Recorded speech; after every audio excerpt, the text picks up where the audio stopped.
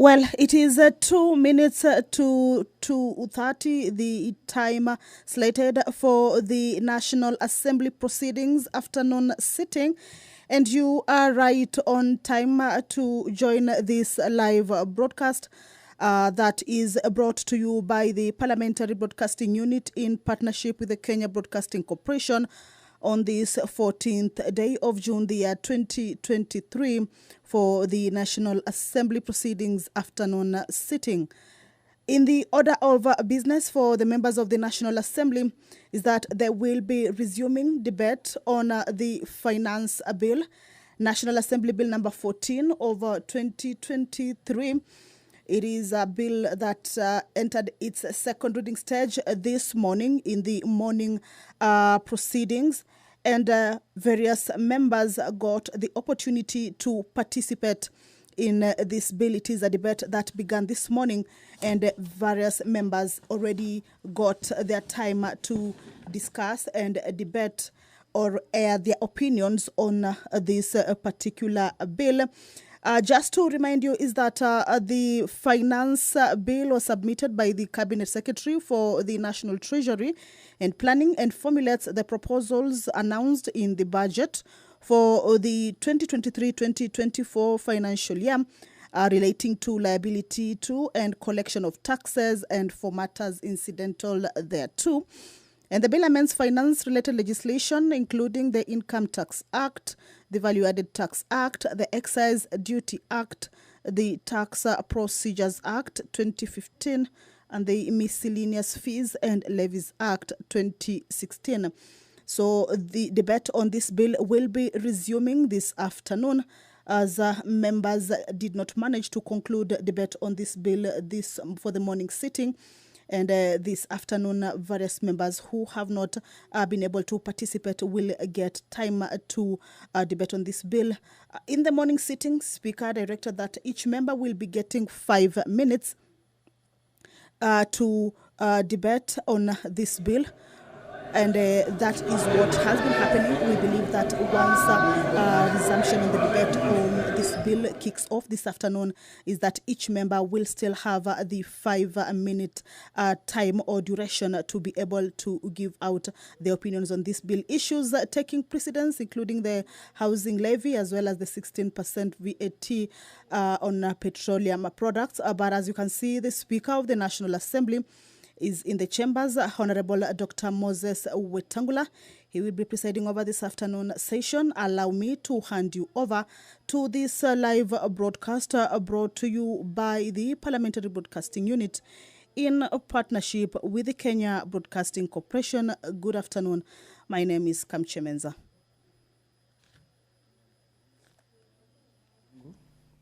Ambaye kwa hekima na wema wako umeteua nyadhifa za viongozi na umabunge kwa ustawi wa jamii na utawala wa haki wa wanadamu.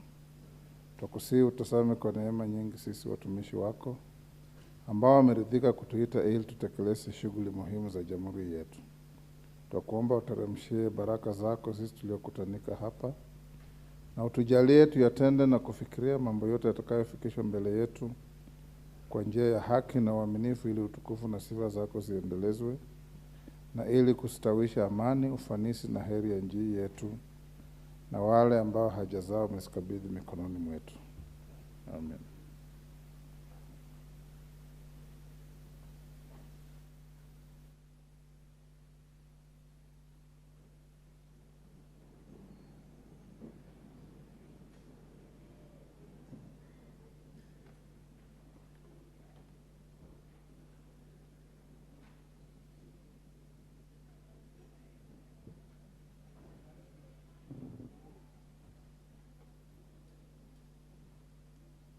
We have quorum, members. Let's proceed.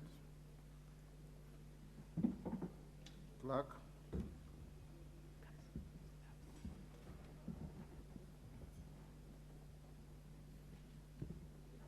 Order number 1, administration of oath. Order number 2, communication from the chair. Order number 3, messages. Order number 4, petitions. Honorable members, two petitions. The first one from a citizen, Francis Ngunga, for whom I will present. The second one to be presented by the Honorable Ali Wario MP Garsen. Is he in the chamber? Honorable Ali Wario.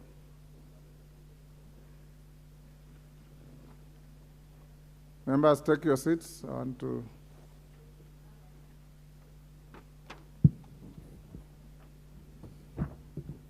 Honorable members, there's a petition regarding punitive charges levied by the Kenya National Highways Authority. Honorable members, Article 119 of the Constitution accords any person the right to petition Parliament to consider any matter within its authority. Further, Standing Order 2252B requires the Speaker to report to the House any petition other than those presented by a member. In this regard, I wish to report to the House that my office has received a petition from Honorable Francis Ngunga, who is the member of County Assembly for Mua Ward in Machakos County, calling for consolidation of licenses issued by the Kenya National Highways Authority, as well as comprehensive review of KENHA's licensing and levies regime. Honorable members, take your seats. Take the nearest seat.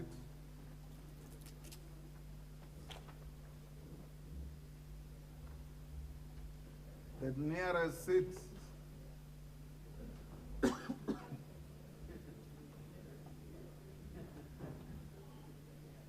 Even Robert Mbui doesn't know the meaning of nearest.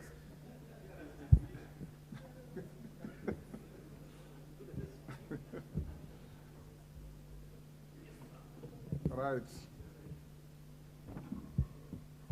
Honorable members, the petitioner is aggrieved by KENHA's issuance of exemption permits and licenses for the transport of abnormal loads that include road construction equipment such as excavators, bulldozers, rollers, and graders, as well as other overdimensional or heavy cargo.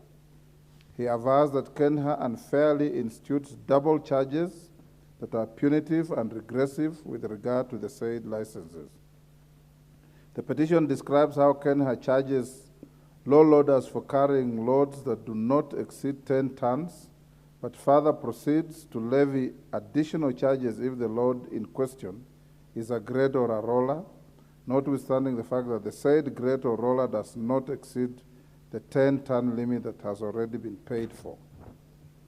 Honorable members, in light of these woes occasioned by double charges and related inconveniences, the petitioner seeks the urgent intervention of the National Assembly in reviewing KENHA's licensing framework for abnormal loads transport, consolidating KENHA's exemption licenses, and having them issued annually as opposed to quarterly, and the release of abnormal load transport vehicles from police stations pending the review of KENHA's licensing and levies regime.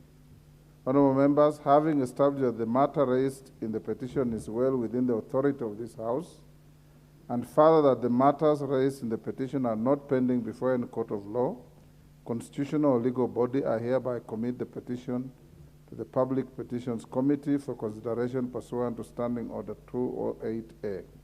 The committee is required to consider the petition and report its findings to the House and to the petitioner in accordance with Standing Order 2272. I thank you. Is Honorable Wario in the House now?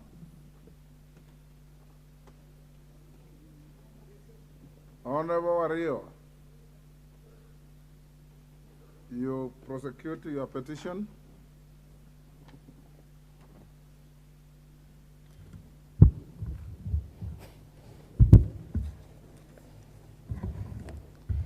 Thank you, Mr. Speaker. I raise to present a petition number 31 of 2023. I, the undersigned, on behalf of the residents of Garseni constituency, draw the attention of the House One, that the Tana Delta Irrigation Project was initiated by Tana and Athi Rivers Development Authority, TARDA, to enhance quality of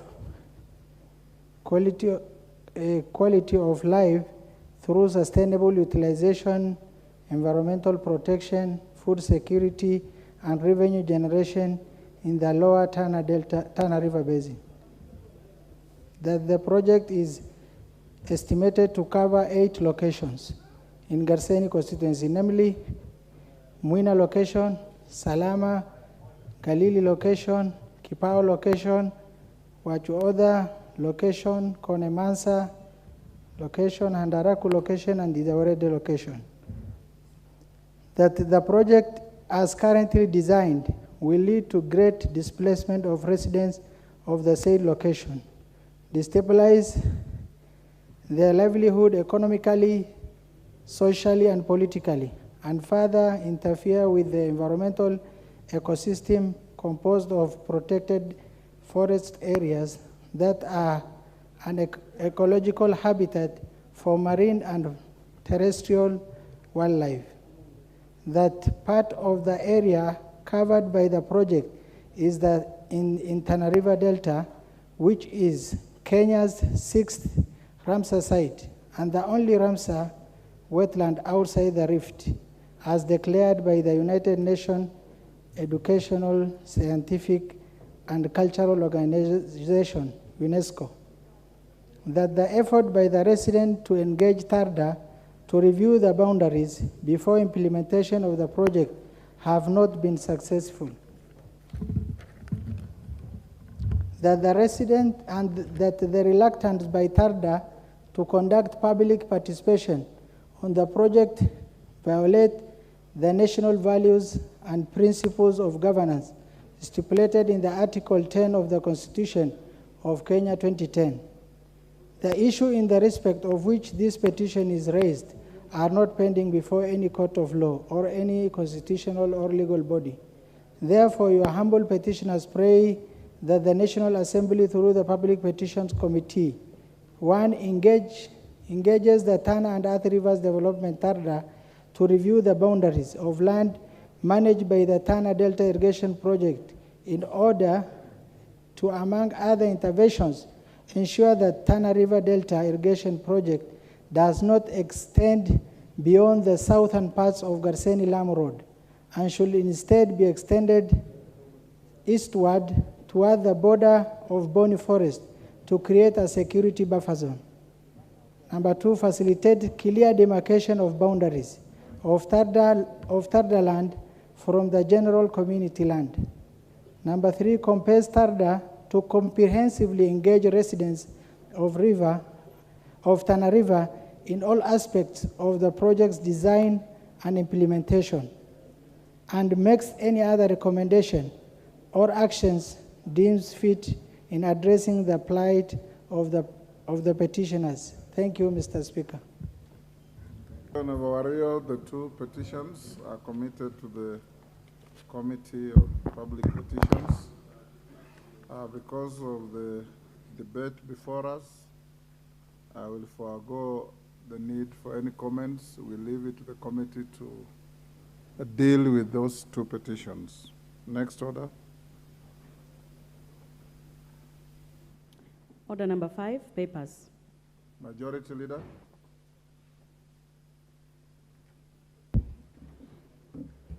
Thank you, Honorable Speaker. I beg to lay the following papers on the table of the House today, Wednesday, 14th June afternoon sitting. 1, first quarterly report of the Ethics and Anti-Corruption Commission for the year covering the period 1st January 2023 to 31st March 2023 from the Office of the Attorney General. 2, reports of the Auditor General and financial statements in respect of the following institutions for the year ended 30th June 2022 and the certificates therein. Mukurweini Technical Training Institute, Samburu Technical and Vocational College, Madenga Technical Training Institute, Mount Elgon Lodge Limited, Simlo Seeds Company Limited, Kieni Technical and Vocational College, Madera Technical and Vocational College, Lake Victoria North Water Works Development Agency, the Technical University of Kenya, Multimedia University of Kenya, National Youth Service, National Youth Council, the Institute of Human Resource Management, Pwani University, Kenya Water Towers Agency, National Irrigation Authority, SICRI Technical and Vocational College for the Blind and Deaf, Chuka Technical and Vocational College, Tarbot Technical and Vocational College, and MSOS Technical and Vocational College. Thank you, Honorable Speaker. Thank you, Majority Leader. Chairperson, Select Committee on Delegated Legislation. Thank you, Honorable Speaker. Honorable Speaker, I beg to lay the following paper on the table of the House today, Wednesday, 14th June 2023. This is the report of the Select Committee on Delegated Legislation on its consideration of the Statutory Instruments Amendment Bill, National Assembly Bill number 2 of 2023. I thank you, Mr. Speaker. Thank you. Member of the Kenya Parliament Delegation, I don't know to where, Honorable John Kiari. Eh?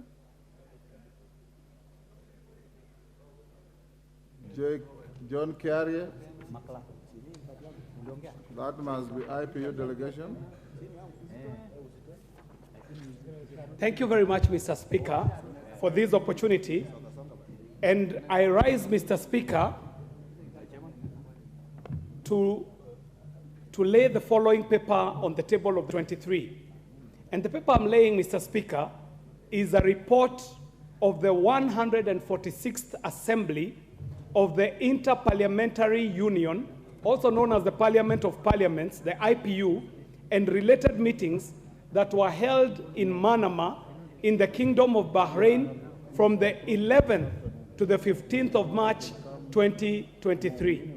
Mr. Speaker, I do appreciate this opportunity, and with your magnanimity, Mr. Speaker, because this is the first time I was speaking on something substantive, I would beg you allow me 1 minute to just say thank you to all the members of Parliament who came in a very big way to support me when we were laying my dad to rest, and say a very special thank you to yourself, Mr. Speaker, all of Parliament, the Clerk of the National Assembly, the sergeants, and everyone who accompanied us as we were laying the great man to rest at home. I thank you, Mr. Speaker. Thank you, Kiari. Next order. Order number 6, notices of motion. Honorable Kiari. Honorable Speaker, I beg to give notice of the following motion: that this House notes the report of the 146th Assembly of the Interparliamentary Union, the IPU, and related meetings that were held in Manama in the Kingdom of Bahrain from the 11th to the 15th of March 2023, laid on the table of the House on Wednesday, 14th June 2023. This is signed by myself. Thank you very much, Mr. Speaker. Thank you. Next order. Order number 7, questions and statements. Okay. Order number 8, the Finance Bill, National Assembly Bill number 14 of 2023, second reading. My records show at the time we rose, Mishi Mbogo, member for Likoni, was on the floor with 4.5 minutes to go. Honorable Mishi. Thank you, Honorable Speaker. Honorable Speaker, as I said from the onset, I strongly oppose this bill, Honorable Speaker. And Honorable Speaker, I'm just citing on the increased taxation on fuel levy. And for me, if you increase fuel levy, it means the cost of production is going to be high, the cost of transportation is going to be high. It will also affect agriculture, because agriculture depends on machinery, and the machinery, they depend on diesel and petrol as power. Honorable Speaker, as you know, the cost of living right now is very high, and Kenyans have been burdened by this. Honorable Speaker, right now, unga is about 250. If by bad luck this bill passed, it will mean it will go beyond 250 shilling. That means Kenyans will not be able to have a plate of meal. I don't know whether Kenyans are going to go back to the concept of fasting, the way the Shakahola victims have been doing, because they will not be able to put a plate to eat. Honorable Speaker, there is the issue of the turnover tax. The turnover tax before, it used to be around 1 million shilling, but now it has been reduced to 500,000. Meaning if you divide by 365 days, it means if you're making a sale of about 1,370 per day, you are going to put a tax of 3%. And these are the hustler people, the mama mboga, the boda boda, the mama mahamri. All of these people, they don't have money, they are broke, they are poor, and yet they're being told to give that kind of a taxation. Honorable Speaker, the issue of housing, I think this could be done voluntary, because right now, so many Kenyans, especially the civil servants, let's look on our humble teachers, our police officers, our KDF guys, and other civil servants who have already incurred some mortgages from other financial institutions. Others have taken loans from various banks, and yet they are being forced to pay a fund for housing. Honorable Speaker, I think it should not be mandatory, but it should be a voluntary. So many questions have been raised on this issue of housing. For instance, if a couple, both of them are civil servants, are they both going to be charged that 3%? Is 2 houses a priority for them? Maybe they would need to have only 1 house, but then because they are both civil servants, they are going to pay that taxation. Another question is, for somebody who has few years to retirement, maybe 5 or 10 years, if he pays that taxation for 5 and 10 years, what will happen? Is he going to get that house? If he's not going to get that house, where will that money go? Is he going to get that money back? Is he going to get an interest of that money? So there are so many questions which as Kenyans, we need to have been thought about it even before putting on in this bill. Honorable Chair, there is a saying in Kiswahili which says, mtu ujikuna afikapo. I know we have put a big budget, but do we chew what we cannot swallow? Let us just go gradually, because Rome was not built in a day. I know there is a lot of wastages. There is a lot of corruption. If you only look on those loopholes, on the wastages and on the corruption, and also those vote heads, which they are not that priority. I don't say that they are not important, but maybe it's not a priority. Like today in the budget, there are some offices which have been allocated, huge fund, a lot of money, big monies, and yet if you look on the function and the roles, it is not a priority. Our priority as a country is to reduce the cost of living for Kenyans. Honorable Speaker, I want also to talk about the increased tax on mobile money transfer. As you know right now, majority of Kenyans, I can say maybe over 70%, they depend on mobile money transfer. Even our parents in the rural setup where the banks are not there, we keep on sending money via mobile money transfer. And today, we are going to increase the taxation from 12 to 15%. That means you will pay more 3% to send money through mobile money M-Pesa. Honorable Speaker, there is also advanced tax on commercial vehicle. When you talk about commercial vehicle, you don't miss to talk about matatus, you don't miss to talk about lorries. We are using matatu. Is the fare not going to be high? It is going to be high. You want to maybe to transfer your materials, building material and something else using the lorries. Lorry is also part of the vehicles which you are talking about here. So it means it will be very expensive. Honorable Speaker, I want to urge my colleague to be objective leader, which I believe they are objective leader, and look at this bill and look at Kenyans. Because we don't say that we don't want to pay tax. Taxation is part. Mutunga. Yes, was a point of order. Kamket. Is it Kamket? What's your point of order? What's out of order? Mr. Speaker, I raise understanding order number 1. Mr. Speaker,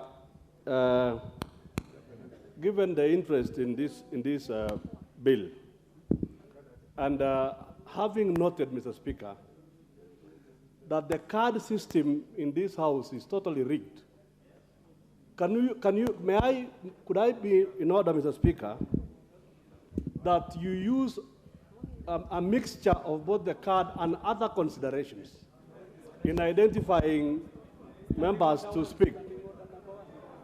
What are So other considerations? There are other members, Mr. Speaker. There are members, Mr. Speaker, who never even went for lunch. They were here literally, they put their cards from 1 up to now. And there are other members, perhaps, Mr. Speaker, who may have been doing other things for their constituency. So, Mr. Speaker, I'm saying, Mr. Speaker, I'm seeking your indulgence. I understand you. Yeah, that you use a card and a mixture of a bit of members catching your eye. Thank you, Mr. Speaker. What I don't know is what your other methods are. But members, the screen is full, both requests and interventions. Requests are 89, but on the screen I can only see about 15, of course, because of the structure of the screen. Interventions are 9, and I know many more who want to speak.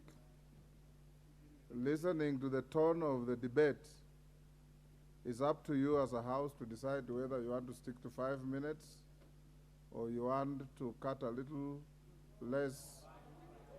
You are okay with 5 minutes? Okay. We'll go on with that, if that is the mood.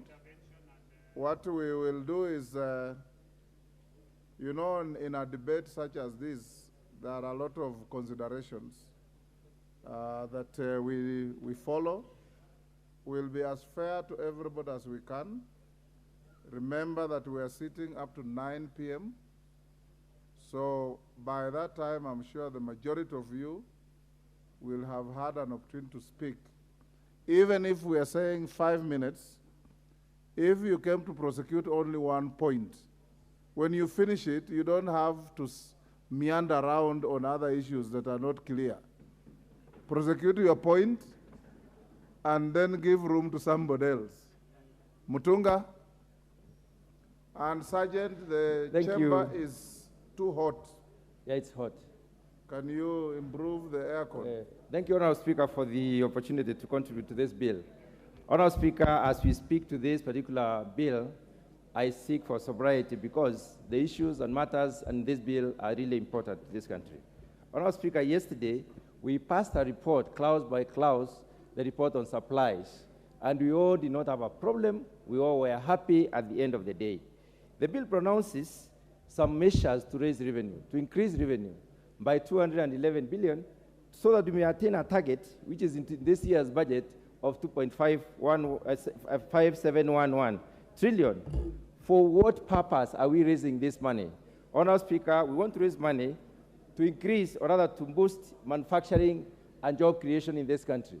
If we create more jobs, it means we employ more Kenyans. It means we get Kenyans out of destitution.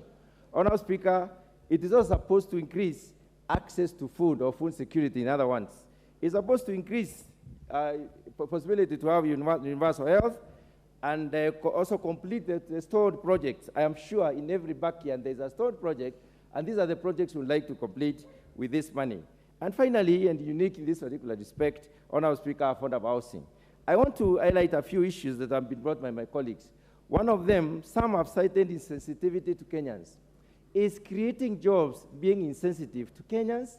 Is employing the 6 million or so youths who are in this country looking for jobs for 4 or 5 years being insensitive to Kenyans?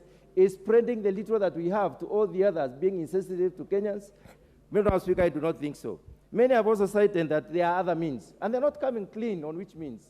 Which means are we referring to? More debt, more burdening, selling out this country to foreigners, or auctioning our institutions and our investments? I do not think that is the way to go.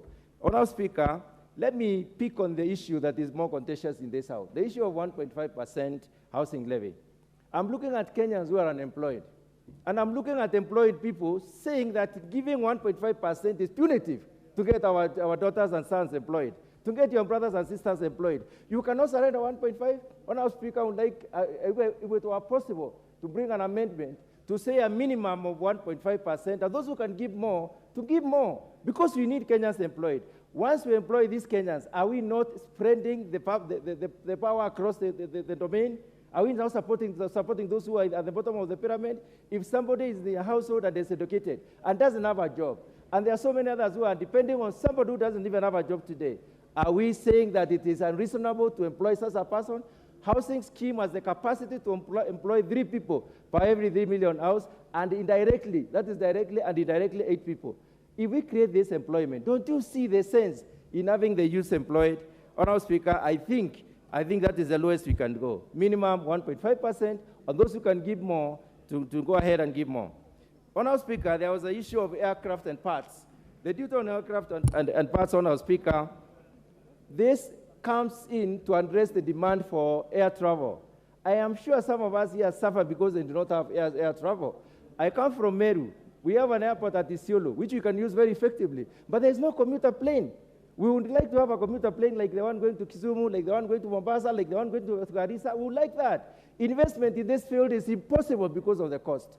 Is that really being unreasonable? Don't we have important things to do over time? Is our time not useful as it is, as yours is? Let's look at these things positively and try to see how we can build this economy in a better way. Honourable Speaker, there is the issue of investment in reducing cost when it comes to importation of materials. When you look at the bill, there are about 21 ways in which it is lifting the Kenyans out of the burden. And the issue of the fuel levy from 8 to 16%. Look at the other East African countries whom we compare with. I'm sure some people are saying in their minds that we should not compare ourselves with anybody. But are we living in a universe which is only us alone, or are we living in a universal economy? In a universal economy, we respond as per the others. If the others have 16%, why not us? Tell me, why not us? Honourable Speaker, I support fully this bill. Lillian Kogo. Lillian Kogo. Thank you so much, Honourable Speaker. Yes, Minority Whip, Honourable Dr. Lillian Kogo. Thank you. Thank you so much. PhD, LLM. Thank you. Not LCC. Honourable Speaker, allow me, Papa, to rise and vehemently oppose this particular Finance Bill 2023. And I want to do it on the basis of a couple of matters. And after that, I'll just sit down, Honourable Speaker. It is proposed, Honourable Speaker, that there is a tax that is going to be placed on what is being assumed or being called beauty products. And beauty products, most of the consumers of beauty products are women, Honourable Speaker. And I do not know why somebody would hate Kenyan women that much. Why do you hate Kenyan women that you don't want them to be beautiful? Why do you want to hate Kenyan women so much so that even when you send fare, you complain? Why do you want to hate Kenyan women to the extent that you assume these are beauty products? But things like wigs are used by women probably to cover up when they are having or they are suffering from cancer. What I'm saying, Honourable Speaker, these are not only beauty products, Honourable Speaker. We have both men and women who suffer fungal infection of nails, Honourable Speaker. And that is why people end up using what they call fake nail products. These are not necessarily used for beauty.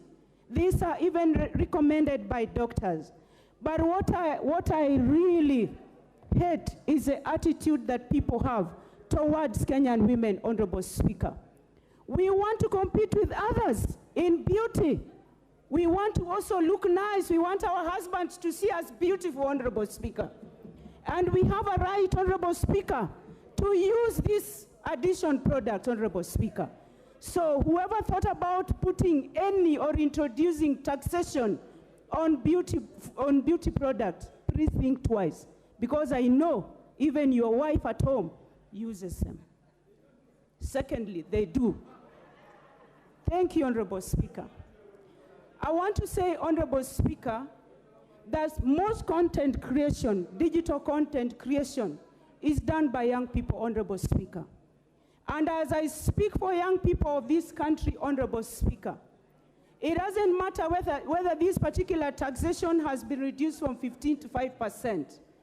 These are people, young people, who take a lot of their time to try and put food on their table and to get employment for themselves.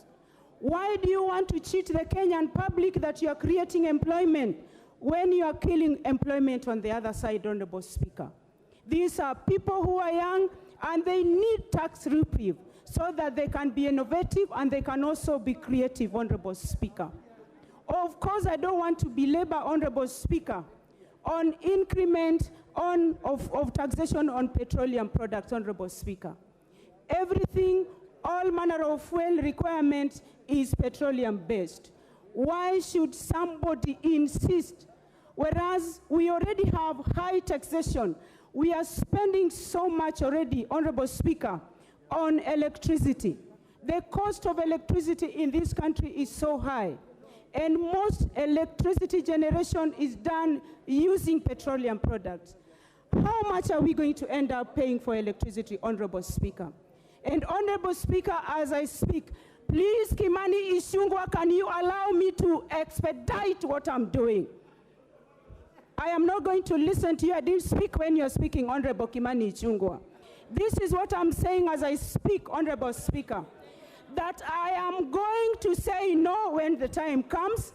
I am saying I'm rejecting this finance bill in totality, Honorable Speaker, and I'm saying on behalf of Rangwe people who have sent me, Honorable Speaker, that I oppose this particular bill. I thank you.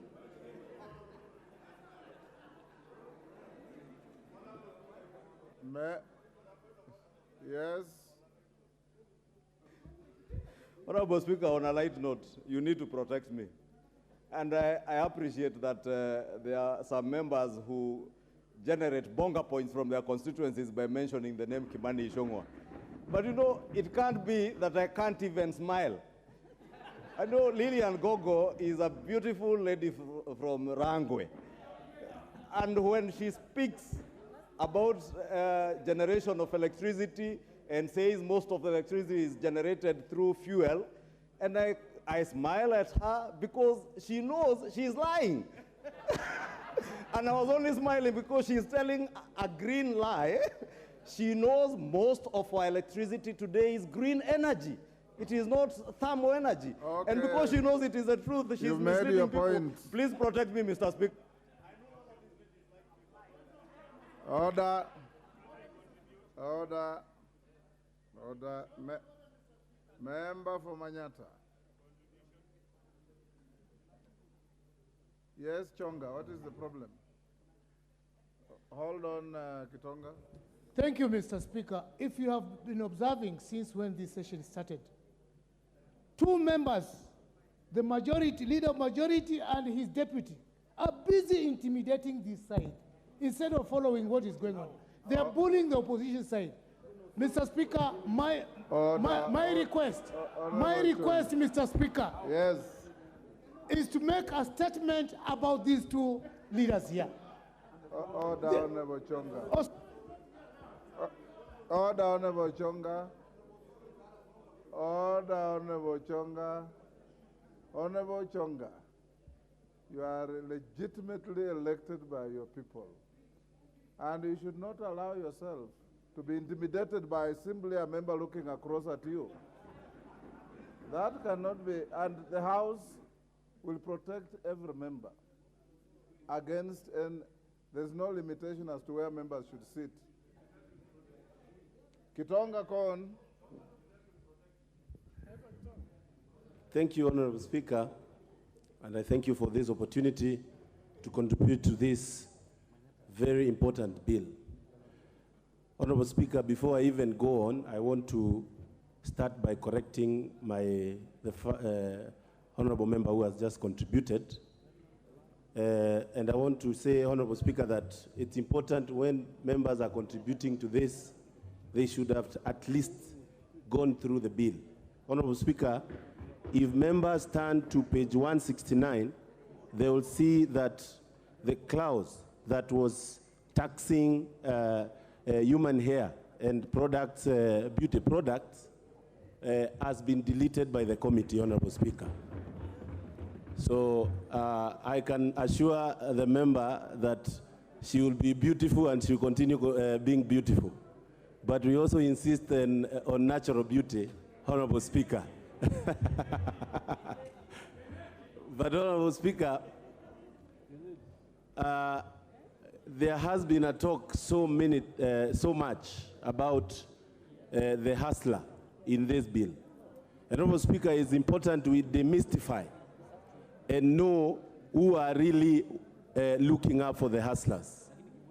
Honorable Speaker, anybody who says that when we are talking of building houses, getting money that can be able to go down to our tribes, our construction of markets and everything, Honorable Speaker, is bad, that is a member that does not care about the hustlers. And Honorable Speaker, there are members who are opposing this bill, but what they want is to have youths that are desperate, that can be used for maandamano and to cause havoc in this country because they have no work or duties to do, Honorable Speaker. I would like to say that this bill, Honorable Speaker, the finance bill, is a bill that is all-rounded. And Honorable Speaker, because I have been thinking clearly on alternatives, and having looked at the people who have thought out this bill, I've seen they have looked at it wholesomely. I would like to say that it is upon the executive, because it is true that we are tightening our belt. And I want to say this clearly, Honorable Speaker, that we will do our part and pass this bill in this House, Honorable Speaker.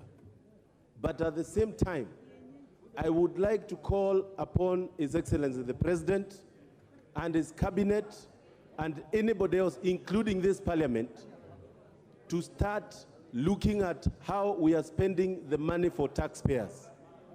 I would like to see a case where we have austerity measures so that while Kenyans are tightening their belt, while Kenyans are trying as much as possible, we get these monies, Honorable Speaker, but let us have as showing, not only doing, but also showing that we understand the status of this country and we put austerity measures and close those loopholes where, Honorable Speaker, money get lost. I would like to say that, Honorable Speaker, I was happy yesterday when I saw the money that has been given to institutions that fight corruption. And Honorable Speaker, the only thing, and having spoken to many Kenyans, having spoken to my constituents, the challenge and their fear is how the government has been losing money through corruption.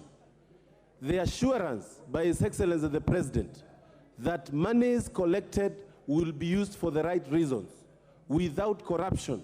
And I would like him to stamp his foot so hard that we don't have any coin getting lost through corruption, Honorable Speaker, because that will be very bad for anybody who has participated in passing this bill. Honorable Speaker, maybe, and moving forward, in another 1 year, the bill that is going to be read in this House will be for increase of salaries of teachers after we pay pending bills that have been accumulated for 5 years and 6 years, Honorable Speaker, during handshake government. Honorable Speaker, I support. Thank you. Doris Donya. I want to see if you live to your promise that you'll speak for 1 minute. Thank you, Mr. Speaker. I stand to oppose this motion, more especially from the side of betting. I don't understand why they had to lower the tax, bearing the fact that most people have committed suicide because they've lost their money. Wives, we can't sleep at night when our husbands are betting because they are waiting to win.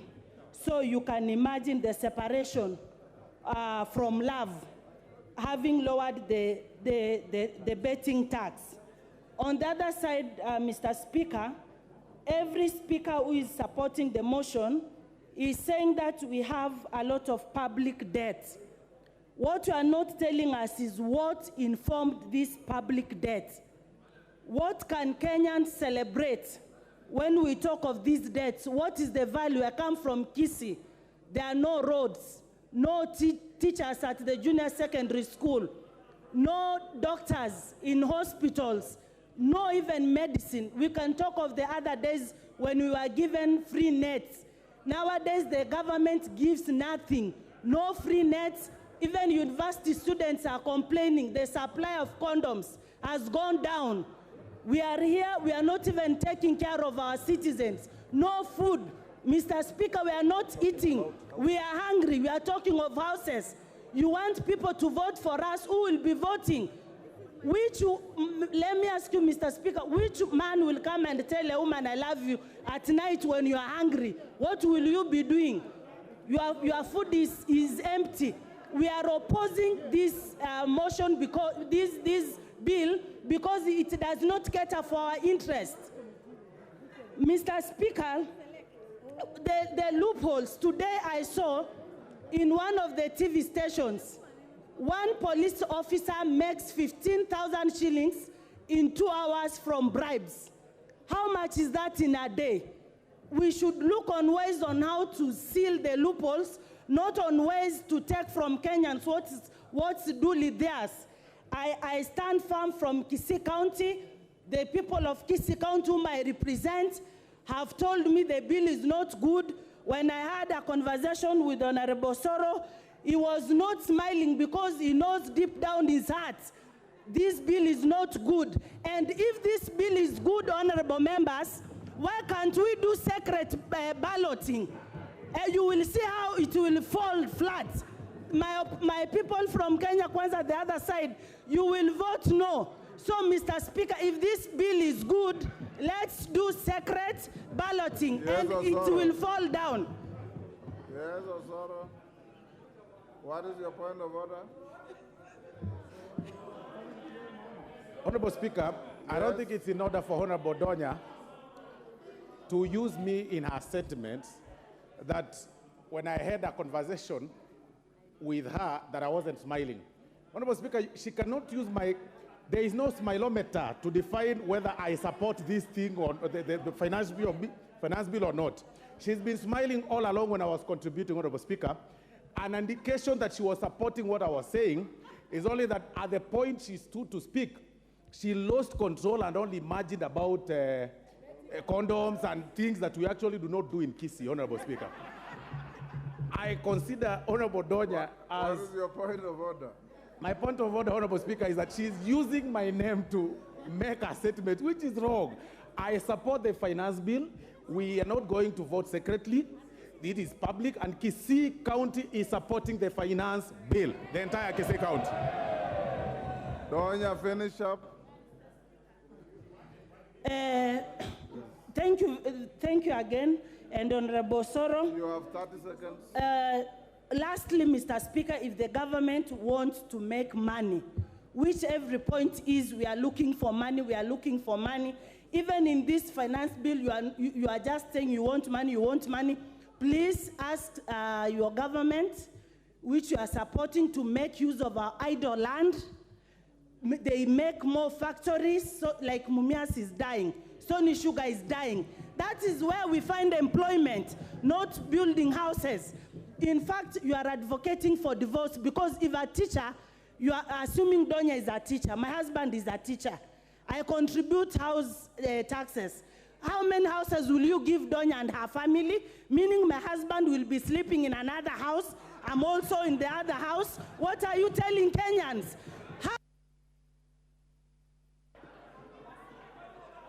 Thank you.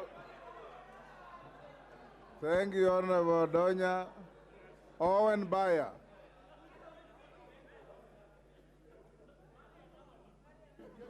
Honorable Speaker, as we come away from the entertainment by Honorable Donya, we would now like to get to serious business.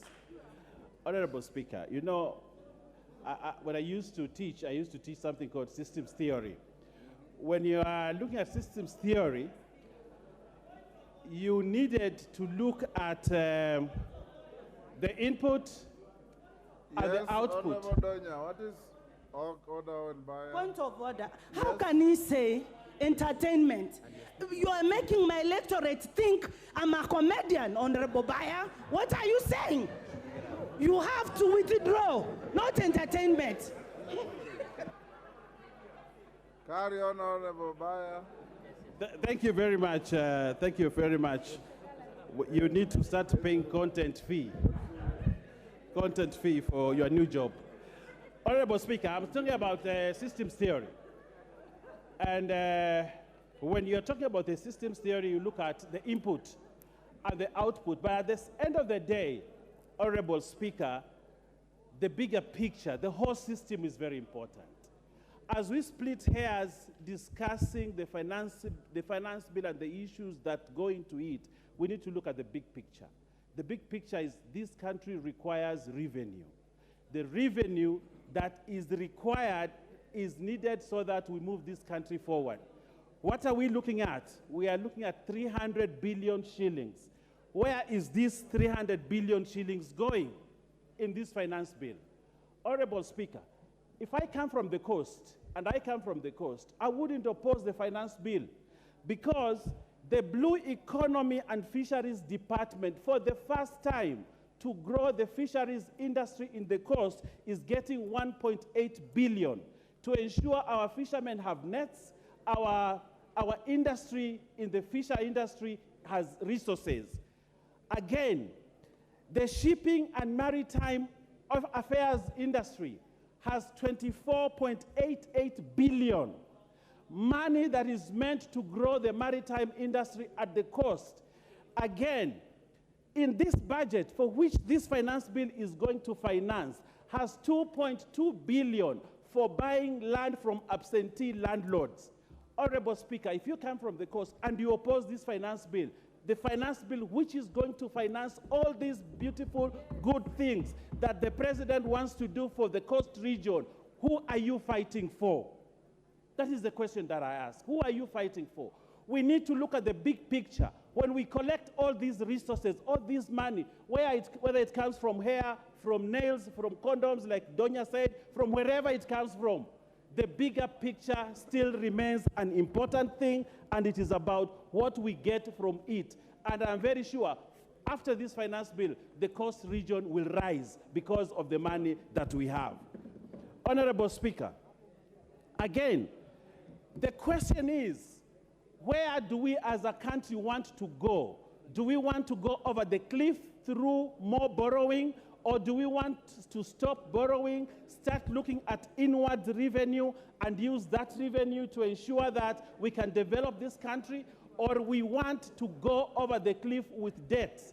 Honorable Speaker, many of these people who I shared a podium with when I was in ODM believed what Kibaki did when he was president.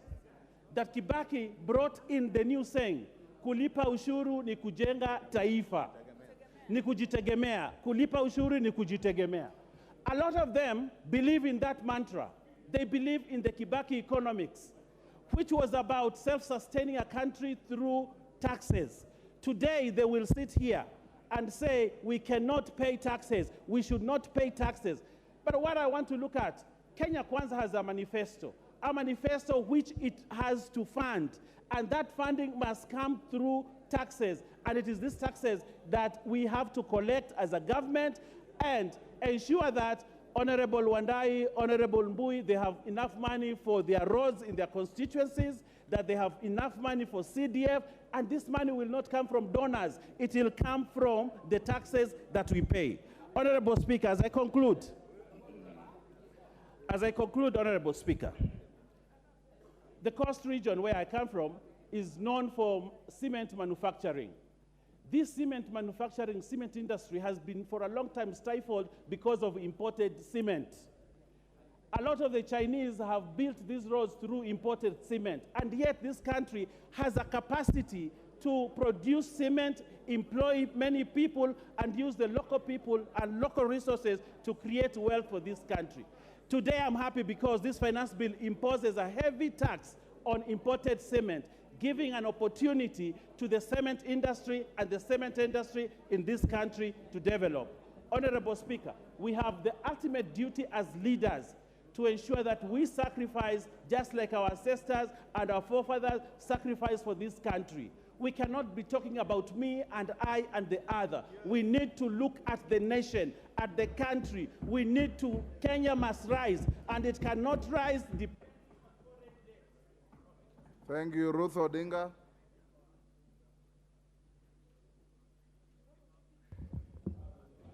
Thank you very much, Mr. Speaker. I'd like to oppose the financial bill. Mine would be to start by saying that there's no Kenyan who does not want to pay tax. And we are not here to say we are opposing this financial bill because we don't want to pay tax. I think every Kenyan is paying tax and has been paying tax. Probably they are only complaining that the tax that they've been paying, they do not know what it does that benefits them as such. And that now that they're not even satisfied with the one they've been paying, they're now being made to pay more than what they've already been paying. And I think that should be stated clearly, because it's important that we are not misled by the KK brothers of ours here to say that we are saying people should not pay tax. That is not the case. I would like to start off with the fuel levy. For me, I thought that one of the reasons that the fuel levy was actually reduced from the 16% to the 8% was during the COVID times, when the country was going through a very terrible time and there was a revamp in there was a slump in our economy. And after that, we are now in a period that we are stating that the economy is now back to normal. I don't think so. I don't know why KK has, the Kenya Kwanza team have decided to agree. The government is saying that now we are back to paying 16% from 8%. Yet the economy is worse. People are suffering more. Most businesses are still closed since COVID. What has happened that has informed us to now state that the fuel levy should go from 8 to 16%? I think that was too much of a drastic change. We all know that the fuel levy is going to affect the whole of the economy, especially Kenya being an agricultural economy. With the fuel taxes going higher, it means, therefore, we are going to be paying more for machinery in the farms. We are going to be paying more for transportation of our goods, and this is really going to affect our economy. On top of that, we are saying that the VAT should be put on export goods. If we do that, we are killing the same export that we are expecting Kenya to be a net exporter of our goods. How do we then start putting VAT on those exports? Number two, I would like to talk about the reason why why the women of Kenya started Mama Mboga. The Mama Mboga movement of us, where we are now having women doing table banking, started because women were not feeling confident enough to go to the banks to get money from the banks. Reason was that the banks were charging high interest and taxes to the women. They therefore started this table banking. Now, the table banking has been helping the Mama Mboga. If you now start saying you're going to be charging taxes on the table banking, this is actually immoral and criminal to say that you want to tax Mama Mboga. That is going to really be one of the things that I think is going to make this country to flop. Third and most, I come from Kisumu County, and Kisumu in Western Kenya and the whole of Western Kenya have got, through in historical injustice, have never been able to have the industries that some of these other parts of the country enjoy. Most of our economy is actually run by the Jua Kali sector. And when you now say that you're going to put the turnover tax to be able to see that we are now paying taxes from 500,000 instead of the 1 million, you are actually, anyway, I know my time is about up, Bwana Speaker. I want to say something last. Bwana Soro, you actually said that in Kenya, Those who have, the majority have their way, as the minority have their say. The majority in Kenya are the Kenyans who are out there. The Kenyans in Kisii and everywhere else, they're the majority. And if this financial bill does pass, mtaona Kenya is going to go on fire. There will be fire in Kenya.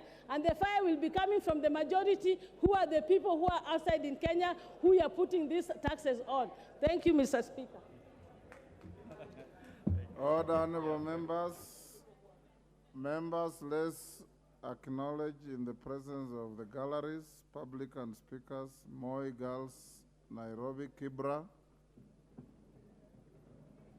Tekimbere Primary School, Mbere, Embu, Elgon College, Nyaribari, Chache, Kisii, Kimasian Boys Secondary School, Kipkelion East, Kericho, Gedesmane Academy, Suba North, Homa Bay, Beth Mugo High School, Dagoret South, Nairobi, Kinderville School, Mavoko, Machakos, and Kavingoni Secondary School, Makueni.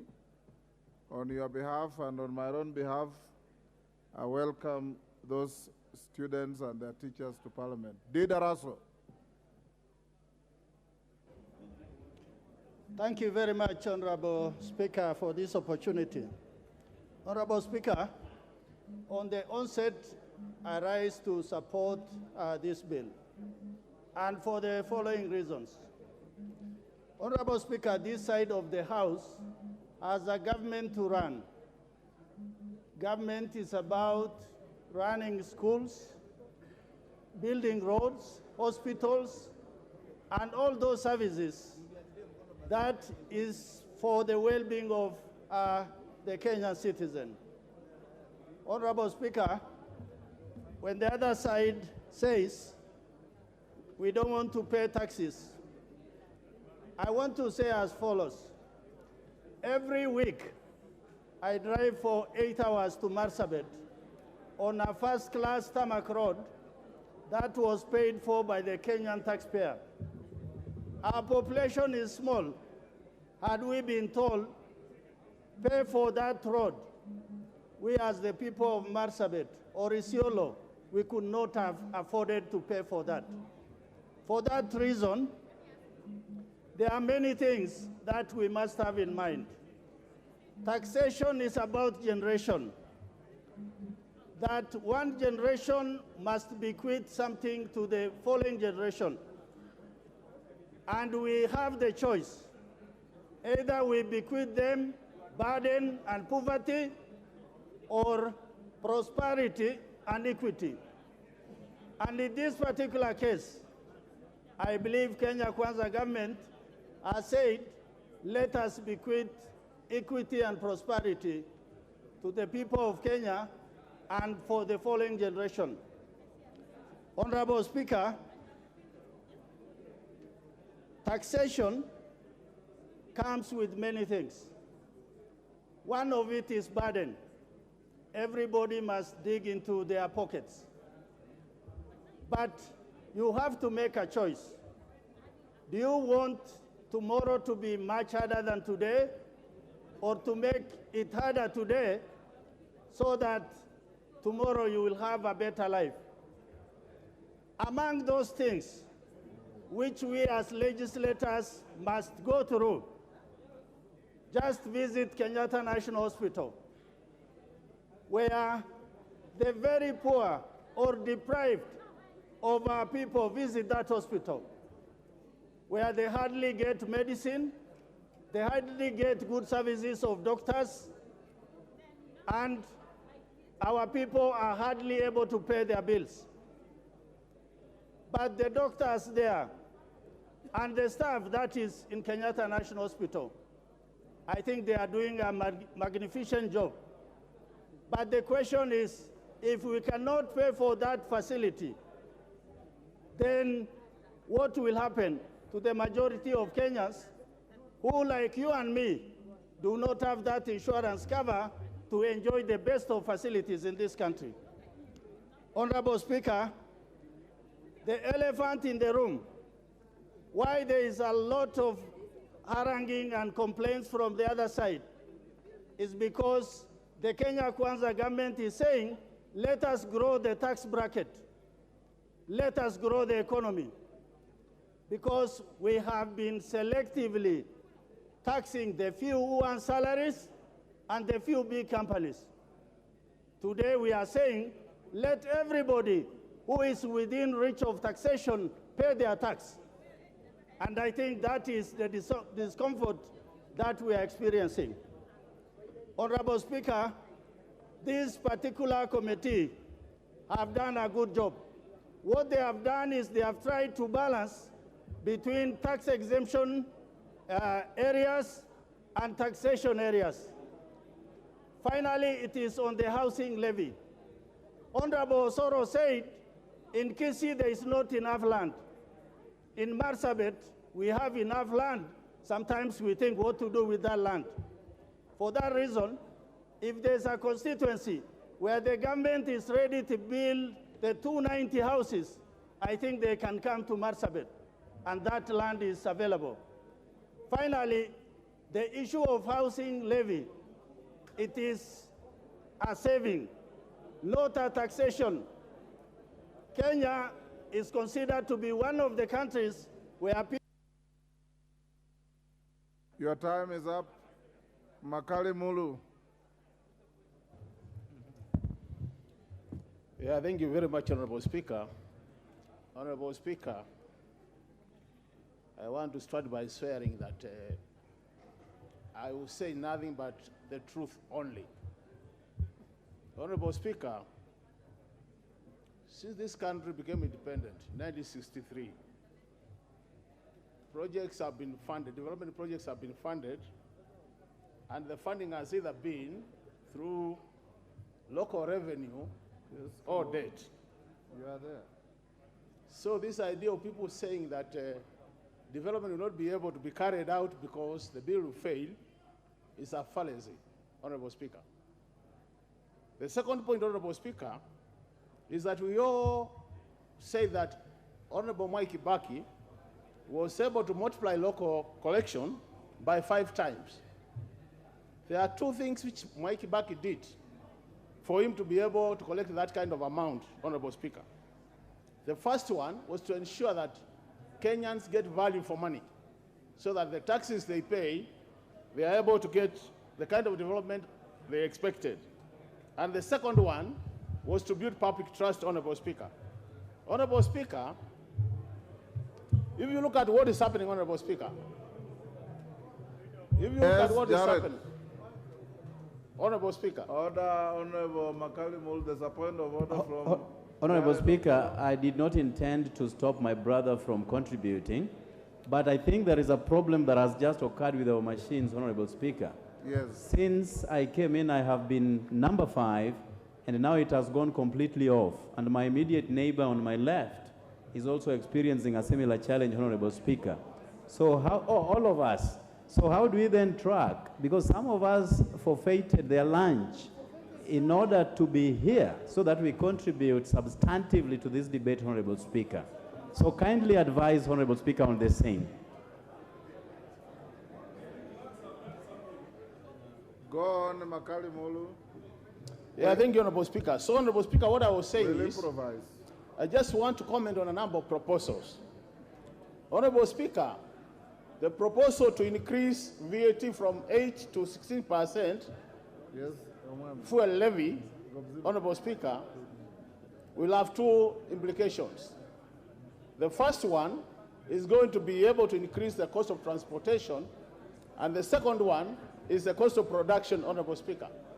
This is going to be made worse, Honorable Speaker, by the fact that in the same bill, there is a proposal, Honorable Speaker, to increase what they are calling, Honorable Speaker, vehicle advance, increase advance payment on passenger vehicles and commercial vehicles, Honorable Speaker. So the cost of transport is going to be increased. And as a result of that, Honorable Speaker, even agricultural production is going to be more costly, Honorable Speaker. So we are likely not to get the kind of benefits we expect from that increase. The second matter, Honorable Speaker, is the issue of the housing levy. Honorable Speaker, it's been proposed that we charge 3%. I listened to the committee chair indicating that he will be reducing that to 1.5%. But two things, Honorable Speaker, have happened, which are going to make the things worse, Honorable Speaker. The first one, the capping has been removed, Honorable Speaker, of 5,000. So you only pay now 1.5% of your basic pay, Honorable Speaker. The second one, Honorable Speaker, is that the issue of the money being collected, the issue of it being a saving, where you can claim it back, Honorable Speaker, has also disappeared. So now what is going to happen, Honorable Speaker, is you give out the money, you will not be claiming anything, which makes things worse, Honorable Speaker. Honorable Speaker, I've not even spoken for a minute, I can see. But yeah, so Honorable Speaker, the issue is the housing levy, Honorable Speaker, will be making matters worse for the Kenyans instead of improving it. The third issue, Honorable Speaker, is the issue of moving a lot of the goods from zero rating to tax exemption, Honorable Speaker. The fact that you are moving from zero rating to tax exemption, Honorable Speaker, is going to increase the cost of the same goods because the component of VAT for the inputs will not be factored in, Honorable Speaker. So, by the fact that this bill is proposing to move a lot of the goods from zero rating to tax exemption, Honorable Speaker, is going to make things worse for Kenyans. The other thing, Honorable Speaker, is the excise tax. There has been...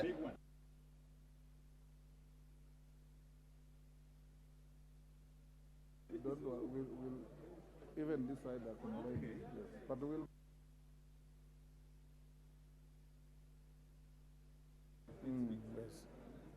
Thank you, Makali Mulu. Give Makali Mulu 1 minute. Yes. Thank you, Honorable Speaker. So the last point, Honorable Speaker, is the issue of the excise tax, where I was saying the fact that when you impose excise duty, Honorable Speaker, on goods like clear gas, cement, and sugar, what will happen, Honorable Speaker, is even the expectation of generating more revenue or improving local manufacturing is going to be negated. On this basis, Honorable Speaker, what I want to say is the way the bill is being proposed by the Finance Committee is making things worse for the Kenyans, and this makes it a very strong candidate for rejection. So on those basis, Honorable Speaker, this bill should be rejected so that we help Kenyans improve their lives. Thank you, Honorable Speaker. Rahim Daud.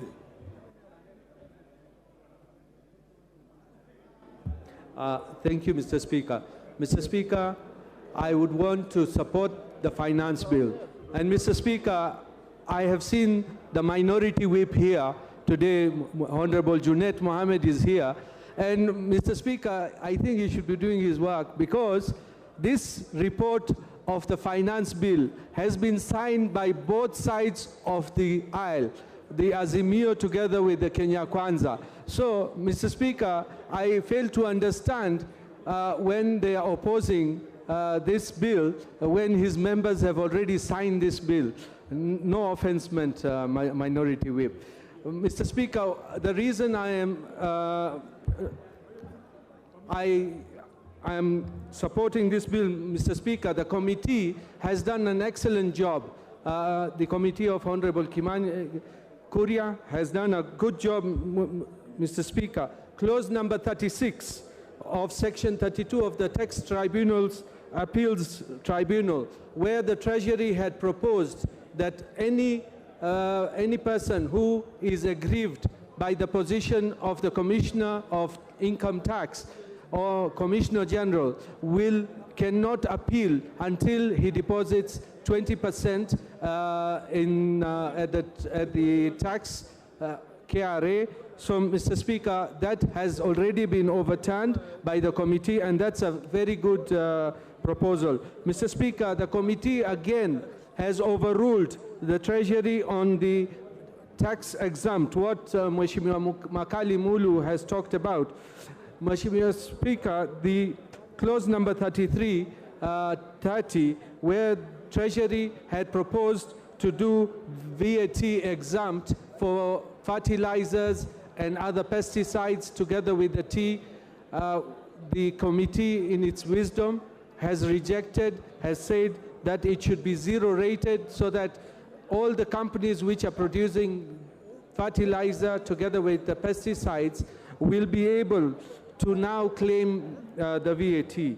Mr. Speaker, the other thing, one of the previous speakers has talked about, I think I did raise an issue, but the mobile tax has not been increased. It was proposed to be 15 from 12, but the committee has retained it at 12 and ignored Treasury. So, Mr. Speaker, that should be even noted.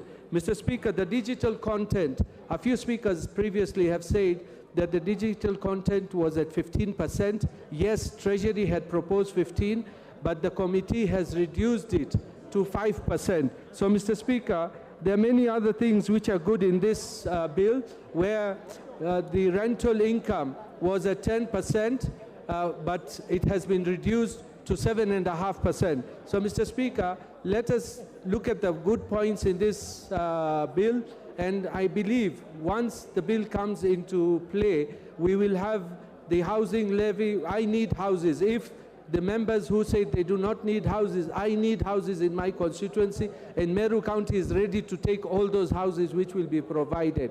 Because once those are there, I mean, we are not looking at houses for ourselves.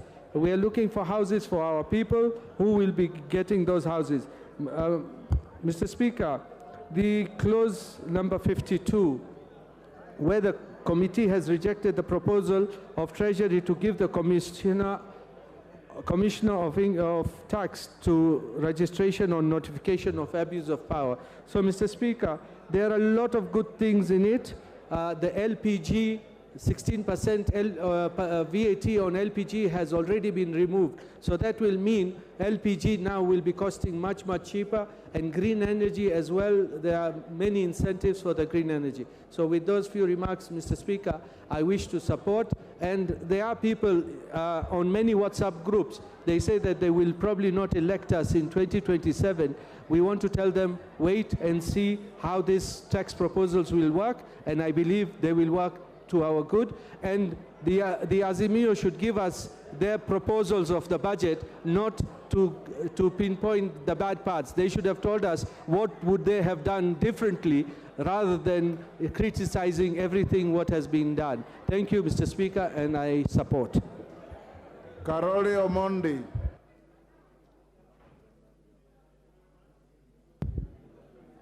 Thank you very much, Right Honorable Speaker, for the opportunity to speak both on the report as well as the finance bill.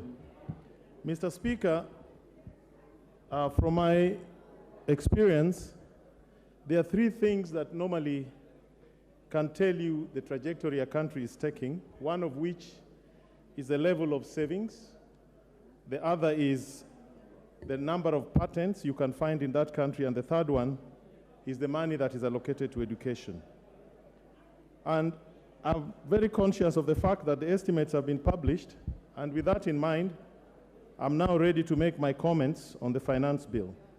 I've noted in the estimates that there's an increment in CDF allocation, probably of 18 to 22 million per constituency. In my case, in Suba South, where we give each student 10,000 shillings, that would mean additional resources for 1,800 students. I've also noted that there's an increase in allocation for the educational sector. I've also noted that there's a reduction on rental income from 10% to tax on rental income from 10% to 7.5%. But most importantly, I've also noted that there's a reduction of budget deficit by about 400 billion, meaning there's generally a reduction on the debt appetite. Mr. Speaker, on the issue of housing levy, let me put it on record that this is one of those areas where the public collective is more important than the individual collective. There are many, many areas where generally the public have to pull together to realize what is called the public good, such as in insurance, medical insurance, and housing schemes. The housing scheme is a very good idea that I would like to support, and I'd like to put it on record that it has been part of our agenda as ODM for a very long time, from 2007. I would like to make it clear that there may be arguments, there may be disagreements on this issue, but for the general public good, the housing levy is a good idea. What I would suggest, there should be a guaranteed minimum return on those who invest in this scheme, which should be benchmarked by the Treasury bill rate for treasury bills so as to protect the investments against inflation. I would also like to suggest that we should have very robust ring fencing against corruption associated with this project. And finally, I would also like to suggest that we remove the tax on the income received from investments made by the public on housing levy. Mr. Speaker, on the charge on tax on non-residents, I would like to recommend very heavily, because I was not in the committee, that we avoid situations of double taxation or double jeopardy for non-resident Kenyans. And we should respect international obligations that we have under double taxation treaties. An issue that I was going to object to very strongly, but which has been addressed, was the 20% deposit on tax assessment when you appeal against KRA decisions. Mr. Speaker, as a lawyer, you would know those provisions that were proposed were tantamount to overturning the well-known principle of onus of proof on its head.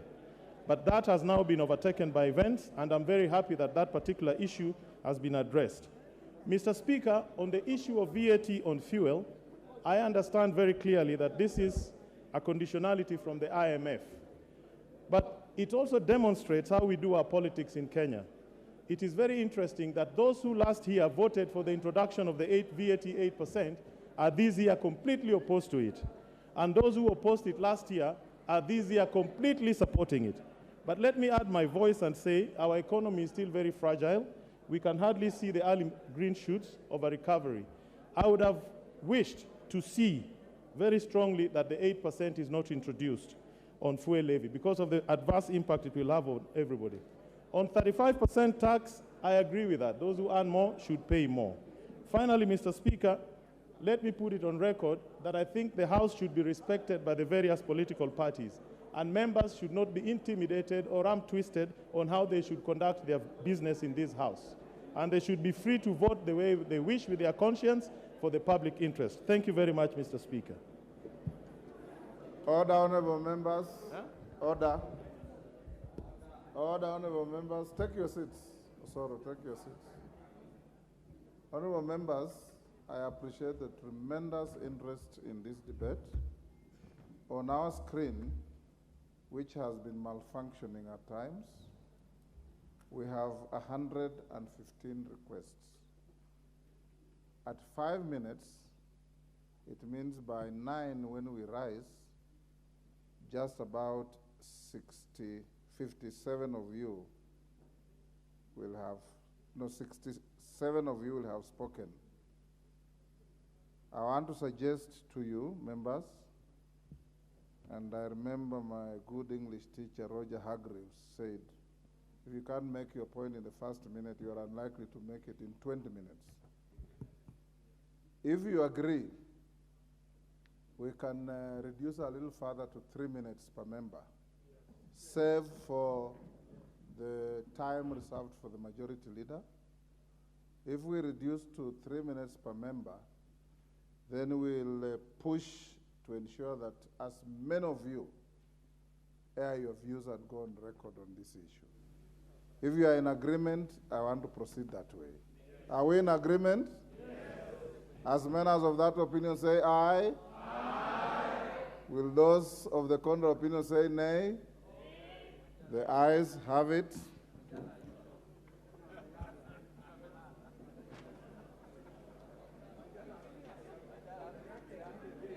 David Ocheng.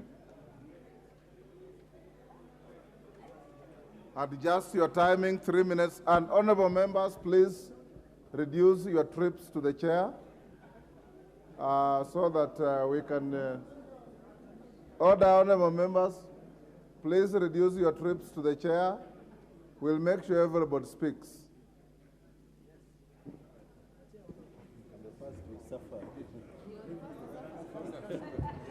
I'm the first to suffer the consequences of 3 minutes. Mr. Speaker, I stand here to support the finance bill, Mr. Speaker, and to state that, Mr. Speaker, the very role of government is to ensure that the country is run in a manner that responds to the needs of the people, Mr. Speaker.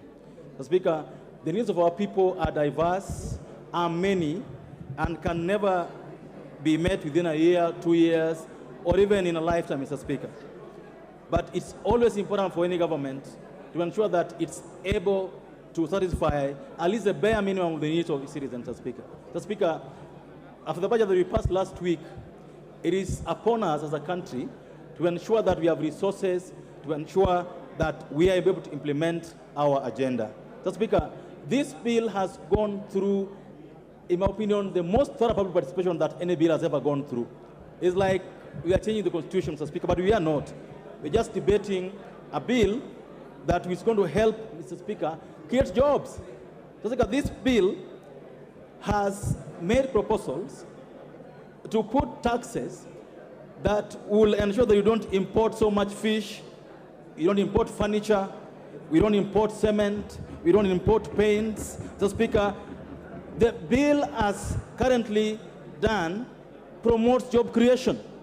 And that's what we need in this country. We need more jobs, not fewer jobs, Mr. Speaker. And by ensuring that we are protecting the local industry, Mr. Speaker, we hope that more jobs will be created. Mr. Speaker, I'm happy with the committee on its recommendations on the tax on sugar. I was so worried, Mr. Speaker, that this was going to make our industries uncompetitive in EAC. Mr. Speaker, I thank the committee for accepting to remove the proposed import on sugar, because we're going to have our products going out into the East African region at a lower rate, Mr. Speaker. Mr. Speaker, the housing levy, Mr. Speaker, is the elephant in the room. Mr. Speaker, it is stupid. In fact, I don't know what I can describe, to beat a man for doing what you yourself proposed. The other side proposed this housing levy, Mr. Speaker. Now it's being implemented, and so the issue with the other side is not that they don't like housing. The issue they have is that someone else is implementing it.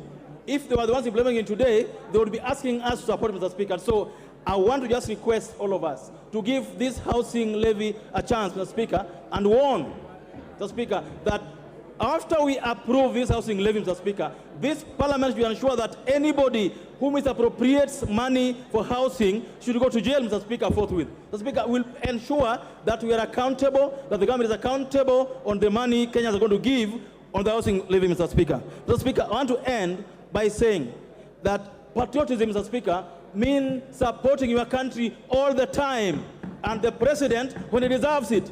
This president just took office 8 months ago. He deserves our own attention and support for him to make this country a better place, Mr. Speaker. I support and hope that all of us are able to, so that we can move this country forward. Thank you.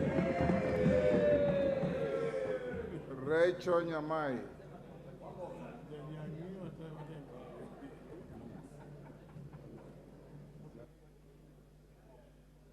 Thank you, Honorable you have Speaker. 3 minutes each. Thank you, Honorable Speaker, for this opportunity. Honorable Speaker, on the onset, I support this bill. Mr. Speaker, I am supporting this bill because my constituency is a beneficiary of a project of 147 kilometers of tarmac, and I have made requests for more roads.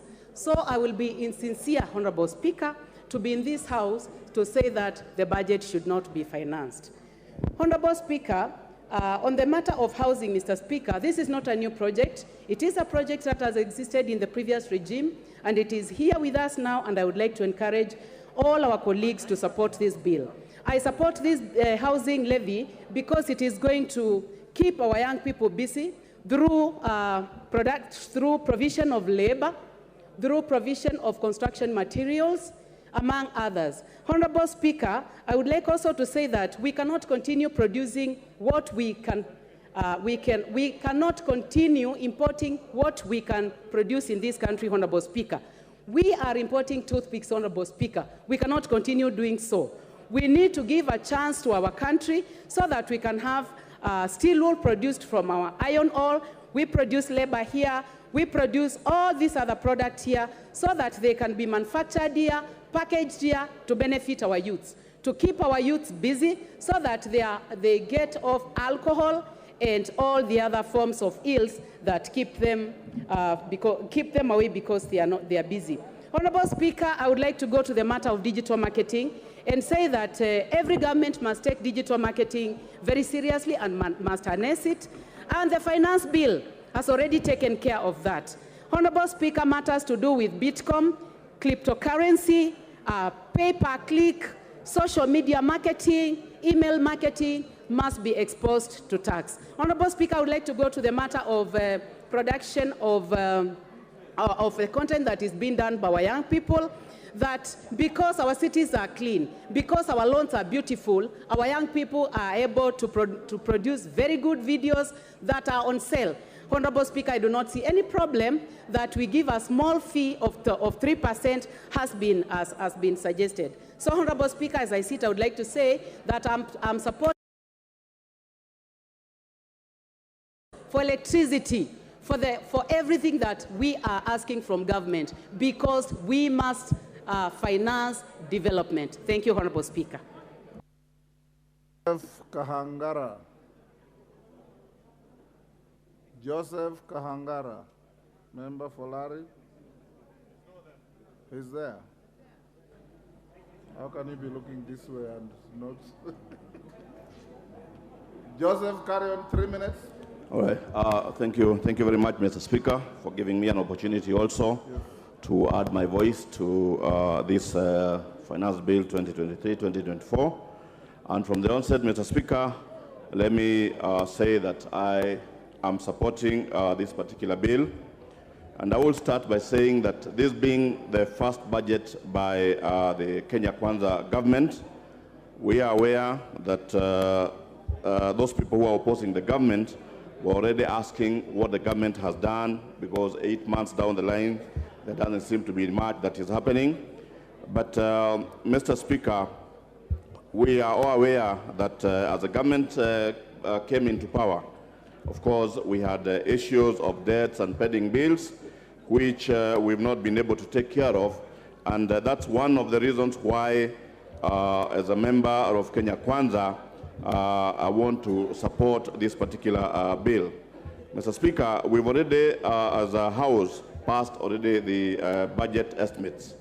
And in the budget estimates, we talked about money that we have given up for roads, money to go to hospitals to provide medicine, to give water, salaries for civil servants, agriculture, and money to our counties and to our schools.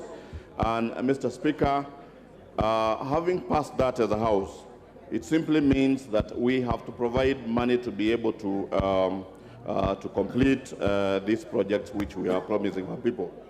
Many of us here, members of parliament, we keep running to government ministries, asking for projects within our areas, because we are elected by the people as their representatives. They expect that we are able to lobby within the government to be able to deliver on projects and many other needs within the constituencies. And as we do that, Mr. Speaker, anytime our president or the leadership would come visiting our constituencies, we'll tell them that we need particular projects.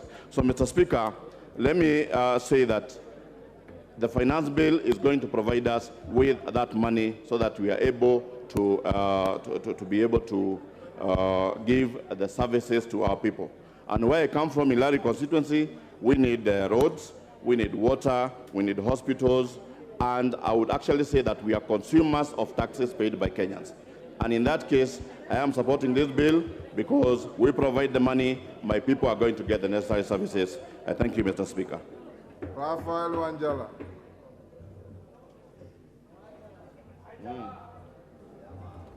Thank you, Mr. Speaker. Mr. Speaker, I stand on a point of order. I am giving you an opportunity to contribute to the finance bill. Mr. Speaker, I stand on a point of order, a quick one. Mr. Speaker, I was even, you know, Mr. Speaker, it's us who appropriates money for this government. And Mr. Speaker, we were promised that our CDF money will be in Kitty by Thursday.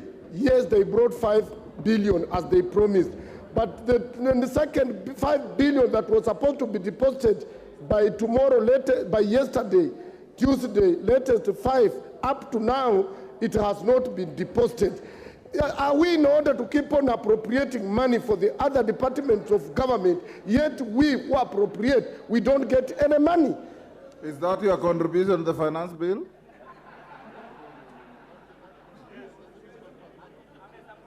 Honorable Anjala. Take your seat. Before I came to this chamber at 2:30, order, Honorable Koyo. Before I came to this chamber at 2:30, I confirmed that the second tranche of 5 billion CDF disbursement was done yesterday, and it has hit the account of the CDF management. You may cross-check, but I checked with the Treasury, and Order Wanjala, you know me, we have been in the same party for a long time, before you veered off, and I'm telling you as a fact that the money was disbursed, 5 billion, and the minister has indicated that before the closure of this financial year, all the outstanding CDF money will have been disbursed.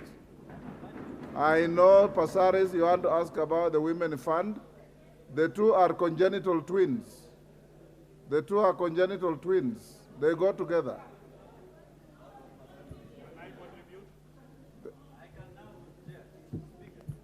Who had finished speaking? The member for Larry. Now I'll give to member for Nyando, Jared Okello. I'll come to you, Jack. Just be patient. Honorable Speaker, I thank you. With 3 minutes, everybody will speak. Just be patient. Oh, my 1 minute is already going. Honorable Speaker, I thank you very much for the opportunity, and I rise to vehemently oppose the finance bill, because it is that which will paint a very gloomy picture on the faces of the electorate that sent us into this House, Honorable Speaker. Honorable Speaker, this morning I was driving to Parliament, but I also thought of detouring into immigration to check on a passport that I've been pursuing for a little longer. And Honorable Speaker, I was told a similar story, that the machine broke down over 1 year ago, and it has not been rectified to date. And Honorable Speaker, that is the same government that wants to provide me with a house. And similarly, Honorable Speaker, I tend to look at the squalor situation that our police officers live in. 60 years after independence, Honorable Speaker, and that is the same government that is promising me a house in the next 7 years, Honorable Speaker. Either there is an absolute appetite for money in this government, or there is greater affinity for corruption that will be unraveled within the next few years, Honorable Speaker. I am perturbed that the VAT on fuel that will move to from 8% to 16% will have a multiplier effect on everything from production to manufacturing to transport. Every sector will have to hike their prices just because of this movement from 8% to 16% of VAT, Honorable Speaker. And this is something that we have to interrogate very well. Honorable Speaker, I come from a sugar-growing region, and I'm disturbed that the local sugar is now going to attract taxation. And yet we know that under the COMESA trade tariffs, there is 0 rated taxes on COMESA sugar, Honorable Speaker. Are we killing our sugar to the detriment? Are we, perpetuating the interest of COMESA sugar to the detriment of our own, Honorable Speaker? I am told, and I have read, that there will be VAT on insurance, Honorable Speaker. Are we taxing the accident, or we are taxing the injury, Honorable Speaker? These are some things that we need to really look into, Honorable Speaker. Then there is finally the tax amnesty that has been taken back to December 2022, Honorable Speaker. The law does not act retroactively. The law moves forward. So either there is something fishy with this tax amnesty, or there are a few individuals who would want to escape the hangman's noose when it comes to tax violations, Honorable Speaker. And with that, I thank you for the opportunity. Bashir. Honorable Bashir. Thank you, Honorable Speaker. Honorable Speaker, this Finance Bill 2023 has generated a lot of interest, more so to most of Kenyans. And the reason for that is because of the lies and the rumors surrounding the finance bill. Some Kenyans were actually asking me, why is the government introducing a finance bill looking like there has never been a finance bill in Parliament?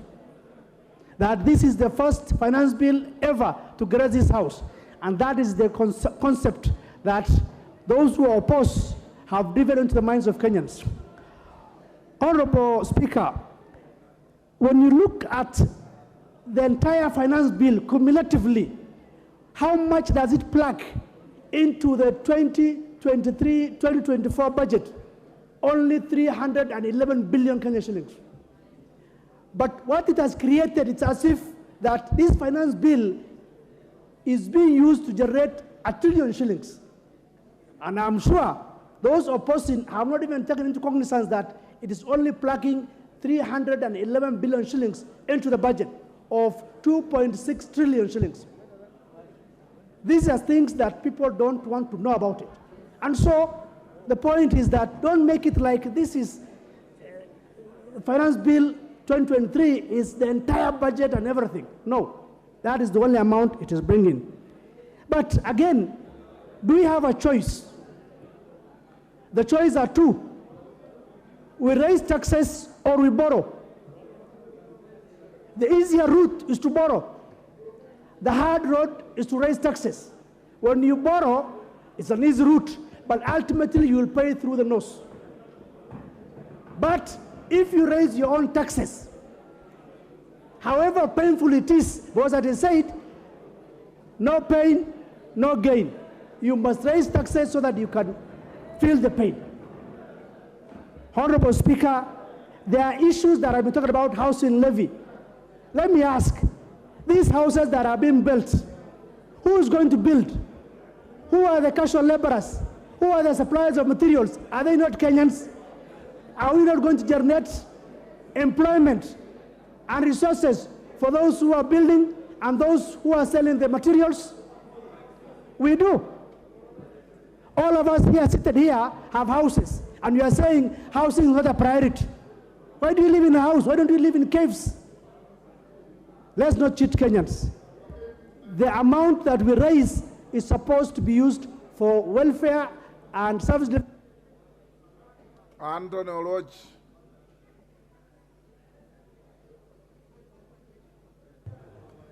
Thank you, Honorable Speaker. I'd like to begin first by saying that this finance bill is for total rejection.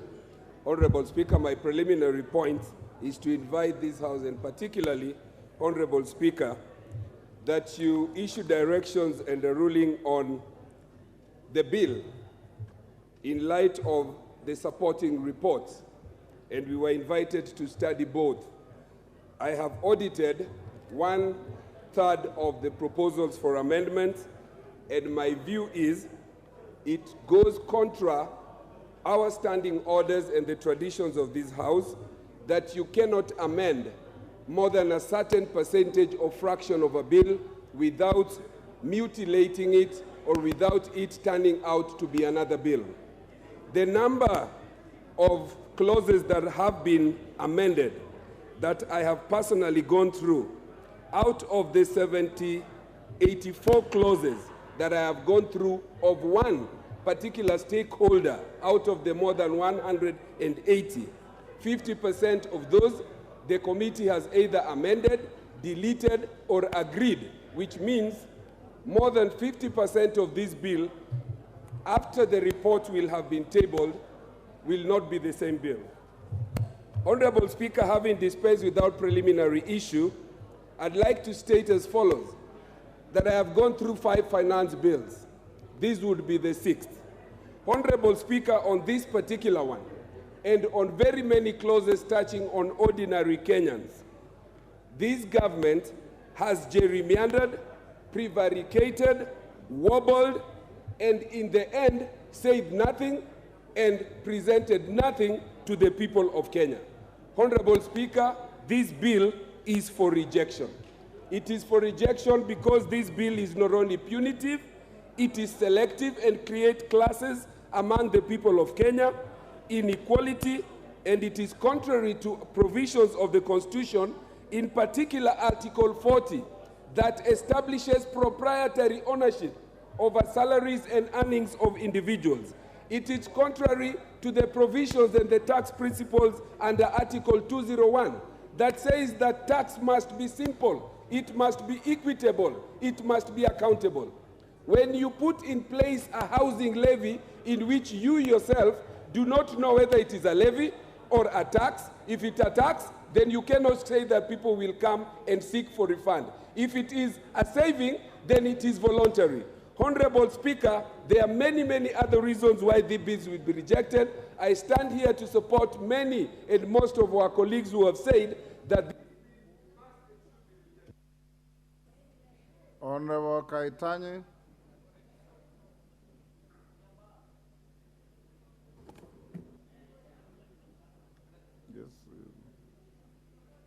Give the Honorable Kaitani the... Thank you, Honorable Speaker. I stand to support the finance bill, and I specifically want to address two issues on the finance bill. One is under Section 72, the export and investment promotion levy that has been that is proposed to be imposed on products that need to be manufactured in the country. As Kenya today, in our constituencies, we currently talk of unemployment. The unemployment rate is very, very high, and unless we address this issue of unemployment, there is no way that we are going to get employment for our youths. So we need to create employment. We need to get companies manufacturing in our country. The cement factories, for example, need to manufacture more from our countries as opposed to importing clinker and coming to finish the product in Kenya. If we can be able to convert the limestone that we have, we get levy from our quarries, and get that limestone converted into clinker, and that clinker is used in our factories, we'll have employed 100 more, 200 more Kenyans that are looking for employment. In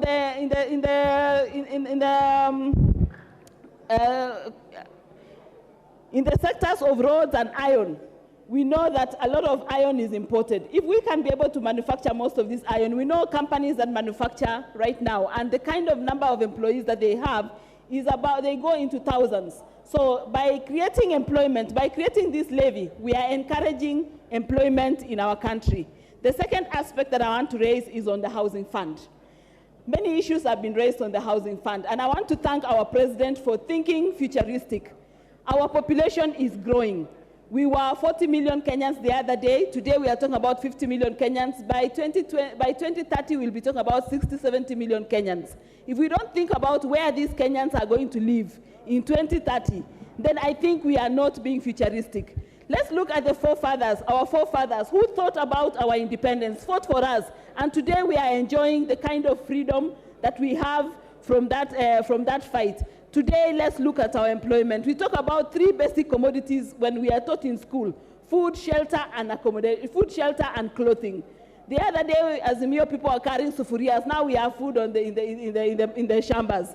Now we want to talk about housing, sort out matters housing, so that 10 years from now we will have a house. This person in Aldai, who currently does not have a house, in 5 years' time they'll be able to have a house. And for Donya, who said she'll have a house, her and her husband, they can use the other house to rent as they live in one of the houses. So you don't have to live in both houses. You can live in one and rent the other, and you get additional income. Let's talk about employment that we get from this housing. There's a lot more employment that will come from this housing. At the end of the day... Member for Bumula.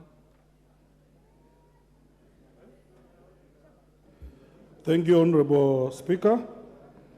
From the onset, I wish to oppose this bill.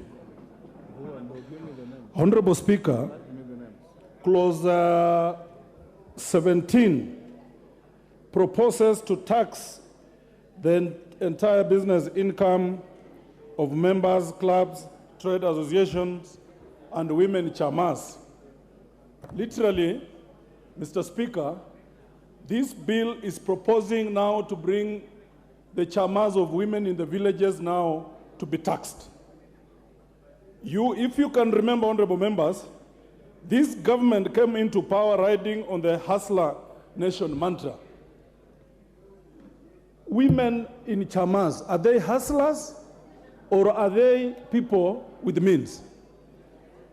Two, Mr. Speaker, this bill introduces a turnover tax which now targets the small businesses. Now, if you are a mama mboga, you are in the village, you have your daily sales at 1,370. Know that Ruto's government is coming for you, and now they are coming to tax you. Now, if you go to a level of taxing mama mbogas, what government are you? What hustlers are you protecting, Honorable Speaker? And it's on that note that I oppose this bill, because most of our border borders who helped this government a lot, border borders who went around saying we are hustlers, Now I want to tangazia those border borders that your days are numbered. Ruto's government is coming for you. If you are a border and you get anything in excess of 1,370, know that you are going to be taxed. Honorable Speaker, this government has employed or proposed to employ a lot of KRA people to ensure that now they will start going around harassing these mamas in the villages to ensure that mamas pay tax, to ensure that borders pay tax. We are saying no to this bill because it's going to frustrate our people. Lastly, Mr. Speaker, Honorable Chungwa is harassing me, but you cannot go anywhere, Honorable Chungwa, with this. Lastly, Mr. Speaker, the bill proposes to tax this housing tax. It proposes to tax civil servants who in the end, Honorable Speaker, there is no framework that defines how they are going to be allocated these houses, how they are going to get their money back. And on that note, I say no. Majority Leader, you can now have you have 15 minutes. Thank you, Honorable Speaker. Honorable Speaker, I support this bill. Honorable Speaker, as I support this bill, Honorable Speaker, let me just begin by pointing out the three critical issues that I see this bill proposing to do. One is to raise revenue to meet the expenditure of our national government and our county governments. The revenue expenditure that we approved yesterday and even supplied to ministries. Two is to provide tax incentives to both consumers and Kenyan businesses, and that's why you see a raft of proposals that incentivize the Kenyan businesses. Three, Honorable Speaker, is to improve the tax administration by easing the tax burden to persons and also to businesses paying taxes. Honorable Speaker, it is not lost on all of us that we are in an economic crisis in this country. Honorable Speaker, the economic headwinds that we are facing as a country, including the high cost of goods, the high cost of living, a weakening shilling, against almost all major foreign currencies, are linked to the residual effects of the post-COVID or the COVID pandemic, and also tied to the disruptions occasioned by the war in Ukraine and Russia, and also the instability within our region, Honorable Speaker, with the influx of refugees coming into our economy and other areas. Therefore, Honorable Speaker, we are in a situation where we are not alone globally. We are part of the global economy, and the rising interest rates in Western democracies like the US have had a ripple effect on our exchange rate and consequently even on the cost of living and the cost of commodities, considering that we have been importing most of our goods, including, Honorable Speaker, food items. Honorable Speaker, it is true that in the last few months, government has had to waive duty on food items to try and bring down the cost of living and make the cost of living more palatable to Kenyans. Honorable Speaker, this finance bill of 2023, and I must thank the chair of the Committee of Finance and all the members of the entire 15 members who sit in this committee, because for the first time, Honorable Speaker, Kenyans, even Kenyans who never knew what a finance bill entails, have had the opportunity to interact with this document and appreciate that there is something called a finance bill that raises revenue for government. Because Kenyans, Honorable Speaker, wherever you go to your constituency, Kenyans are asking for development projects. But they never ask themselves, where does that money come from? But from the engagement the committee had with members of the public through the public participation, Kenyans now have come to appreciate what it takes for government to be able to raise money, Honorable Speaker. However, Honorable Speaker, this is one of the finance bills that have been vilified more than any other bill in the history of our legislative processes in this House. But, Honorable Speaker, the vilification has been informed by misinformation, a lot of propaganda, a lot of insinuations and disinformation of things that are not even in the bill. But the sad thing, Honorable Speaker, is that even as we sit here today, there are members who have not even interacted with either the bill or even the committee's report. And Honorable Speaker, you have had members stand here and say, oh, our beautiful ladies, their wigs and all the other decorative items they use are being taxed. But if you interact with this report, the Finance Committee's report, on page 169, I see the committee report has dropped that particular provision. Honorable Speaker, I have had a member here, the member for Nyando, say that we are now taxing accidents, that insurance compensation will now be taxed. And I did hear even a veteran member like the member for Kathiani, the Honorable Robert Bui. And I confronted him that day when I saw him on radio speaking. And I asked him, Mheshimiwa, where in this bill did you read that people will be taxed for insurance compensation? And Honorable Speaker, if I draw reference, because it's good, to page 240 of the bill, this bill talks about taxation of input VAT on taxable supplies that you are being compensated after loss on input tax that you had already claimed against your output tax. Honorable Speaker, for someone who does not appreciate finances and taxation, it may be too much English. And maybe a number of us have been misleading Kenyans out there in funerals, in rallies, out of not knowing. But I want to confirm to the people of Kenya that a lot of the misinformation and propaganda that has been used to vilify this bill is untrue. There is no person who will have an accident and you'll be forced or you'll be required to pay VAT on your insurance compensation out of an accident. It is only on taxable supplies where you had claimed input tax, Honorable Speaker. Honorable Speaker, as we vilified this bill, Honorable Speaker, we forgot all the good elements about this bill. And I appreciate what many members, especially my colleagues in the minority, have been saying. I reject this bill in totality. As you reject this bill in totality, be kind enough to inform Kenyans that income tax on rental income is falling from 10 to 7.5%, but nobody says that. We only talk about what is going up, only VAT on fuel. And even VAT on fuel, Your Honorable Speaker, is not a new thing. We were here in 2018 on this floor. The same mouths today that are vilifying the rise of 8% to 16% advocated for the 8% that exists today from 0%. The same voices, Honorable Speaker, that vilify the housing levy today.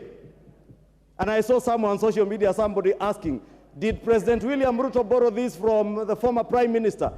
Because in the Azimio manifesto, I'm told the housing levy was part and parcel of that manifesto at 1.5%. Therefore, at least on this one thing, our two manifestos between the two competing political coalitions, we were agreed that there was a need for housing in this country. But today you will hear members asking, who asked you for a house? As much as nobody has asked me for a house, every day I walk around my constituency, young men and women asking me for jobs. How the housing agenda is much more beyond houses. It is about the creation of jobs. It is about the creation of wealth. It is about spurring economic development and economic growth in this economy that will be unmatched from the heavy investment that will come out of this housing levy. And I think since we are all agreed on the need for this housing levy, and I did hear two members in the morning, lawyers of high esteem, one of them is a senior counsel, Honorable Speaker, say, you know, the housing is a devolved function under Schedule 4 of the Constitution. But also forgot to mention that under Article 43 of the Constitution, housing is a fundamental human right that government is required to provide to the people of Kenya. And I couldn't bear not ask myself as I watched the Honorable Tienda Amolo in the morning trying to prosecute that case, and ask myself, if we were to argue that way, that we cannot tax Kenyans to provide housing to Kenyans, why are we taxing Kenyans to provide health care that is devolved? Why are you taxing Kenyans to provide water that is devolved, Honorable Speaker? Honorable Speaker, this bill has huge incentives for our manufacturing sector. It is true under the last regime, the Jubilee regime, prior to 2017, post-2018, after the handshake, the Big Four agenda had some of these proposals to grow our manufacturing contribution to GDP from 7 to 9%, or rather from 9 to 15%, Honorable Speaker. Instead, it fell from 9 to 7%. What is your point of order? Honorable Speaker, I think the majority leader has a duty to be factual in terms of our standing orders. I think it is not factual for the majority leader to stand here and tell Kenyans about the issue of the devolved functions on housing, while at the same time I'm raising on the question of the required to be factual. Standing order number 91. You will not intimidate me. You know that I am not capable of being intimidated, so shut up. You cannot intimidate me. Order. So, Order. Order. Honorable Lodge. Have you prosecuted your point of order? I have not finished. And my point of order is very well founded. It is required that anybody who presents their need are required to be factual. And even though the government taxes on everything, the duty to implement it is a fact. It is not on government. And on this taxation bill, it has not been put anywhere that this will be implemented by the county. Is the majority leader in order? And please remember, KK, you cannot intimidate me. You cannot. Ichungwa, carry on. Honorable Speaker, I choose to ignore that for obvious reasons. Honorable Speaker, I was on incentives. And Honorable Speaker, this bill proposes a raft of incentives that have lower tax implications to the people of Kenya. And I was talking about manufacturing, from the manufacturing of human vaccines in Kenya. Honorable Speaker, this bill speaks to incentives that will lower the rate of income tax and offer incentives for manufacturing of human vaccines in Kenya. And we all remember pre and post-COVID, the issues we had with COVID vaccines, Honorable Speaker, and what implication that will have to all our young men and women who are looking for jobs. Honorable Speaker, also in respect to local manufacturing, in the manufacture of motor vehicles, the bill has proposed a concessionary corporate income tax rate for local vehicle manufacturers at 15%, down from 30%. But nobody will mention this, Honorable Speaker. Nobody will tell you, among us those who are vilifying this bill, Honorable Speaker, that critical value chains in the manufacture of vehicles, including solar batteries, electric cars, their incentives have been input in this bill, and the committee actually has added further proposals even on the import of the electric cars and motor vehicles, Honorable Speaker, including electric motorcycles, to bring down the amount of fuel that we consume every month, Honorable Speaker, that is taking a huge chunk of our foreign exchange. Honorable Speaker, I have spoken about the rental income tax that is falling from 10 to 7.5%, bringing down the cost, the burden of tax for landlords and consequently to tenants who can now enjoy lower taxes, lower rents when the taxes being paid by landlords are being lowered, Honorable Speaker.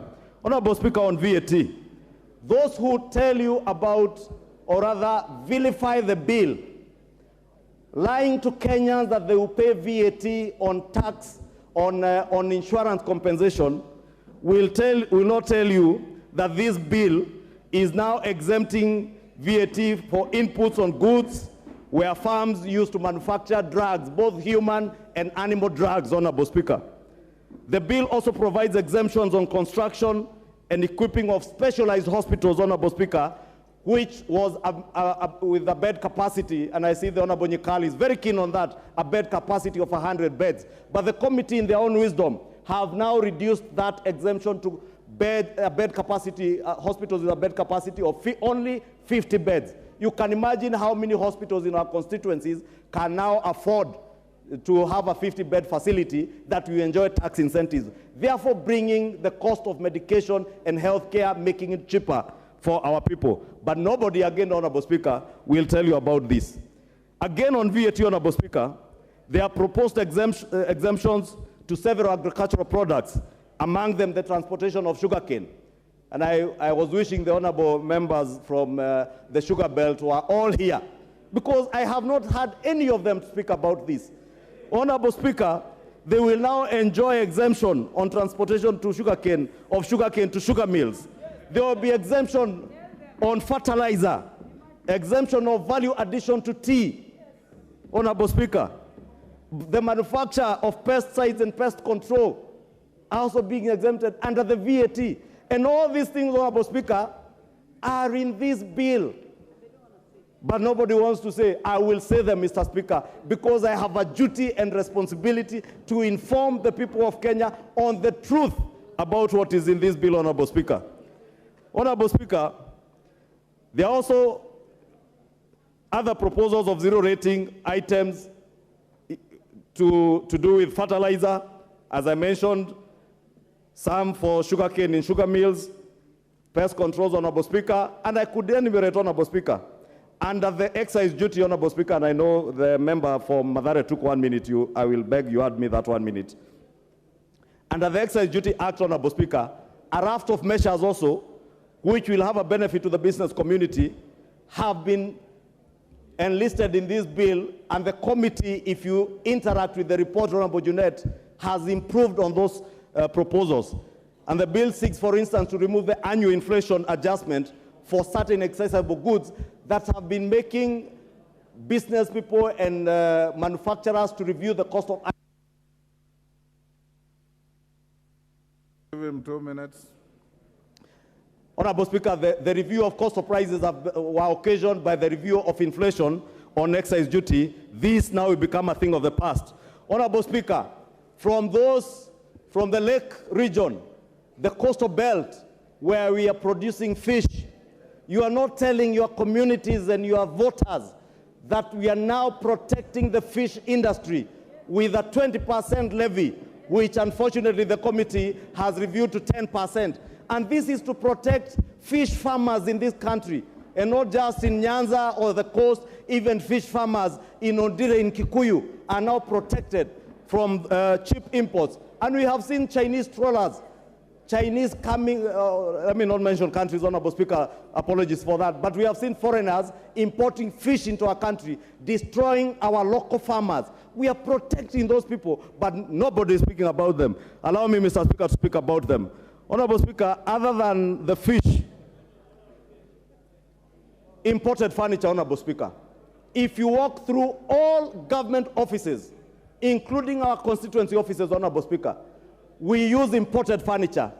There is now a levy of 30% on imported furniture to make sure that hustlers producing furniture on Gong Road, Karioko, Kariobangi, in Kikuyu, Makutano, they are able to produce furniture and be able to sell them even to government institutions, Honorable Speaker. But we are not speaking about this. It is easier to vilify this bill.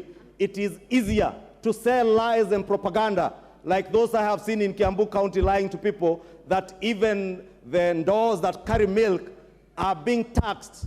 But they are not telling them that there are incentives for local chocolate manufacturers who use milk milk that will come from farmers in Githunguri, in Kiambu, or in Limuru. It is easier to sell lies, Honorable Speaker, but allow me to support this bill with nothing but the truth that is contained in this bill. And as a close, Honorable Speaker, I want to speak to the people of Kenya.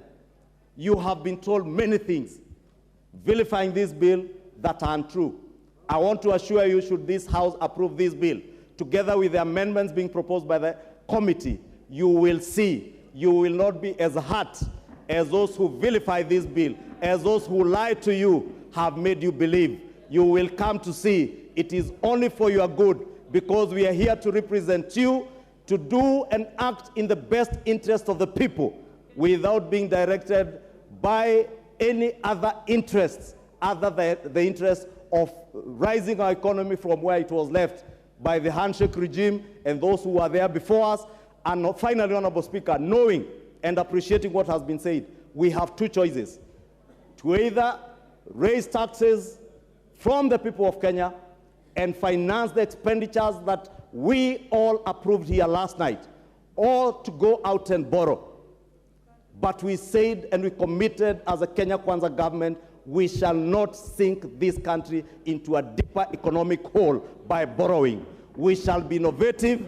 There are innovations to tap into new taxes, like the digital economy, Honorable Speaker. And I appreciate the committee has brought the digital content providers from 15% to 5%.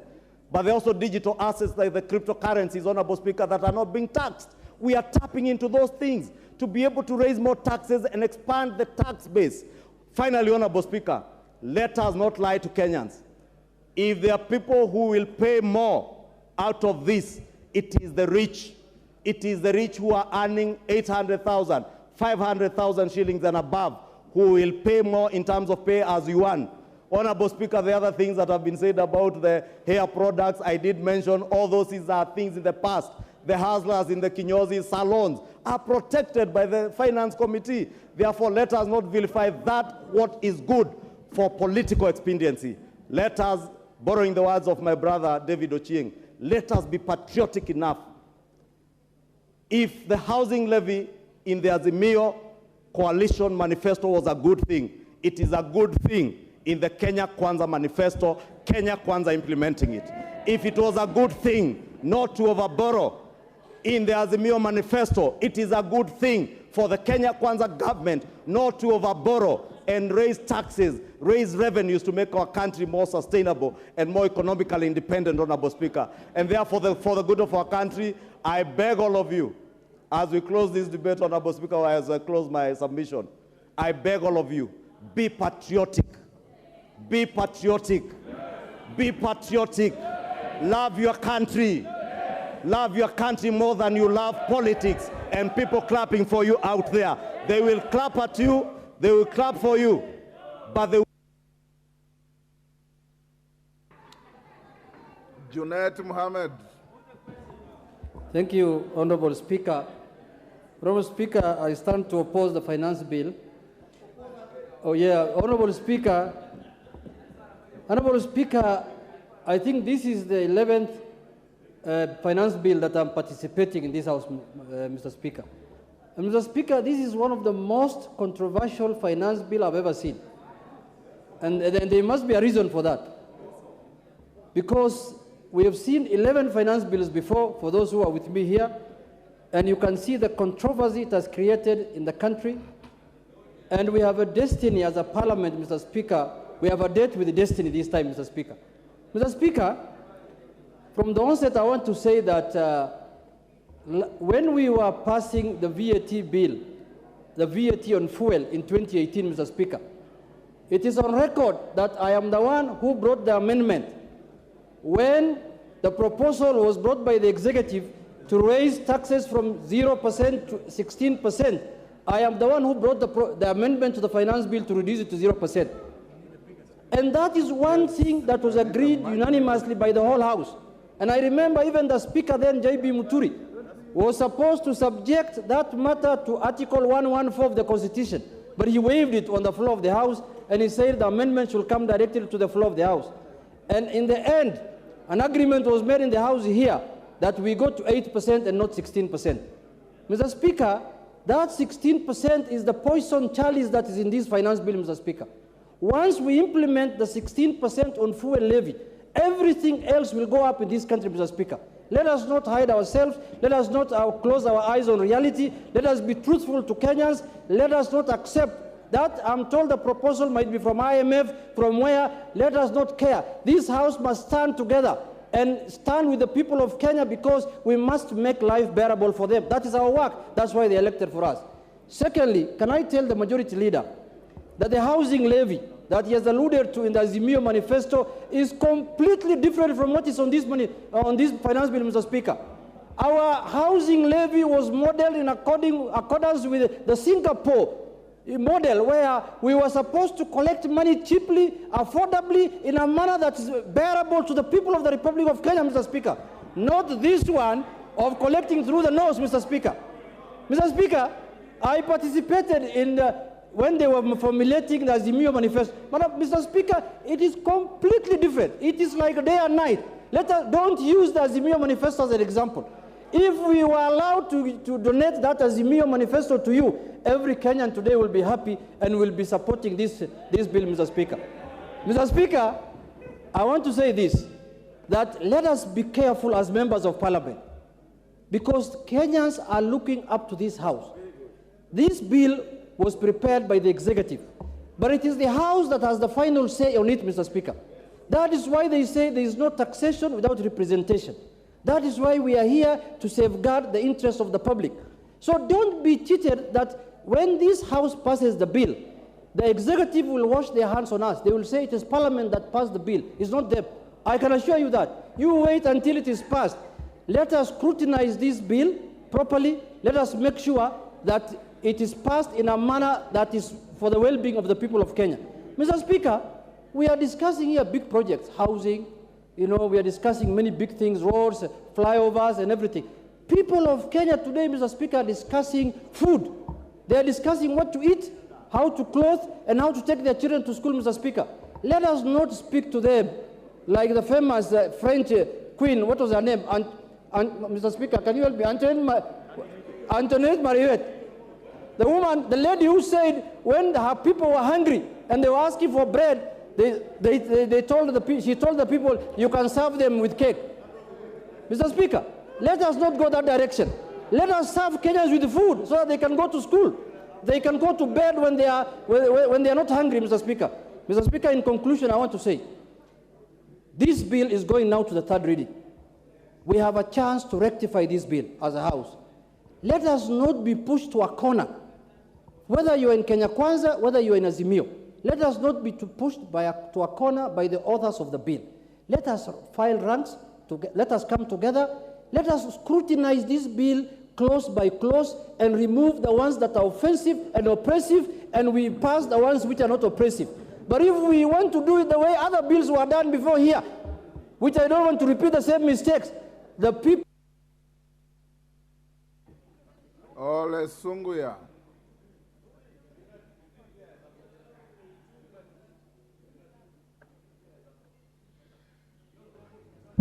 Thank you, Mr. Speaker. On the onset, as a member of the Finance and National Planning, I support the bill. I support the bill. Honorable Speaker, the Finance Bill 2023 will be a game changer to this honorable country called Kenya. Honorable Speaker, the Finance Bill is addressing the core economy and gaps of an ailing economy. The bill addressing over 3 million unemployed youth who need a job. Honorable Speaker, the bill is a historic bill that will mark a better start of the economy recovery. Mr. Speaker, sir, the bill is addressing the debt reduction, which now stand, the debt in Kenya stand at 9 trillion, which was left by the last regime Mr. Speaker, our project was stalled, and men and women of the last regime put the money on their pocket instead of our projects. Honorable Speaker, the bill is an important bill that will change this country, will address a number of education of millions of people and students that are unsheltered, millions of Kenyans, to finance the roads, to finance millions of people of Kenya who are thirsty. Mr. Speaker, I stand to say that this finance bill will address many gaps through even CDF, that a number of things and health need to be addressed. I stand to say that this bill must be passed. Thank you, Honorable Speaker. Mama Zamzam.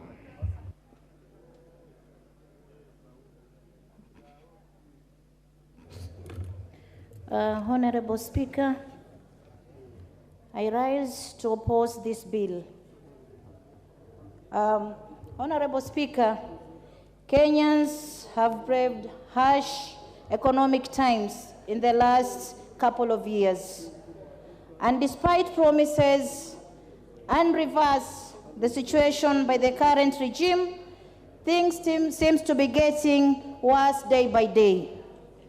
The continued rise in fuel prices and free fall of Kenya's shillings have affected prices of basic commodities in this country, and thus driving the inflation rate above 90% in recent months.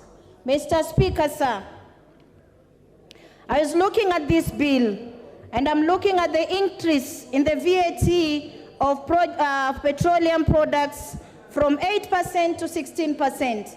And I'm asking myself, how are we going to improve production if at all we are going to add this amount of task from the previous years? Actually, we are going to run down the curve, and I believe that you are no longer going to collect more taxes. As you are aiming at collecting more taxes, Honorable Speaker, with this kind of increase, production is going to fall low, and the Kenyans are going to suffer even more, and the production definitely will go down.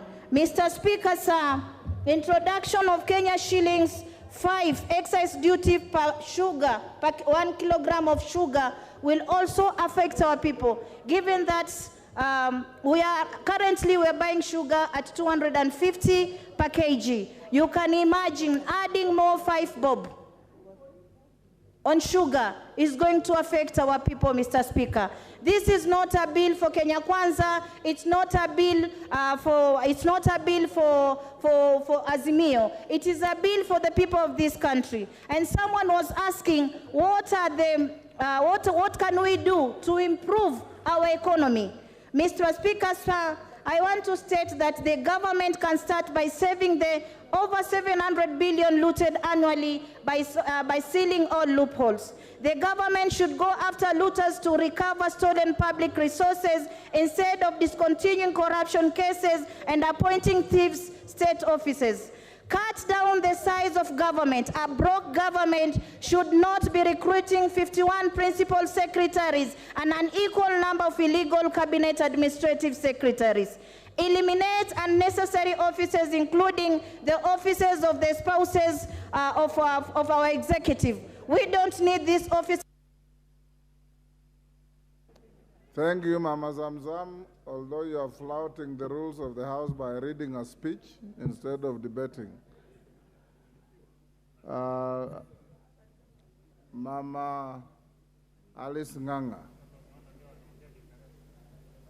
The rules of the House don't allow you to read a speech except the mover here if he has notes to guide it. You are debating. Give the microphone to Alice Nganga.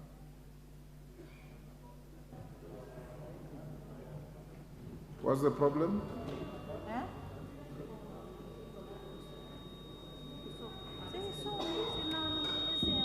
You have Mama, switch off Mama Zamzam and give the microphone to Mama Alice Nganga.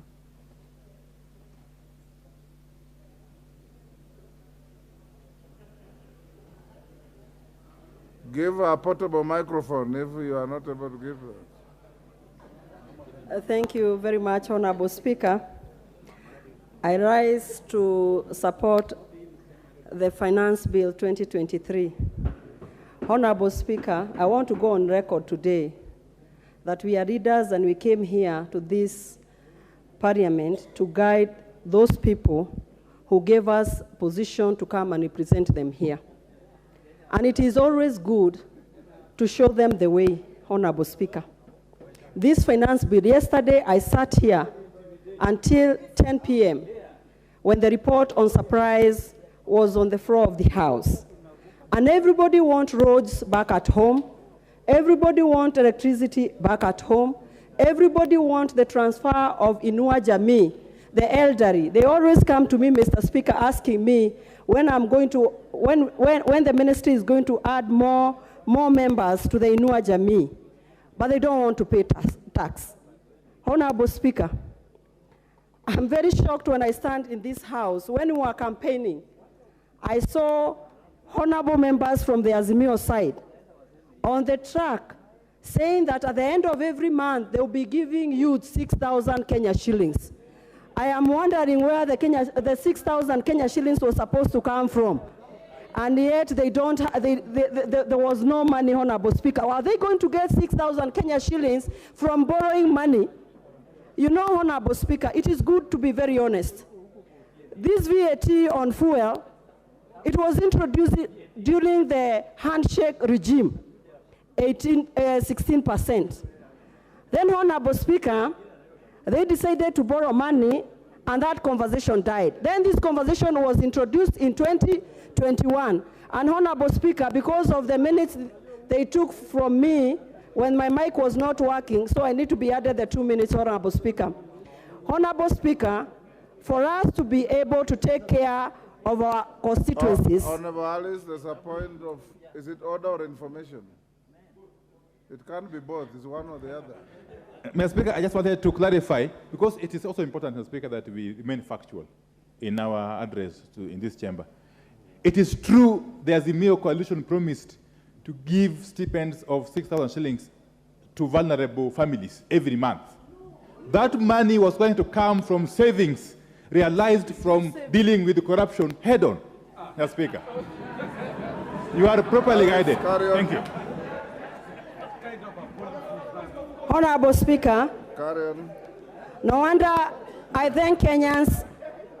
They were good enough to see the Azimio coalition were not serious, Honorable Speaker. Okay. And that's why they gave the Kenya Kwanza government an opportunity to take.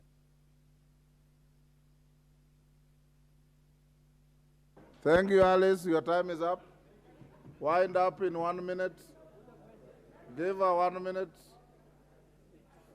to compensate the interruption by the minority leader.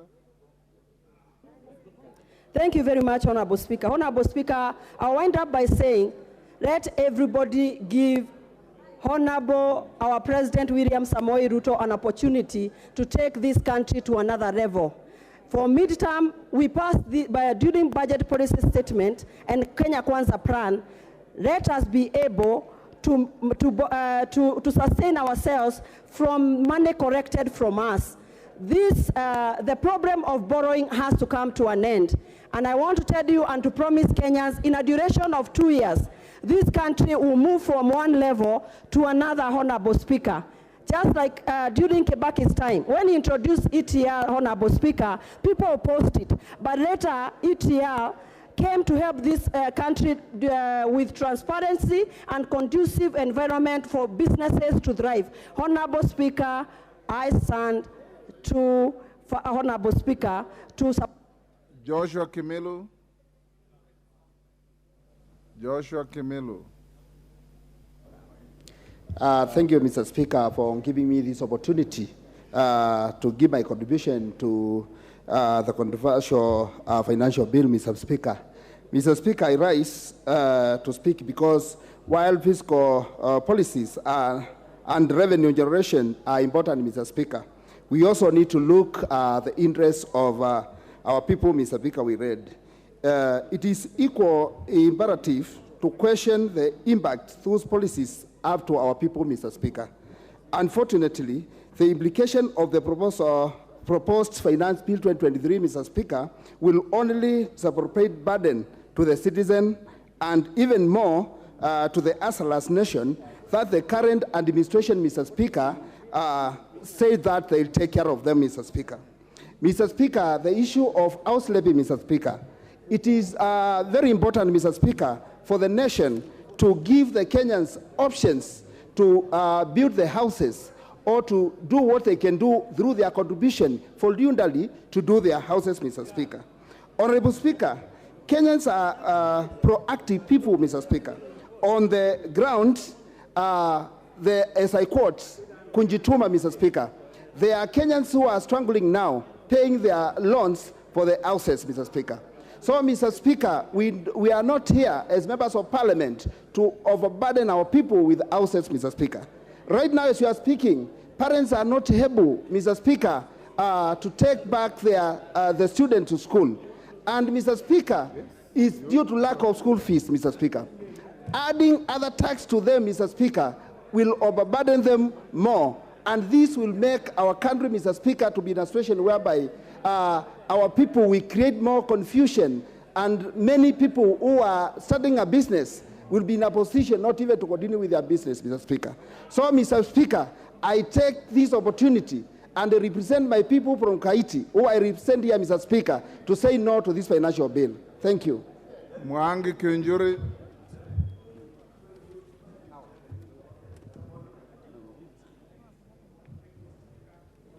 And give to Mwangi Kiunjuri a microphone.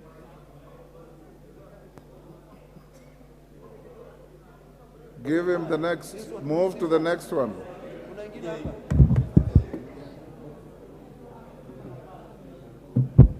Thank you, Mr. Speaker. I start to support the finance bill, and I have a number of reasons why I do so, Mr. Speaker. First, Mr. Speaker, is that I've interacted really with a lot of people, and I agree with my colleagues that this is one of the most interrogated bills in the history of this country. This is the only bill, Mr. Speaker, whereby those old women in the villages, 70, 80 years, old men, you go to the market, to the streets, Kenyans are discussing finance bill. All social platforms. And therefore, Kenyans are informed of what is happening and what they expect out of this bill. The most fortunate thing is that, Mr. Speaker, there are several questions that they are asking. One of the questions is, how did we get to where we are today? The other question they're asking, how do we get out of this situation? Mr. Speaker, when I look at the leadership of this House, both majority and minority, both sides, Azimio and Kenya Kwanza, they are all very experienced, and lucky enough, they were here even the previous parliament. When these questions are being asked, Kenyans are asking themselves, who was in the driving seat? Then, how did we get to these loans? How did we expect to pay these loans? And how do we have any now headroom, Mr. Speaker, for us even to afford to go and borrow more loans? The answer we are trying to offer them, we are giving them illustrations also of a sick person.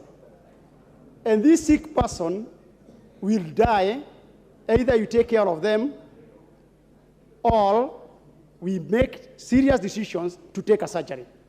And therefore, Kenyans must agree to go through this painful surgery to enable us get to the next level. We might have came in different boats, Mr. Speaker, but now we must pedal together or we sink together.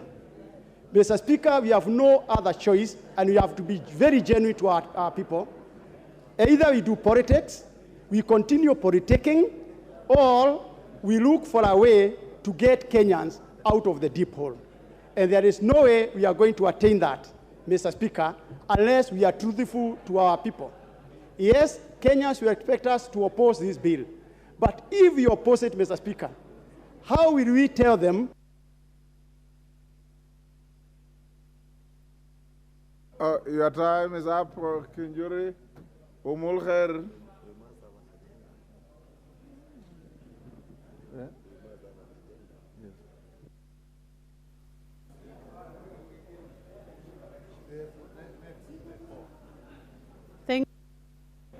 Thank you, Mr. Speaker. I rise to oppose this motion, this debate, because of the various factors. Number one is the digital tax.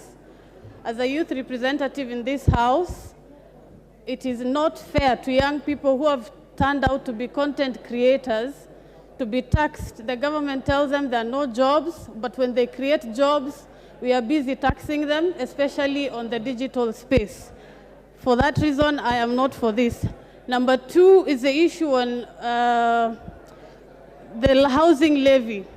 Where I come from, as at yesterday, we lost 8 young officers along the roads of Ijara and Bodai because we don't have roads. For the longest time, these same people have been paying taxes, but we have not given them roads. Here we are telling them, forget about roads, we'll give you houses. How is that fair? It is not a priority for us because we have houses and we are ready to have our roads built fast.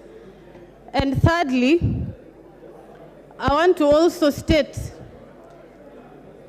that our Azimio side, when we were talking about housing levy, we were not planning to tax Kenyans. So let us not use that as an excuse. We had a better plan. Approach the owners of the idea so that we can tell you how we were planning to provide houses. And on my final remarks, as a Muslim leader, this is unfair. It is not fair to judge to provide all these burdens for Kenyans.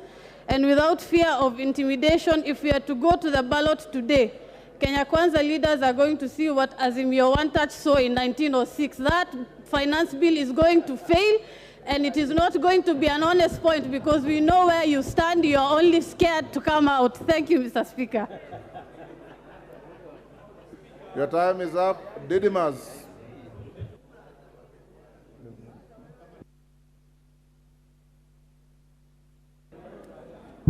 Thank you, Mr. Speaker, for giving me this opportunity and make it very clear that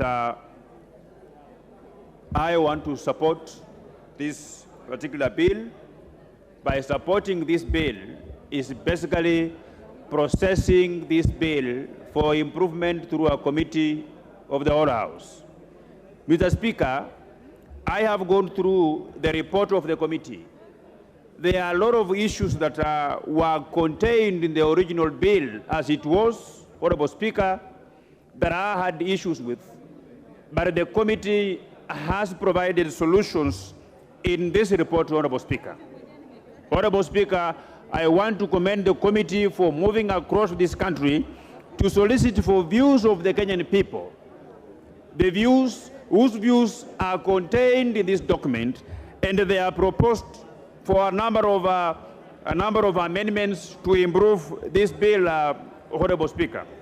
Honorable Speaker, I am particularly happy because we have very many people who are misleading Kenyans that the reduction of tax on spare parts that are used in aviation, in aircraft, that they were going to benefit the rich people, but the reduction of taxes on aeroplane spare parts is going to bring back the business of aircraft maintenance back into this country, and this is going to create very many jobs that are going to assist our people going forward, Honorable Speaker. Honorable Speaker, this is going to be my 6th time debating a finance bill, and I know that Kenyans have given me powers and the responsibility to improve a bill that is before this House, because we are going to vote for each and every clause, including the title of the bill, Honorable Speaker. Honorable Speaker, I want to make it clear that the areas that Kenyans who are concerned have been looked into by the Committee on Finance, and even after the Committee on Finance have gone through whatever Kenyans were raising issues with, we also have an opportunity through proposing further amendments, and I want to urge my fellow members of Parliament that we should not throw the baby with bath water, but let us improve this document, because the government must continue to function by getting money from the people going forward. Honorable Speaker, with those very few remarks, I support. Member for Kamukunji. Kamukunji. Yours is very much. Thank you, Mr. Speaker, for giving me the opportunity to contribute to this particular debate. I represent a constituency in Nairobi with a substantial number of low-income population, many of them who live below the poverty line. And when I speak about Kamkunji, I'm not talking about a constituency or a neighborhood in a remote area of our country. Kamkunji is only about 1 kilometer from this August House and also from the center of power. And that's why I think it is important to put into context that many of the children in Kamkunji have the same dreams like any other child. They have a dream of living a better life, a dream of having access to good schools, a dream of having access to good education and medical care, a dream to have a decent, affordable housing. But unfortunately, Mr. Speaker, they don't benefit from many of those things as we speak today. They also have a dream as Kenyans of a prosperous and a better Kenya. And that's why I think, for example, many of the aspects of this finance bill would contribute for us to be able to fund the necessary infrastructure that we need, particularly with the housing program. The housing program would be of a great benefit for the people of Kamkunji, because much of Kamkunji is, consists of slums where people live in squalid conditions. It will also provide employment to the young people of my constituency, as well as help many of the traders from the Juakali centers. And we have the largest Juakali in the country, to be able to do things for the development of this housing project. And Mr. Speaker, you cannot be an independent country, a free and independent country, if you cannot put your infrastructure in place, if you cannot pay for your health and education and lift the economy of your country. Therefore, we need to pay for this and stop being beggars in the world, carrying a begging bowl, asking for help. We need to fund our own development. And the Kenyan citizen is an agent of his own development. And therefore, I support this financial bill, Mr. Speaker. Thank you. Honorable Mudhoni. The member, is in your name, Mudhoni? The nominated member from Meru. Isn't she called Mudhoni? Honorable, thank you, Honorable Speaker. Honorable Speaker, okay. I rise to support this bill this afternoon. Honorable Speaker, I'm so shocked this evening, Honorable Speaker, and saddened by the fact that yesterday, Honorable Speaker, we sat here and we were taken through the appropriation bill, and this House, including the opposition, went through the bill and we all unanimously supported it. Honorable Speaker, we supported because we knew all the things that we seek for our constituencies will come from what we appropriated. Honorable Speaker, I'm shocked because now I'm seeing a turnaround that some of our members want to imagine that money will come from the blues. Honorable Speaker, what this finance bill is trying to bring about and the cure of all the things that we want for ourselves, Honorable Speaker, will be gotten from this finance bill. Honorable Speaker, I heard members complaining that people cannot afford even 2 meals in a day. And they are not even commending this committee for putting clause 3, where they have very clearly stated that fertilizer will be zero-rated. And that means, Honorable Speaker, this country will be able to have food security, and each and every homestead will be able to afford 2 meals in a day. As I conclude, Honorable Speaker, I want everyone to appreciate that this country, Honorable Speaker, is at a state like where a milkman continues milking an emaciated cow. Honorable Speaker, for you to realize and get good returns from a cow, you have to feed it and feed it properly so that it can continue producing enough milk. Honorable Speaker, this is the more reason why each and every member in this House should support this finance bill. Thank you, Honorable Speaker. Honorable Clive Gisairo. Yes, what's the point of order? Who is on a point of order? Honorable? Okay, hold on, Honorable Clive. Go ahead. Give him the mic.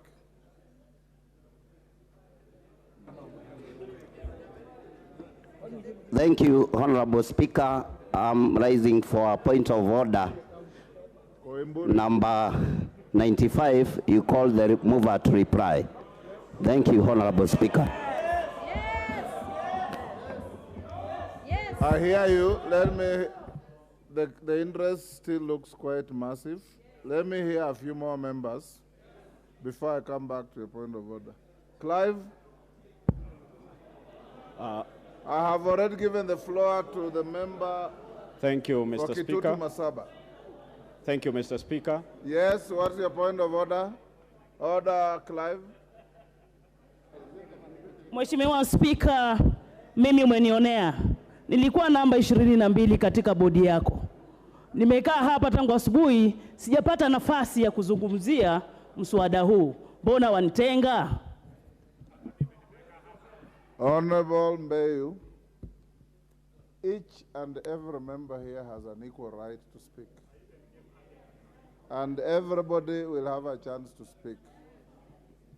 There are balances that we are doing. Your own leaders are also encouraging the chair to give certain members, and the chair cannot ignore that. Every member will speak.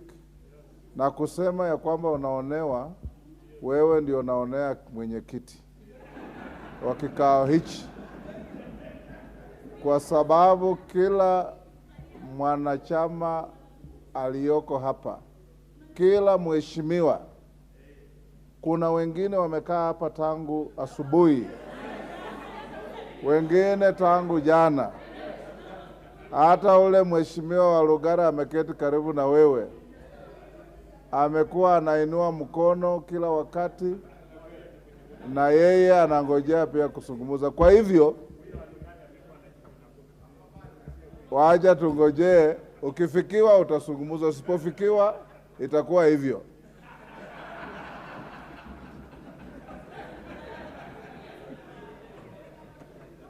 Clive, give the mic. Thank you, Mr. Speaker, for giving me this opportunity, and I stand up to oppose this motion, and mainly on 2 areas. Number 1, the housing levy. Mr. Speaker, we will be lying to the nation that suddenly we'll start building homes for the poor, that you will tax different people and build homes for different people. Mr. Speaker, we need to look at the basics. Kenyans do not have food. We are telling them how to house them.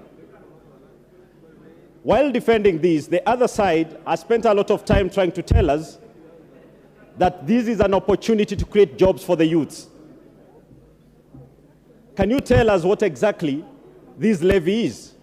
Is it a job creation levy or a housing levy? We've changed it from a contribution to a levy, moved it from a provision whereby we are going to have, after 7 years, the contributors had a way out or to stay in clause. Now it's a levy which makes it a tax generally. Mr. Speaker, that side, as they sit there, they are at pains. They are trying to convince Kenyans they are unconvincible. They are telling us that it's us who are trying to explain to the masses. The masses are not illiterate. We are here defending the teacher who can read and understand. We are here to defend the policeman. As you sit here, some of the members who even work in this parliament are broke. They do not need these additional taxes. Mr. Speaker, the second item is on the tax on petroleum products. By them saying that it was members from this side who are busy pushing for 16% and they made it 8%, now it's time to move it to 16%, that is wrong. The moment we tax petroleum more, the border will be out of business, and you saying you'll provide for them electric bikes, you are lying to them, because electricity currently as it is, for 1,000 shillings electricity bill when you buy tokens, 130 is petroleum charge. You cannot even afford to charge that bike you're telling them. Mr. Speaker, I stand to oppose this, and that side, let us focus on how to provide jobs to Kenyans and not building jobs, because they are not there. You are lying to Kenyans. I oppose this bill. Honorable Wamuchomba.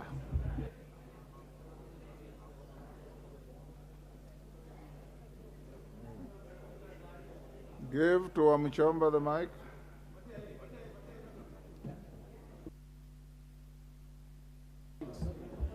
Thank you, Mr. Speaker. I rise for the welfare of the society and the just government of the people of Kenya. I rise to oppose.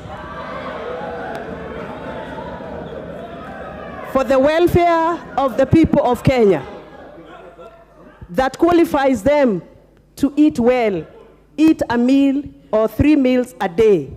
That is the way to make the welfare of our people better.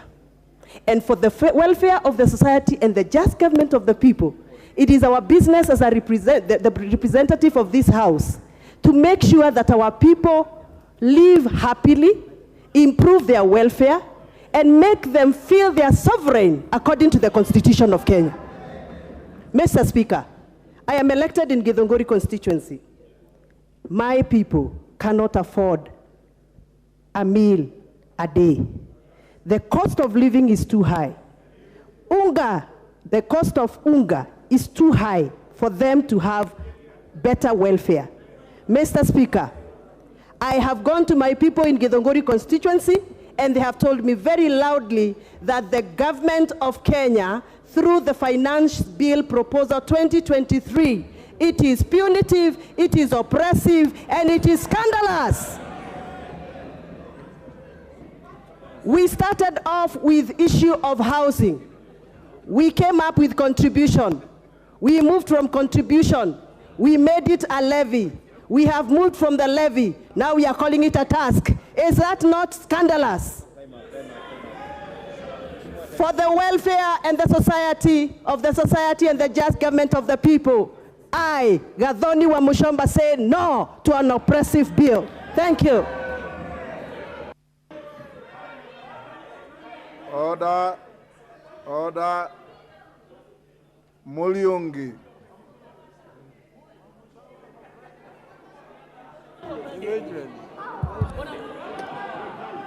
Thank you, Mr. Speaker. I to oppose the finance bill from the onset. Mr. Speaker, the finance bill goes against the wills and expectations of poor Kenyans, and I agree with my predecessor who has just spoken that this bill is insensitive to Kenyans because it proposes to overtax the already burdened Kenyans. Mr. Speaker, Kenyans expected a bottom-up economic model which would put money into the pockets of people, the hustlers, and reduce the cost of living, among others. Mr. Speaker, instead of these expectations, Kenyans are experiencing increased cost of living. Order, Muriungi. Honorable Kagombe. Can I hear your point of order? Mr. Speaker, I rise on on standing order number 80. It is against the tradition of this House and the rules of this House to read a speech, not unless it has been expressly granted by the Speaker. The honorable member on the floor is reading from a material that he has word for word. Is it acceptable? This is a house of debate, and Mr. Speaker, we are supposed to come here. We are supposed to come here and debate. You cannot bring materials and import materials from other places and bring them here to Speaker to debate. And you're a ranking member, Mr. Speaker. Please, rule him out of order. Order, honorable members. Honorable Muriungi, you have been here long enough. You heard me caution Honorable Zamzam for reading a speech. Debate time is debate time. You can use notes as aid memoir, but you cannot read a speech in a debate. If you are reading a speech, deceased, I had not noticed. Go on. Mr. Speaker, I went to school. And I'm not an idiot. I'm looking at this report, and I have to refer to it. So when my eyes look down, that member should not say I'm reading a speech. And I'll continue to look down. Mr. Speaker, he is not my equivalent. Yeah? I'm the one who designed this chamber. Mr. Speaker. Order. Mr. Speaker. Order. Honorable Muriungi. Honorable Muriungi, I don't think Honorable Kagombe, sit down. I don't think Honorable Kagombe was malicious in that point of order. He perceived you to be reading, and I just told you, if you are reading, it is wrong. If you are not reading, you ignore it and carry on. You don't have to get agitated. These are your colleagues.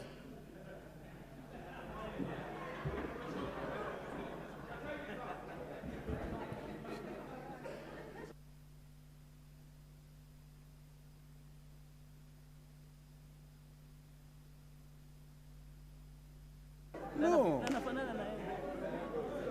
Kuja tumia hii.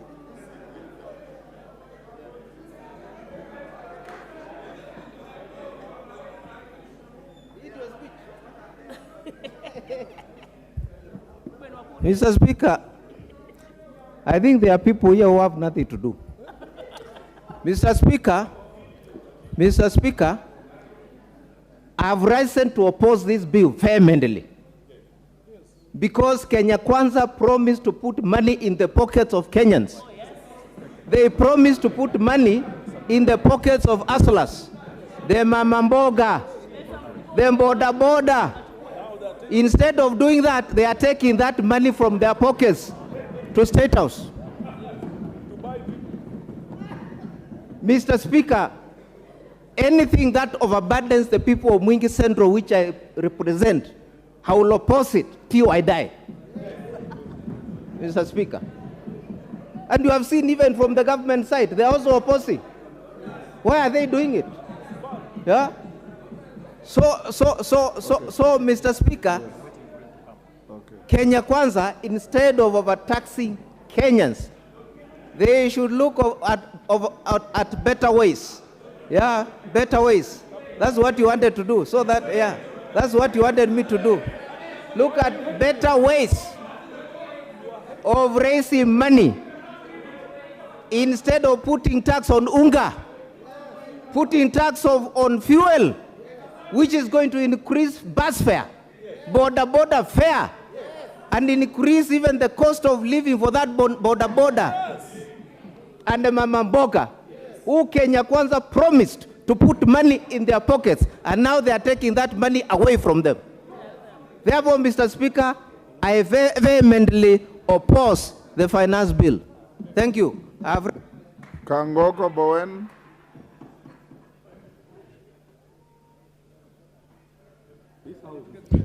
Thank you, Honorable Speaker. Mr. Speaker, I want to support the bill. Mr. Speaker, taxation is the only the principal source of revenue in all government in the world. There is no any other source of revenue for governments. Mr. Speaker, having said that, Mr. Speaker, if you look in the last regime, the handshake government, Mr. Speaker, we overborrowed.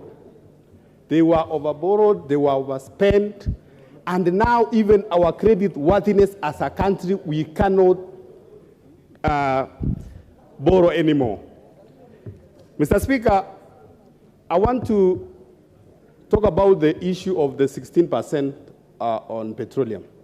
Mr. Speaker, many of us, and there are quite a number of members of parliament who are here in the 12th parliament.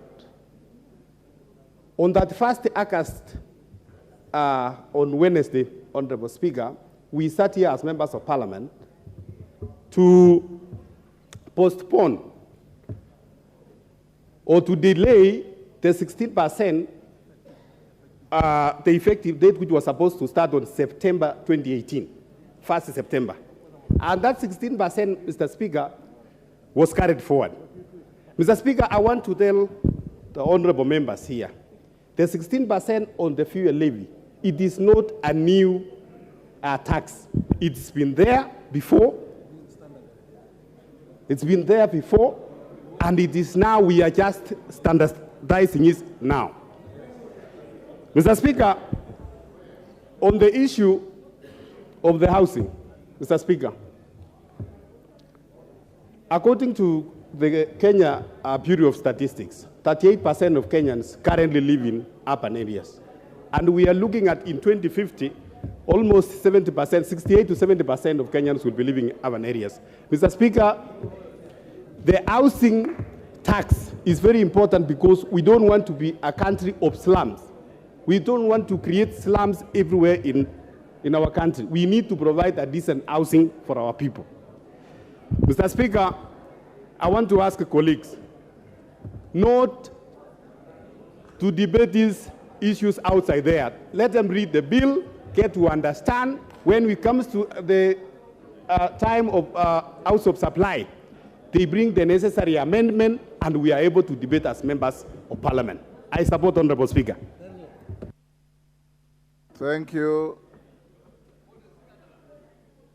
Nabwera Nabii.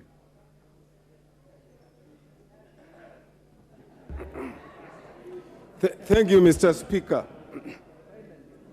Mr. Speaker, I raise to oppose based on the Constitution of this country. Article 1 of the Constitution of this country provides, all sovereign power belongs to the people of Kenya and shall be exercised only in accordance with this Constitution. We took an oath here, Mr. Speaker. We did not take an oath to lie. We took an oath to defend the Constitution.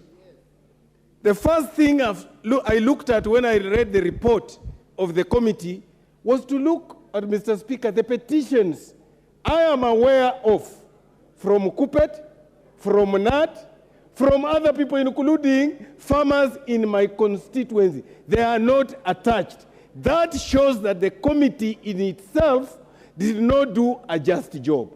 Secondly, Mr. Speaker, Article 201 of this Constitution says, the following principles shall guide all aspects of public finance in the Republic. There shall be openness and accountability, including public participation in financial matters. The people of Kenya have spoken in public forums and said this finance bill is oppressive. As a parliament, we are left with one thing to do. To relook at it and say, this one, wamekataa, can we give them what they want? Mr. Speaker, I want to help my colleagues. Is it true that there are no other ways to raise the money? The answer is no. I serve in the Public Accounts Committee, Mr. Speaker. And if we were just to close the taps of pilferage, we raise 600 billion shillings, the money we are looking for. Mr. Speaker, where is it in this world that you can milk a cow you have not fed? What we are attempting to do with this finance bill is to milk a cow that we have not fed. Thank you, Mr. Speaker. Okay.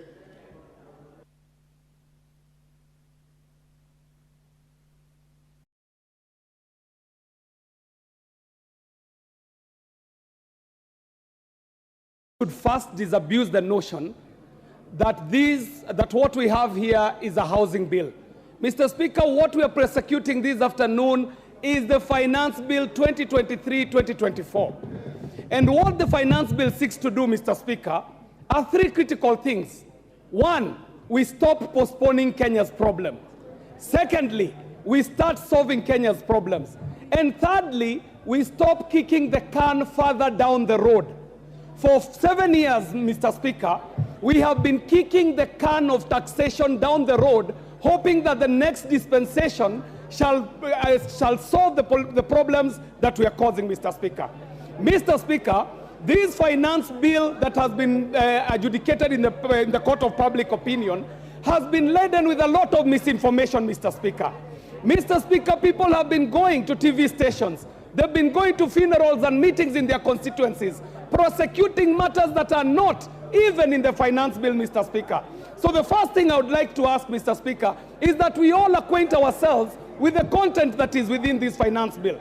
As we talk about one or two taxes that are going to be raised, Mr. Speaker, we should also be talking about the 21 odd taxes that are due for reduction, Mr. Speaker. Mr. Speaker, Kenya has obligations. Obligation number one, we have to pay our international obligations in terms of debt, Mr. Speaker. We are approaching our debt limit, Mr. Speaker. We cannot afford to borrow more, Mr. Speaker. So, Mr. Speaker, we must find where this money shall come from. We have an obligation on recurrent expenditure. We have an obligation on development, Mr. Speaker. The social goods that our people require in the constituencies. Mr. Speaker, I see a finance bill in front of us that is a balance between walking the path towards self-dependent, Mr. Speaker, and making sure that we don't injure our constituents, Mr. Speaker. So, Mr. Speaker, to quote the honorable member from Githongori, for the welfare of society and the just government of the people, we are here to make hard decisions because leadership calls for us to make hard decisions. Finance bill is one hard decision that if we make today, we shall be proud many years down the line that we shall be making it. And even those opposing it today shall want to associate with the success that shall rise from the benefits that shall accrue from the finance bill that we are just about to part. Mr. Speaker, we are here to debate the finance bill and not the housing bill. And for the sake of the content creators in this country, Mr. Speaker, I support the 5% reduction on our content creation taxes. And Mr. Speaker, I support the finance. Thank you, Honorable Naisula.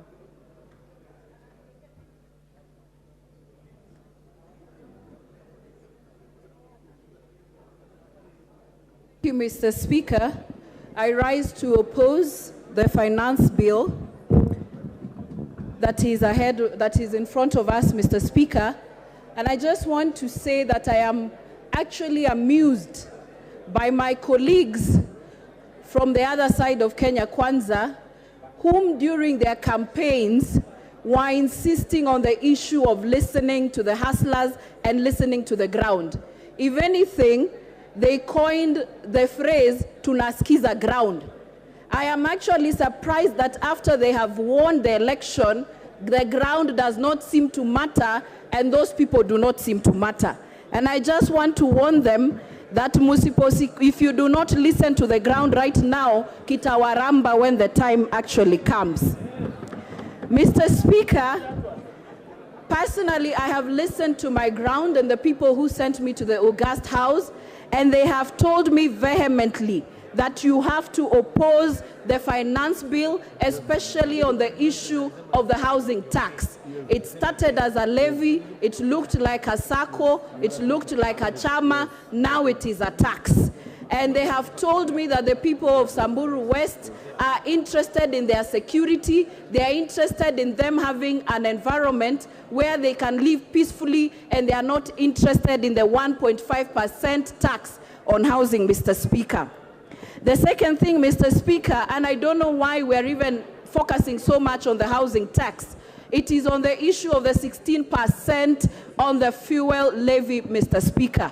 In the last parliament, we came together in this house and we actually opposed the 16% rise on the fuel levy. And I just want to tell the same hustlers who have been forgotten that once the 16% fuel levy is increased, they will really feel the pinch, because the cost of living will actually go up, and even the cost of manufacturing in this country, Mr. Speaker, will go up. We are saying we are creating jobs, but if the manufacturers and the investors will run away from this country, Mr. Speaker, how will we be making, or how will we be creating employment in this house, in this country, Mr. Speaker? And so I just want to say that I oppose, and it's even contradictory when some leaders go out there and say that you cannot tax your people to development or overburden them with the tax, but at the same time bring the bill. The last thing, Mr. Speaker, the same leaders who are on the other side were the ones who are opposing everything that the previous regime was doing, but they are doing the same things and bringing the same proposals into this house. We know you want to do it in your first year and your second years and go out and again lure and lie to. John Waluke.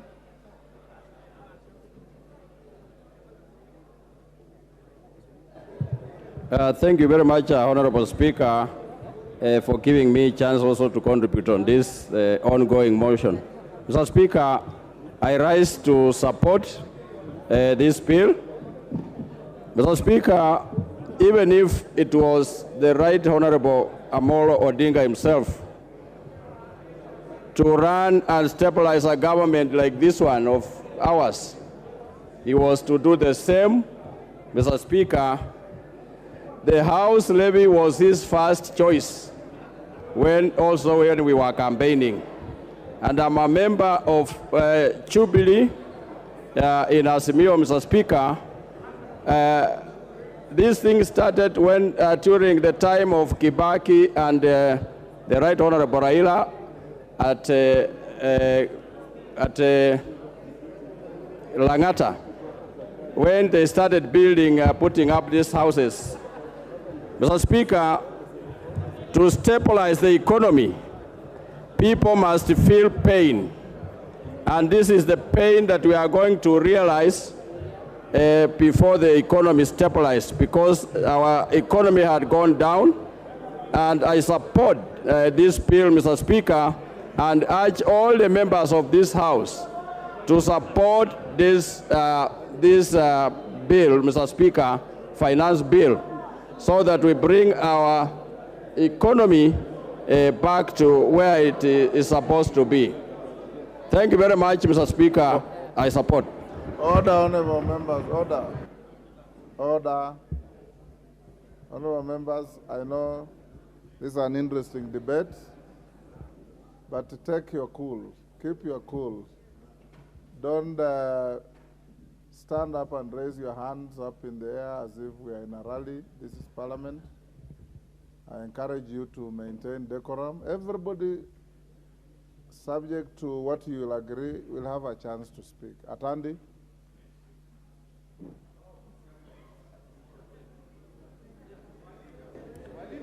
Thank you, Honorable Speaker, for the opportunity to contribute on this bill. And Honorable Speaker, from the word go, I want to say that I oppose this bill, and also to clarify, Honorable Speaker, that my beard is not artificial, my beard is natural. Honorable Speaker, I oppose this bill because, one, we are just coming back from elections, Honorable Speaker, in which the government in power promised to make life easier for Kenyans. But Honorable Speaker, if you look at this bill, section clause 33, Honorable Speaker, you will find that this bill is proposing to remove from the zero-rated position very critical items such as flour, cassava, and wheat. Honorable Speaker, when we passed tax laws in 2021 during COVID rules, we said that these items needed to be zero-rated so that they are made affordable for Kenyans. But Honorable Speaker, this bill is proposing to remove these items from zero-rating position to exempt position, making them very expensive for ordinary Kenyans. Secondly, Honorable Speaker, there is a notion which I want to dissuade, Honorable Speaker, that it is better to tax rich Kenyans more than poor Kenyans. Honorable, this notion has no grounding in economics. Because, Honorable Speaker, if you want to tax rich Kenyans, the easiest route, Honorable Speaker, is to tax expenditures or to tax their luxuries. Honorable Speaker, if I wanted to advise the government side, I would propose to them, Honorable Speaker, that they could go and tax Kenyans in their clubs. Kenyans spend so much money in their clubs where they make merry, where they spend their extra income. Therefore, Honorable Speaker, to propose that we raise pay from 35% for those who earn more than 800,000 shillings per month means that for the first time in history, Honorable Speaker, pay is going to be Kenyans are going to pay more as salaried Kenyans than corporation tax. Honorable Speaker, there is no country where corporation tax is more than salary is more than pay. This is going to be the first. Thirdly, Honorable Speaker, this is a government that was elected recently on the promise of making life better for Kenyans. It is very interesting, Honorable Speaker, that a government that cannot even construct simple houses for police officers, a government that cannot even pay salaries in time, is promising us that they are going to construct houses for Kenyans. This is laughable, Honorable Speaker, and I want to say that this government cannot take us as fools. Therefore, Honorable Speaker, we must reject and oppose this bill in totality. Thank you, Honorable Atandi. Honorable Naomi Wako. Honorable members, after Naomi, I will give 5, and I'm going to slash your time to 1.5 minutes each. 5, then I call the mover to reply. 5 for 1.5 minutes each. But Naomi, you'll have your 3 minutes. After that, 1.5. Thank you, Mr. Speaker, sir, for allowing me to add my voice to this very important bill that we are discussing, Finance Bill 2023. It is a great opportunity for us to interact with this bill. And Mr. Speaker, I must say from the onset that I support the bill fully because it has more benefits for the Kenyans than the challenges that it poses. And Mr. Speaker, sir, Kenyans have suffered for so long, for many years. The challenges that the Azimio team is talking about has been there for the last many years. And the bill that is on the table today is the solution to our problems. Mr. Speaker, we must be a self-reliant government, a self-supporting government, and this bill is the only thing or the only bill that can make the difference in the situation that we are in today. And I know very well that all the members of parliament want development in their own constituencies and in their own counties, But it is unfortunate today we are fighting the bill that has all the solutions ready for us. And Mr. Speaker, when you look at the manufacturing center, it contributes to 40% of the employment and the GDP in Kenya. The committee has in its deliberation offered a number of reprieve to support the sector and in particular to local companies. And through that, we will be able to employ many youths who are unemployed, we'll be able to create jobs, we'll be able to support families that have suffered for many years. Again, Mr. Speaker, under climate change, the global warming has serious effects on the entire world. But in this bill, we are providing solutions that will have some positive impact on the entire nation. And because of all that, we also see very well that education is one of the major beneficiaries. Mr. Speaker, where there is no vision, Mr. Speaker, we perish because of lack of visionary leaders. This bill provides us with all the solution, and in order for us to overcome our current challenges, we must support, and let us not be emotional, let us support. And to our team Kenya Kwanza, let us be trustworthy, let us take care of the resources that God gives us, and be good stewards. To whom much is given, much is expected. Very well. Order members, let's limit the movement to the Speaker's desk. Next, let's have Honorable Martin Owino. Ndewa is in the House. Proceed.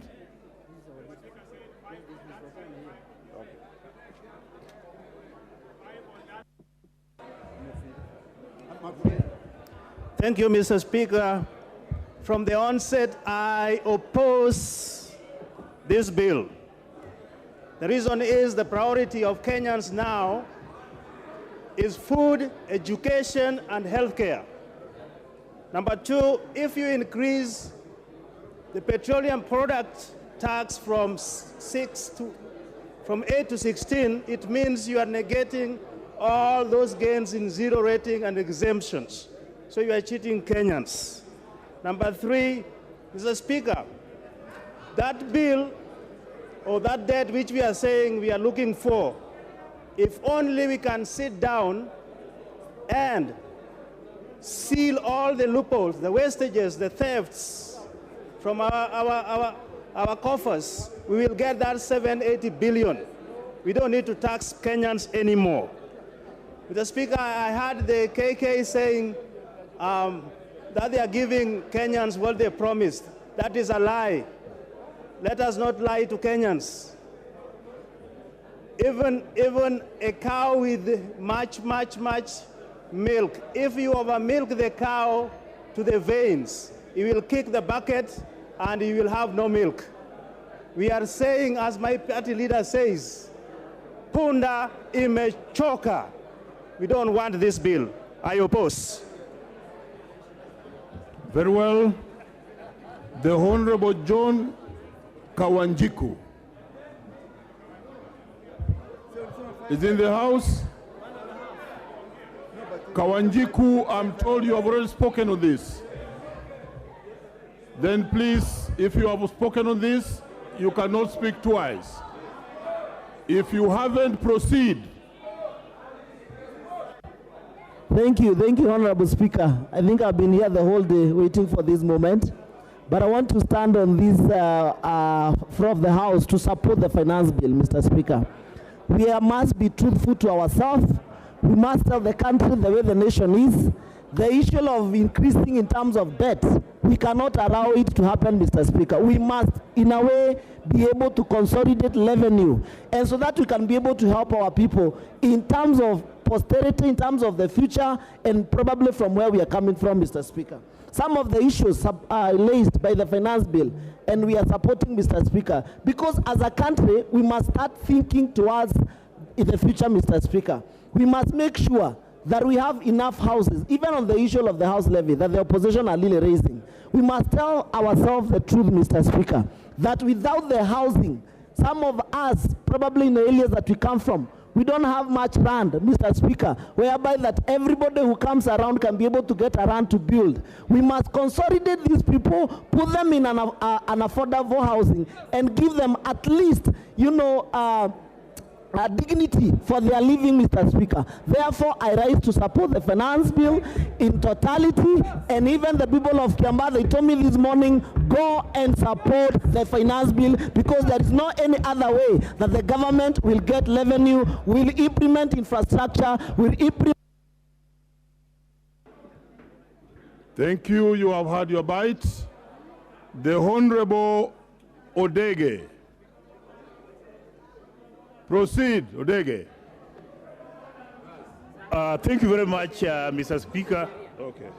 As a career trade unionist in this country, I was instructed by the workers in the public service to come here and oppose this bill. In trade union and in our labor practice, for you to deduct the money of a worker, it must be negotiated. So this one, which is going to be deducted directly, workers in this country have said no.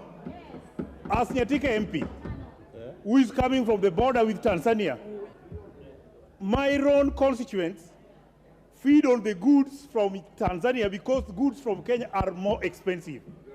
So now, if you are increasing tax, this is very clear that Kenyans who are bordering neighboring countries will be doing their shopping in neighboring countries as opposed to Kenya.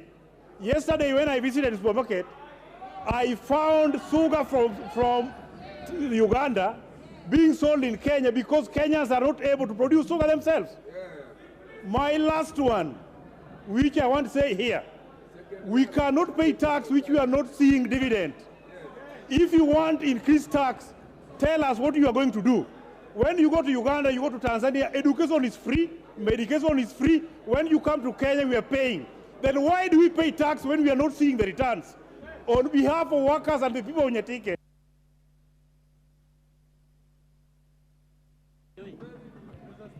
Very well. The Honorable Wanjiku Muhia.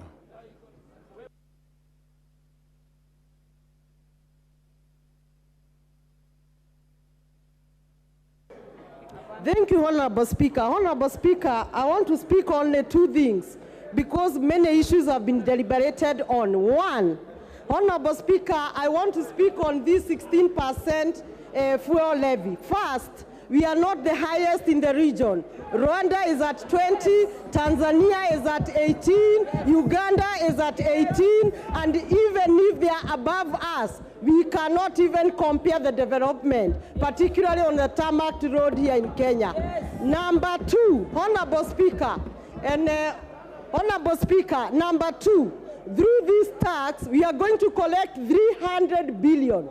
In this budget that we passed yesterday, we are shortfall of approximately 700 billion, meaning the next financial year, if we collect again 300 billion, everyone shall be rejoicing in this country. Finally, Honorable Speaker, the country must correct taxes because from a regional level, we must obey the obligation of remittance to international obligations. We must also include the regional contributions that we do. We must print passports from the immigration. As the custodian of free movement of people, people must move, they need a passport, and this is from the taxes that we shall collect. Thank you, Honorable. Thank you. Thank you, Anjiku. Professor Jaldesa. Professor Jaldesa. Thank you, Mr. Speaker, sir. I raised to oppose the motion. And for two simple reasons. The first one, the bill does not consider the children matters. There is nothing in that bill that touches on the children and their welfare. There is nothing in that bill that touches on the junior secondary school education, the classroom, the teachers, and the laboratories that they require. The bill is discriminatory. It charges higher levies on women and the beauty products. By increasing Mr. Speaker, the bill by increasing the petroleum levy, it increases the cost of living and cost of every aspect in life in this country. Housing levy is a scam. Housing levy is a scam and should not be charged to the Kenyans. After all, those of us who come from the north keep on moving from one place to another, and therefore we do not need those permanent houses. With those few remarks, Mr. Speaker, I stand to oppose.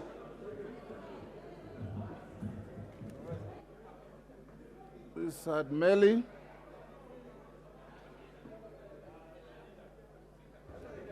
Thank you, Honorable Speaker. Honorable Speaker, I rise to support this bill. Honorable Speaker, I want to commend the Finance and Planning Committee for, first of all, having listened to Kenyans on issues that they've raised. Honorable Speaker, this is a bill that has sensitized Kenyans on what is happening in the country on issues of finance. Kenyans across the country have realized their role, what they had to say, and what the government are doing. This bill is trying to do a lot of things, more so in the affordable housing project, where we are now going to have, if we build houses, we are going to remove slums from our country. Our country today, as we speak, Mr. Speaker, has one of the largest slums in Africa. And the president, this government endeavors to remove it and create jobs. Create jobs, especially in terms of promoting the construction industry, cement industry, and many others.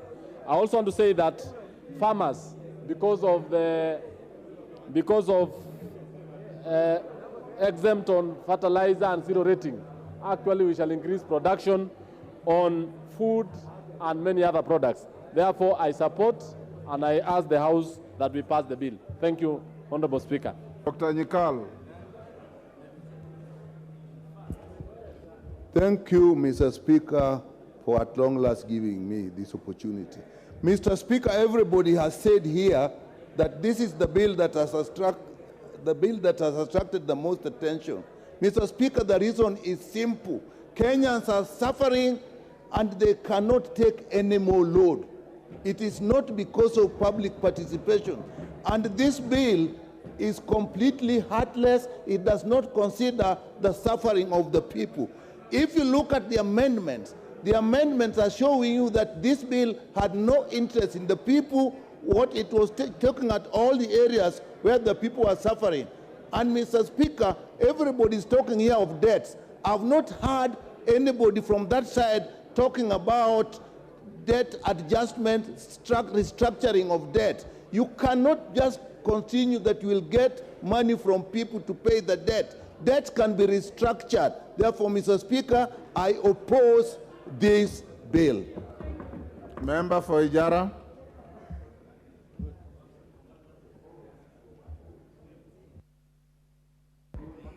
Thank you very much, Bwana Speaker, for giving me this opportunity to support the bill. I support the bill. I support the finance bill. As you well know that this, I say, is a game changer, because when our deputy president said that when we came into the government, they only found 93 million, people, they are saying he's lying. But because they wanted the government, our government, to fall down, we decided as a government, as a Kenya Kwanza government, to come up with a finance bill to sort out the mess they have created. The other issue why I'm supporting the finance bill is because if you see Ijara constituency, we have a project called LabSet. That LabSet, the previous government, they said they will only put a Maram, an international road from Lamu up to Ethiopia and Somalia. But when Kenya Kwanza government came, they said they have to put a tarmac road. Those are the factors that is forcing us, or that's making us to support the finance bill. The other factor that why I'm supporting the finance bill is the reduction of the exercise duty that we pay on the money transfer. If you check, if you want to pay your money, you have to transfer money, you pay 500 shillings on RTGS or two. Emmanuel Wangwe.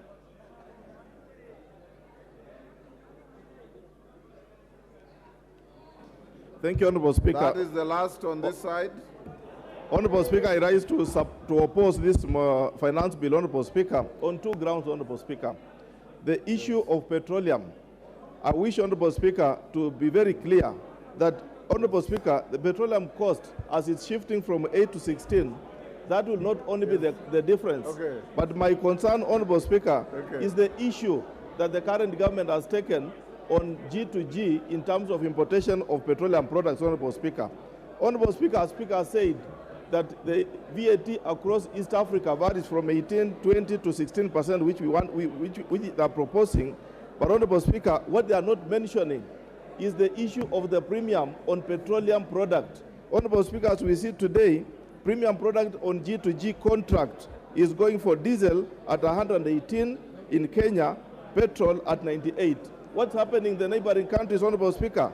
Tanzania is importing at 40 on diesel and 65 on premium. Honorable Speaker, if we get it right in terms of financial discipline, definitely the prices of fuel will come down rather than raising in terms of VAT, and the government will be able to collect enough.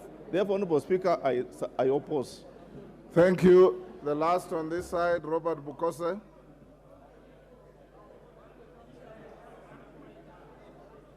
All the honorable members on their feet, take your seats. Order.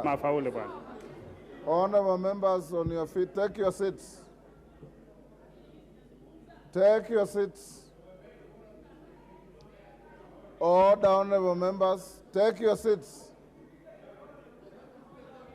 Take your seats. Member for Kilifi, take your seat.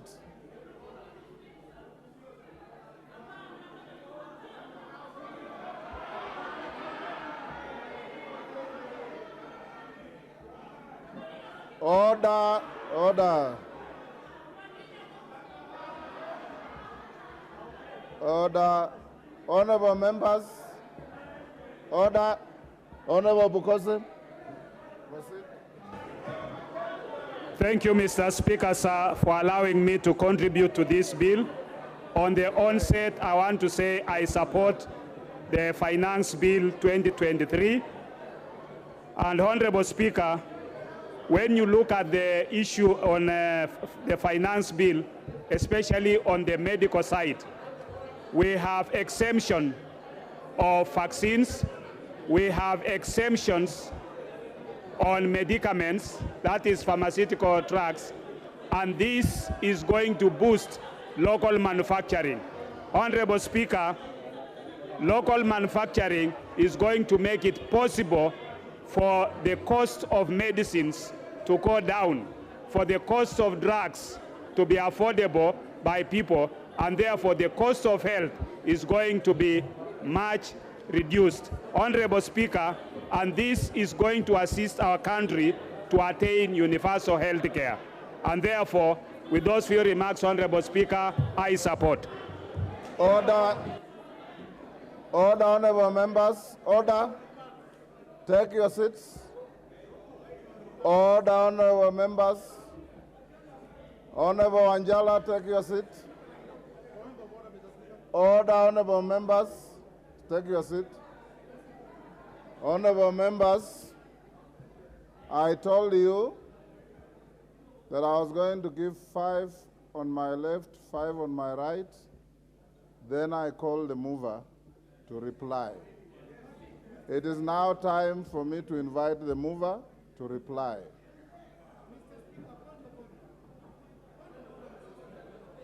Mover. Chonga.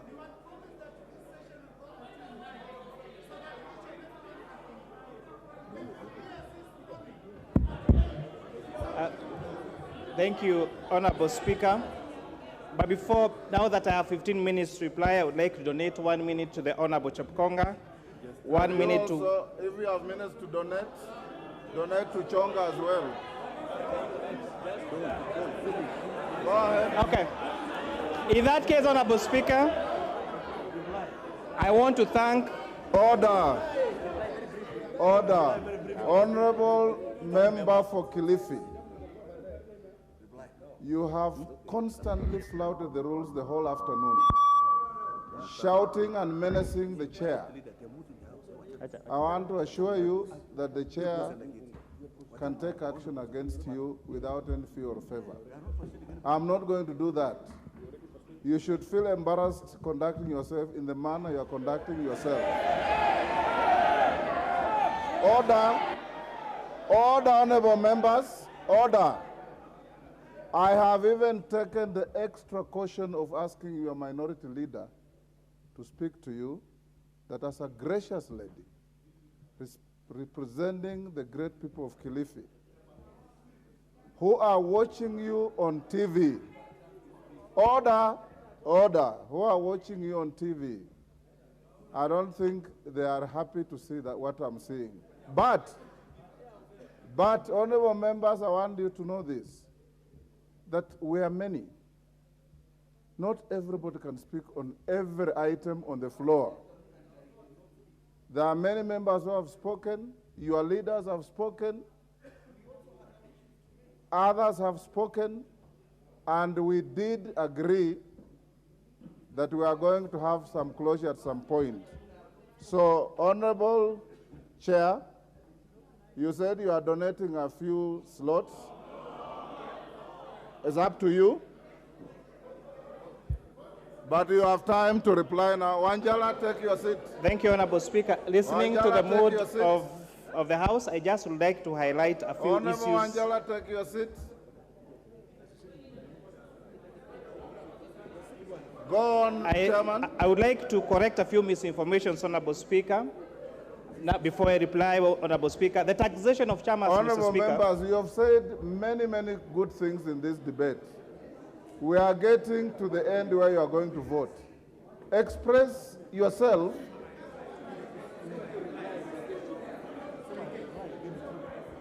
Go on. Yes, Honorable Speaker, I would like to take just 2 minutes to correct some of the misreporting that has happened on this bill. One of them has been the allegation that we propose for taxation of chairmans, Honorable Speaker. We have businesses, we have individuals that have realized a loophole in our tax laws. So instead of registering a business as a business name or as a company, they are joining as individuals, registering a chairman, and doing business as a chairman, and therefore not getting into the tax net, Honorable Speaker. We've extensively talked about the things that the items that you've moved from tax exemption to zero rating, such as manufacture of fertilizer, manufacture of pesticides, manufacture of pharmaceuticals, manufacture of human vaccines, Honorable Speaker, assembly of parts of mobile phones, and all this, Honorable Speaker, are going to go a great way to incentivize our manufacturing, Honorable Speaker. Honorable Kimani. Honorable Junet, what's your point of order? Mr. Speaker, I want to seek your indulgence, Mr. Speaker. You know, when you are listening to the finance chairman responding, you need to see him physically, Mr. Speaker. But now we are blocked here. We can't see. It's like he's in another town. We are listening through radio or TV. Mr. Speaker, what are the sergeant at arms up to? Can we see the person who's talking to us? Sergeant at arms, allow Junet to have a bill in sight. Okay, continue. Yes, after listening to the members of the public through our public participation, I want to report we dropped the 20% requirement for deposit in our courts for litigation, Honorable Speaker. The digital content monetization has been reduced from 15% to 5%. The threshold for turnover tax has been reduced from the minimum threshold of 500,000 shillings, Honorable Speaker, and we have increased that to 1 million shillings. Honorable Dr. Gogo raised the concern about wigs, Honorable Speaker, and I'd like to tell this committee that we have deleted these items as accessible products, Honorable Speaker. And the main reason, Honorable Speaker, is that there are very many Kenyans who came to us and told us that they are victims of cancer. And after going through chemotherapy, they get to lose their hair. And they were telling us if you tax those wigs, Honorable Speaker, we are going to make it more expensive to them in addition to the cancer treatment that they have to seek, Honorable Speaker. And with those very few remarks, Honorable Speaker, I beg to reply.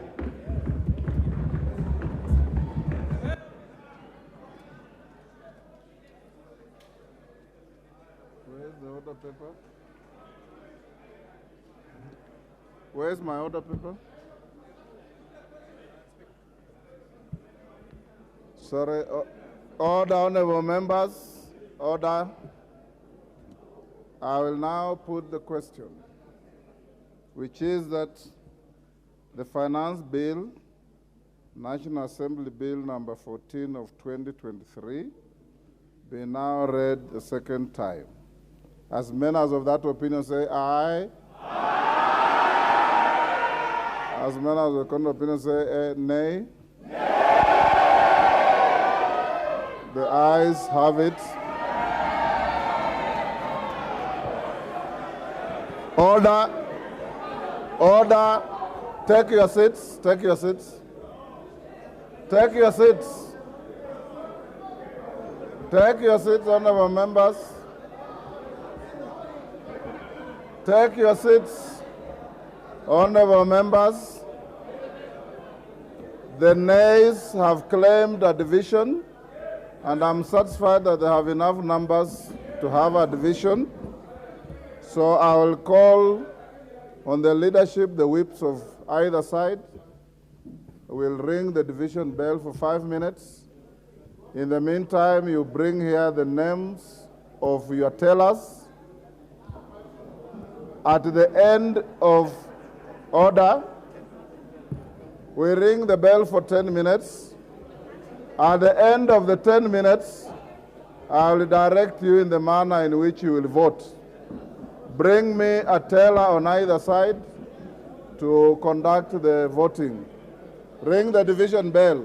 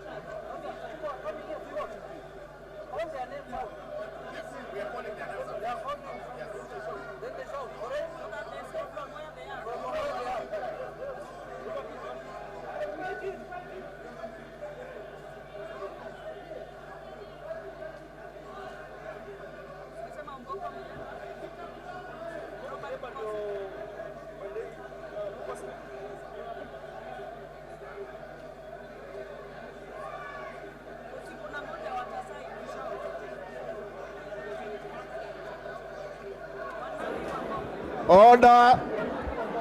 Order. Order, honorable members.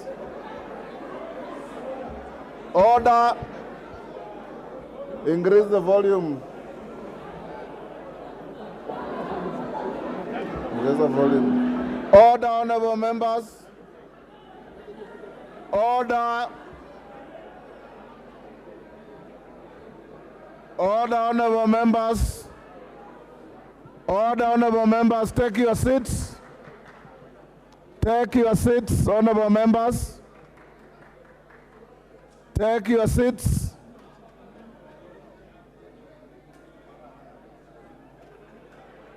Order, honorable members. Take your seats. Order, honorable members, take your seats.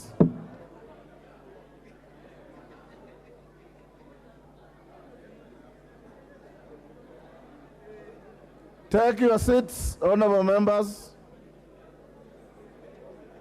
Order. Mama Kericho, take your seat. Take your seats.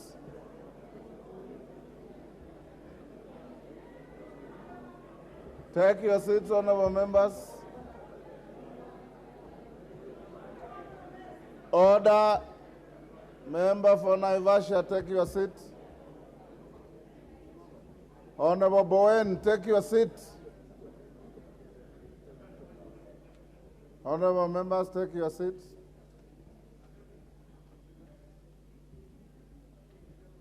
Take your seats. Honorable members, the side on my left claimed a division which was acceded to.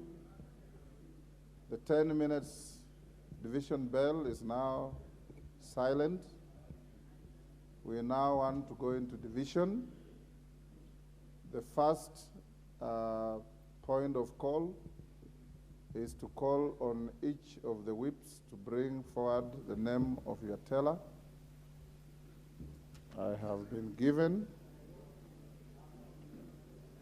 2 tellers on either side. Yes. Okay. Okay, I order now that the bar be drawn, the doors be closed and locked. Any member who is not in the chamber now, yes, you can go and sit. Any member who is out now,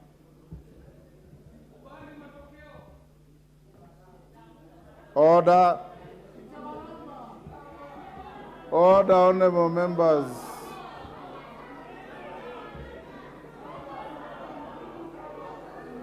On the majority, order, honorable members, on the majority side, the tellers are 2, Honorable Omboko Milemba, Honorable Robert Bukose. On the minority side, Honorable Wanami Wamboka, Honorable Anthony Kibagendi. After consultations with your leaders, ordinarily, we would vote electronically and we'll finish voting in less than 5 minutes. But I've been told by your leaders and buttressed by the clerk's table that some of you don't have your cards, that the equipment has been malfunctioning at some times. So you are going to vote in the following manner. The clerk has an alphabetical list of all of you by constituency names, A to Z. You sit where you are, and if you read your standing orders, when voting is going on, every member must remain silent. 2, when voting is going on, no member is allowed to move around the chamber.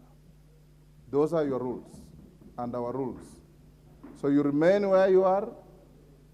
When your constituency is called, from where you are seated, you say aye or nay, and they'll record here.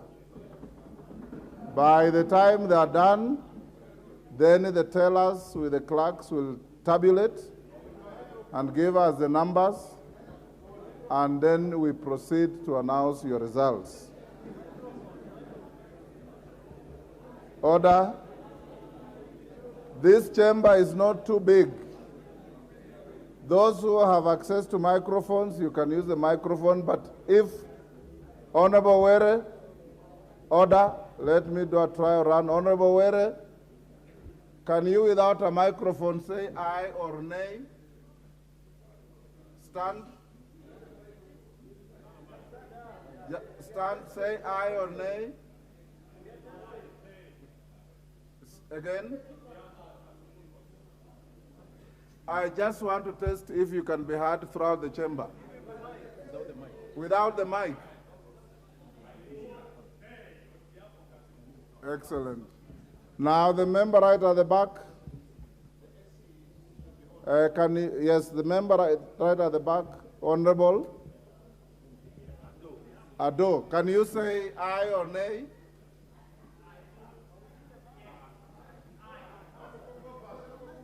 Okay. Now, honorable members, I want to repeat. We are going to vote in total silence.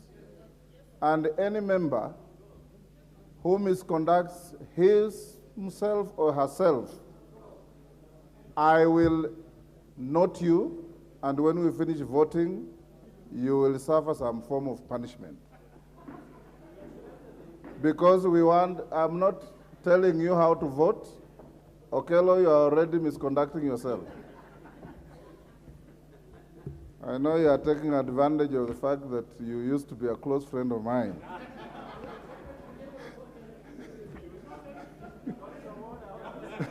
Order. Now, clerk, get ready. And yes, Wanjala, what is out of order?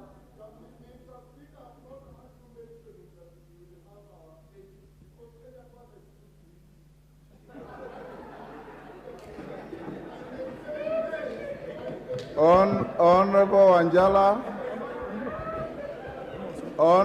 Anjala, the vote we are about to have is aye or nays.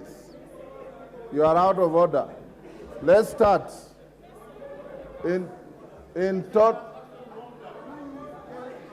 order, pardon? Mr. Speaker, I think yes and no are more distinct than aye and nay. When your name is called, simply say, I vote yes or I vote no. Absolutely. Right? Thank you, Mr. Speaker. Let's start. Order, honorable members, sorry. I had allowed the chairperson of the budget committee to lay a document on the table before we go into voting. Give Honorable Ndindi Nyoro a minute. Pardon? Who? Yes. Ndindi Nyoro, go ahead. I'll give you a minute. Use this one. Use this.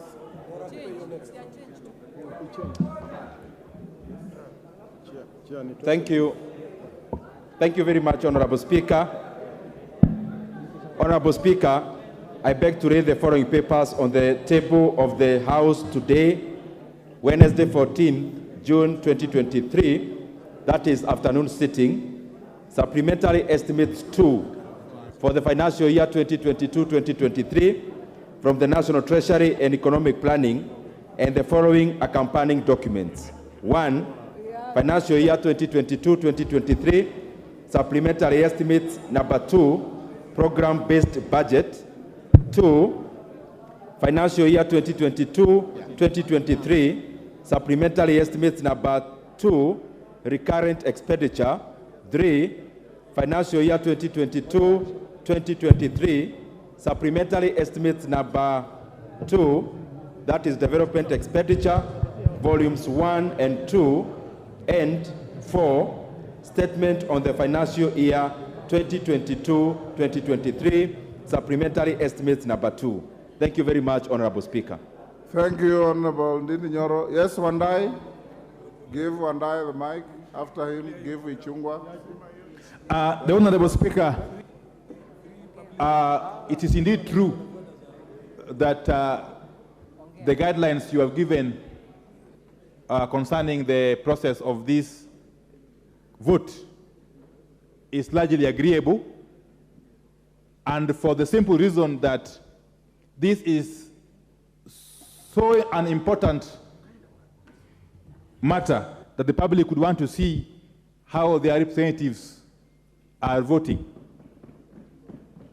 And therefore, I want to thank you for acceding to our request to have this voting process be as transparent and as open as possible. To the Speaker, I also want to plead with my colleagues that we observe the order that has been outlined so that we can finish this process as quickly as possible. But finally, Mr. Speaker, there's only one other matter that needs further clarification. In the past, when we have voted in these chambers, especially in the last parliament, we have indulged members who are unable to be present physically in the chambers to vote electronically. That's the only bit that has not been touched on. Perhaps it beggars clarification. Otherwise, thank you. Chungwa. Where is the Chungwa?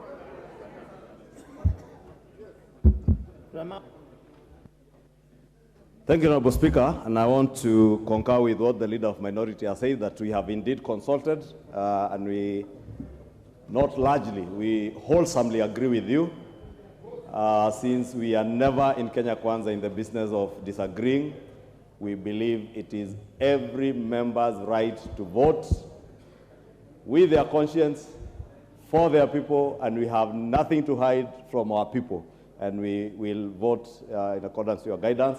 And let me also plead with our members, those from the Kenya Kwanza coalition, as the Leader of Minority has done, that we do this with decorum and the dignity that this House deserves. Thank you, Honorable Speaker.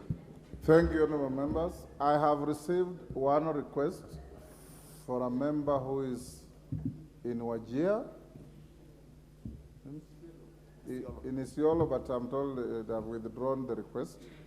So I now put the question, which is that the Finance Bill, National Assembly Bill number 14 of 2023, be now read a second time. Clerk, you start as we agreed. Yeah, the agents, the tellers, you can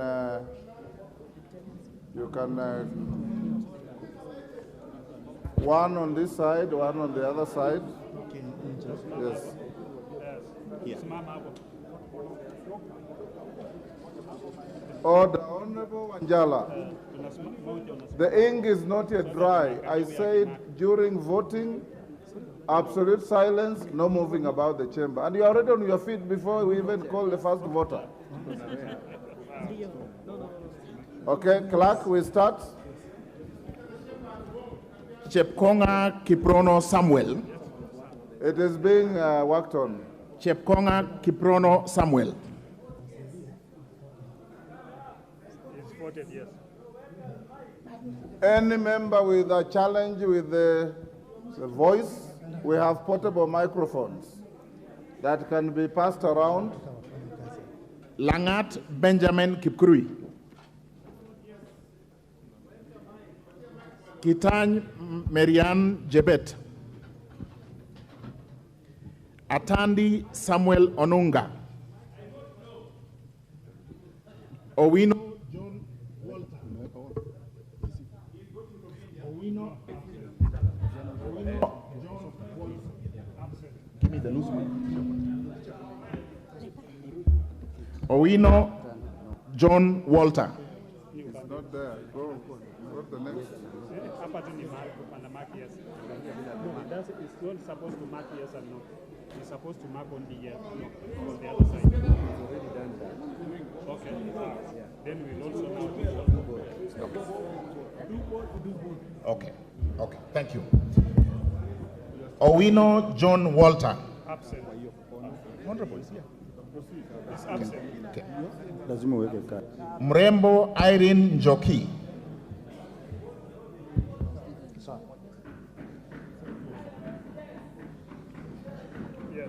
Shurie Abdi Omar. Sergon Florence Jematia. Kandie Joshua Chepiegon. I vote yes. Kipkoros Joseph Makelap. I vote yes. Cameron Charles. Koech Nelson.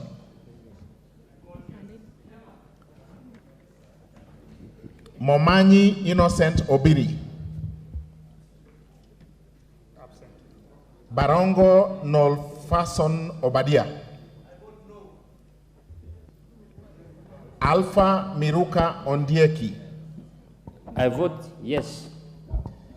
Lynette Chepkorir.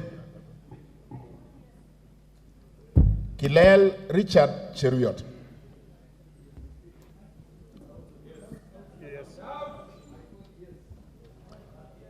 Yegon Richard Kipkemo. Mamwacha Onchoke Charles.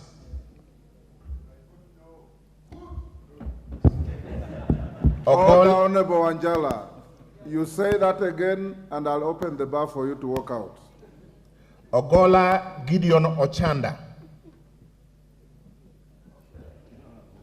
Osero Patrick Kibagendi. He's up there. He's up there. Vote from there. He's not in the chair. He's there.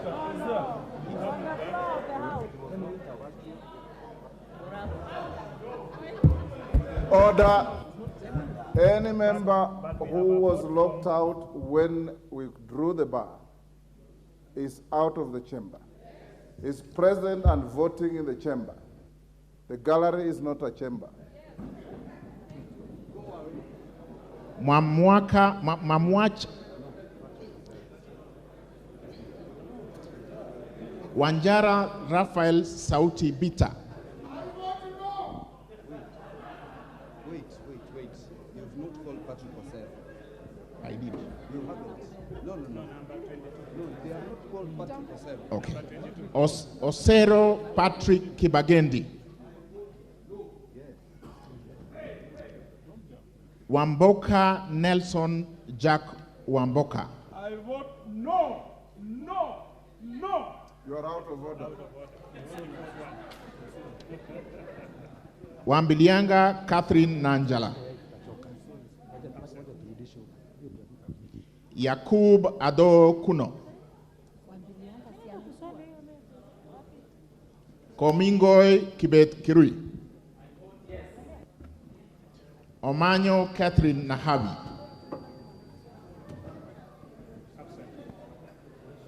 Mware Nicholas Tindi.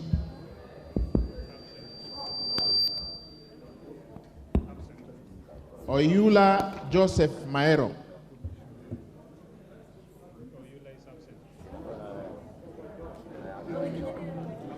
Muruidania Lindikiri Mugabe. Kirima Moses Gushine. Shimbwa Omar Mwinyi.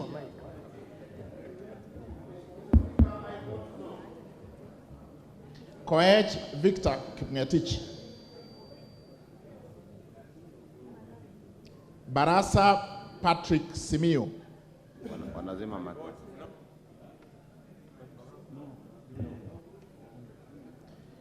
Biego Paul Kibichi.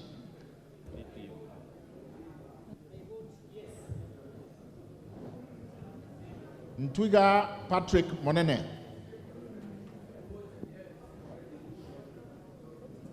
Farah Maalim. Elachi Beatrice Kadeveresia. Waweru John Kiarie. Sirma Moses Cherutich. Welie Adan Kainan. Caroline Jepton Ngeleche. Gadiru Mejadonk Benjamin.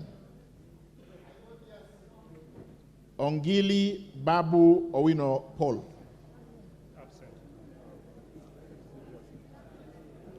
Gakuya James Mwangi. Mawade Julius Musili.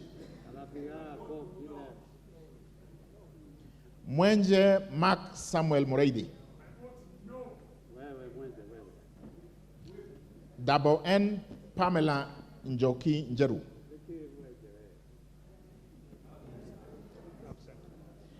Lel Mengit Joses Kiptor Koske. I vote yes. Omboko Milemba Jeremiah. Kibiegon Johanna Ngeno.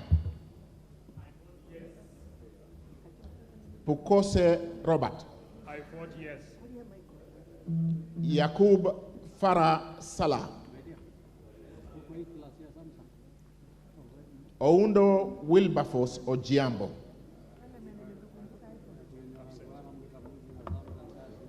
Hiribai Said Buya. Tungule Charo Kenneth Kazungu. Siad Amina Udgon.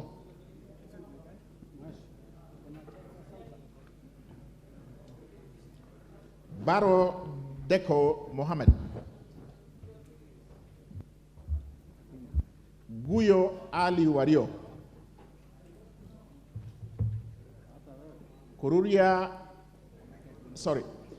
Muriu Wakili Edward.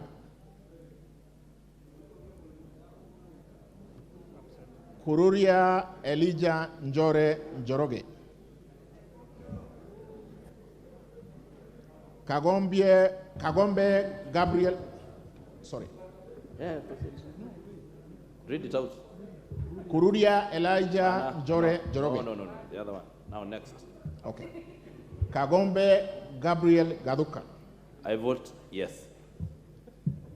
Odhiambo Elisha Ochieng.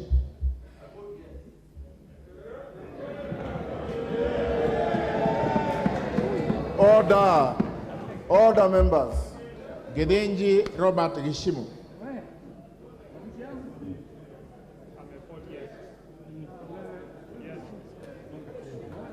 Wanjira Martha Wangari.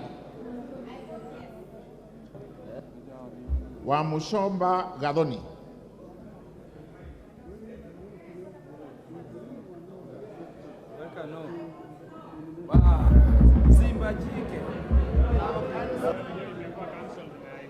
Gimose Charles Gumeni. Osogo Bensuda Joyce Atieno. Kaluma George Peter Opondo. I vote no. Karaido Kiili Daniel. Manaiba Julius Taitumo.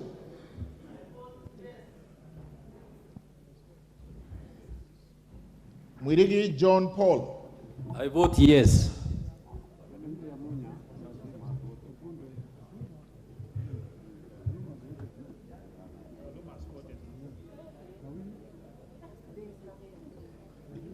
Is it okay now?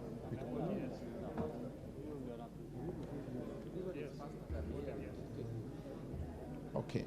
Manaiba Julius Taitumo has voted. Okay. Okay. Okay. Abdi Ali.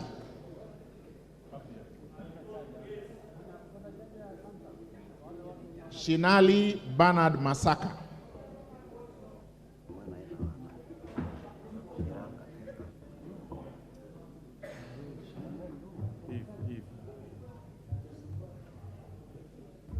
Okay. Bonaya Mumina Golo.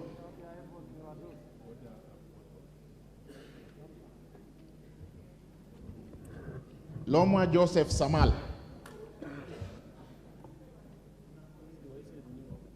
Tubi Bidu Mohammed. Badi Twali. I vote no. Ndongo George Koimburi. I vote yes. Wamashukuru James Githua Kamau. I vote yes. Obara Eve Akinyi.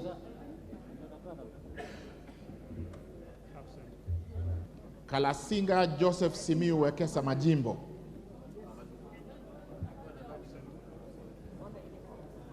Titus Lote.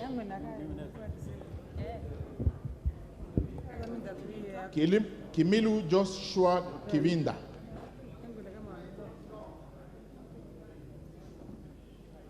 Sankaire Lea Sopiato.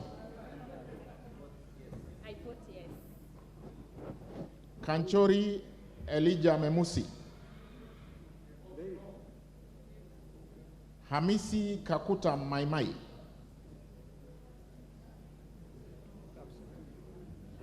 Nguro Onesmus Ngogoyo.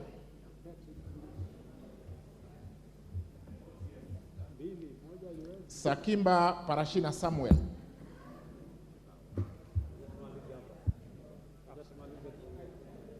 Risa Sunkuya George.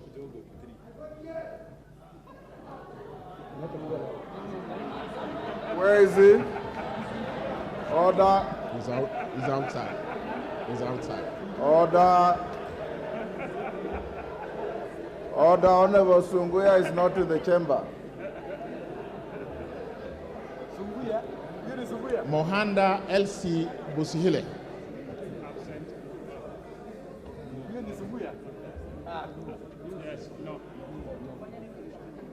Katana Paul Kahindi.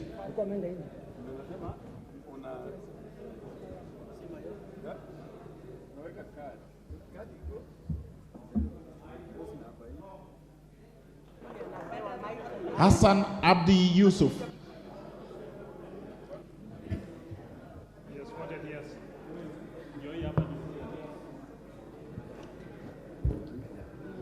Juguna Chege. I vote yes.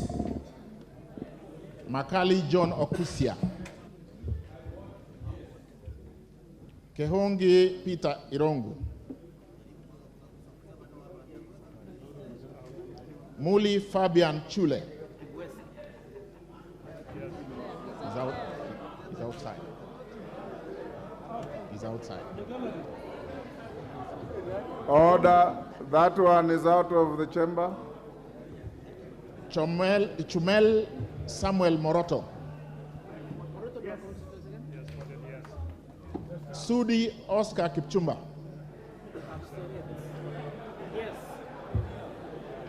Yes, yes. Okwome Andrew Adipo.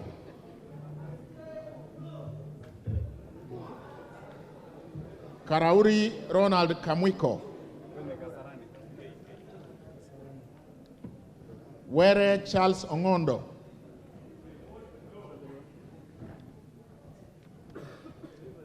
Bui Robert. Korir Adams Kipsanai. Kipkoech Gideon Kimayo. I vote yes. Kemei Beatrice Chemweno. Ruto Julius Kipleting.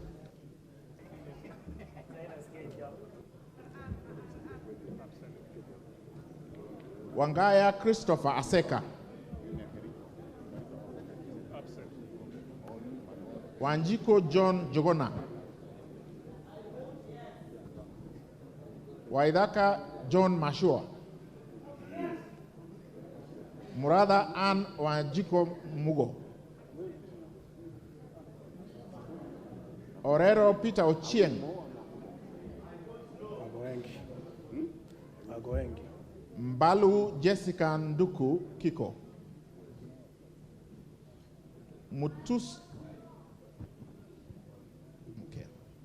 Mutuse Ekomas Mwengi. Wainaina Anthony Joroge. Ukiweka juu itaonekana. Ndio ingie kwa record.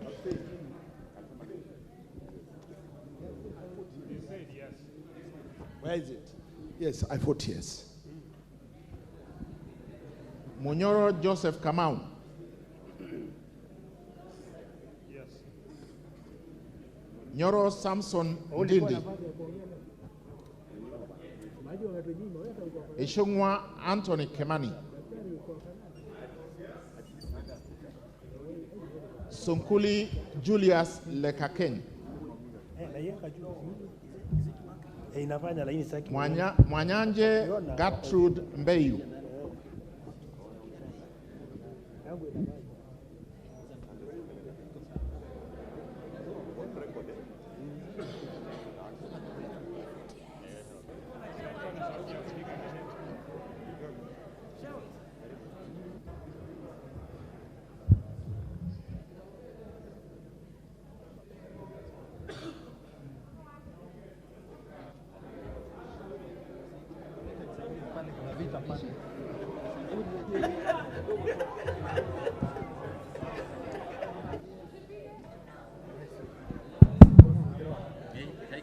I, Mwanyanje Gertrude Mbeyu, Mr. Speaker, I vote no.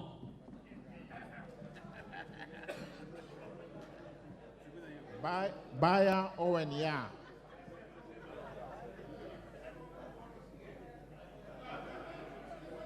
Kitty Richard Ken Chonga.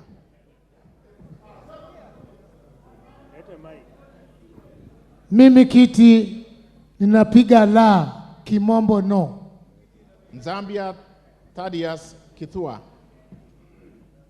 Yes, Mama. No. Yes, I said no. Mutua Didmas Wekesa Barasa.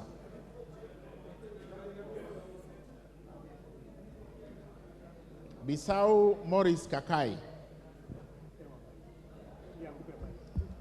I vote no. Rai Samuel Gonzi. Kwenya Dhuku Zakari.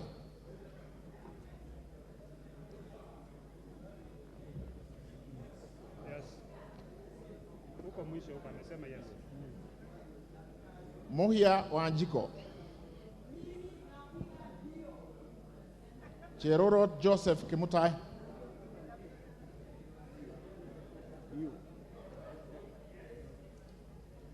Koske Hilary Kiplangat.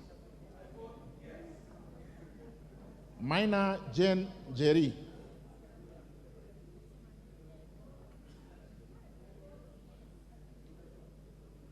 Getari Joseph Gashoki.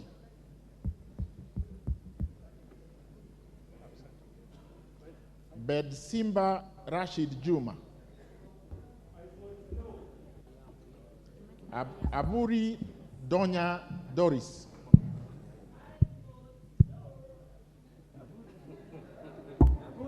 Busia Ruth Adiambo Odinga. Oron Joshua Odongo. I vote no. Ahmed Shakil Ahmed Shabir. Buyu Rosa Akinyi.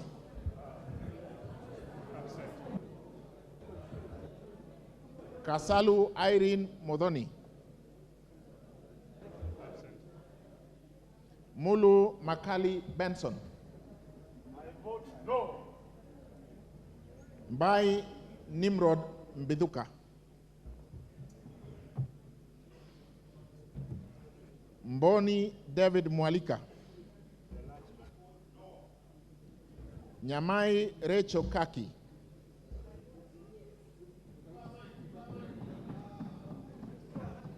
She has voted yes.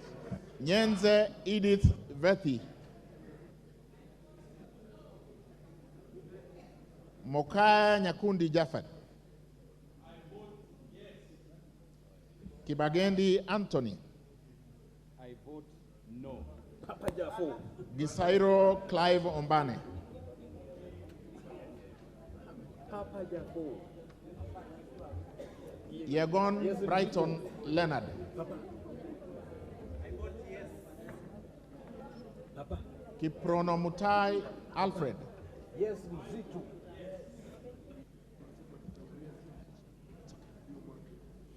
Tanui Joseph Kipkoske. Yes. Kemero Maisori Marwa Kitayama.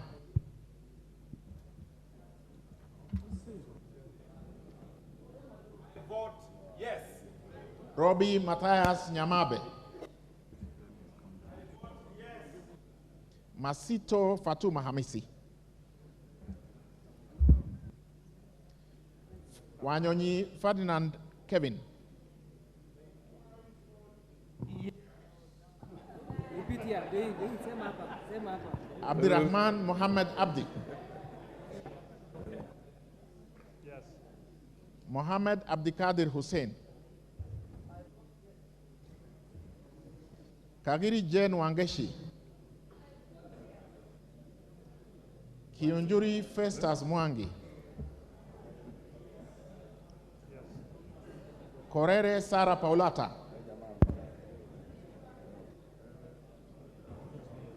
Karani Stephen Washira.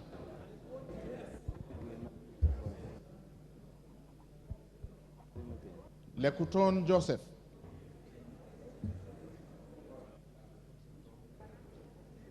Marufu Monica Mudoni. Obo Ruweida Mohammed. Moirodi Mudama Stanley. Kode Felix Odiwor. Kahangara Joseph Mburu. Mboko Mishi Juma Hamisi. Mugabe Innocent Maino. I vote no. Chege John Kiragu. Akuja Protas Ewesit. Voting yes. Oyugi Dick Maungu. Nabii Nabwera Daraja. I vote no. Chiforomodo Mangale Munga. Mukwana Titus Hamala. Mbiuki Jafet Miriti Kareke. Kamene Joyce.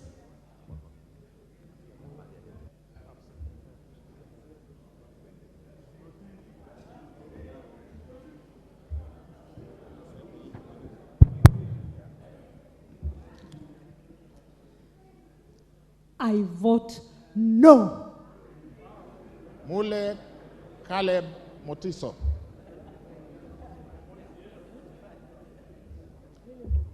Harrison Garama Kombe.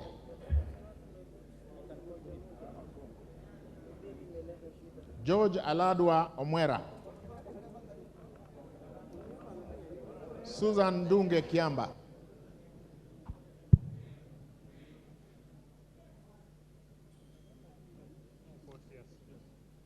Rose Museo Mumo.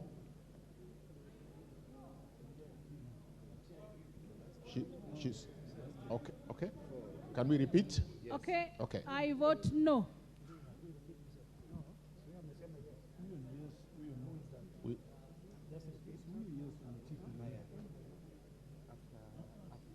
Who is she?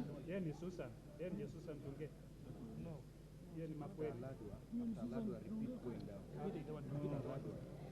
I am going to repeat 181. Makueni, Kiamba Susan Ndunge.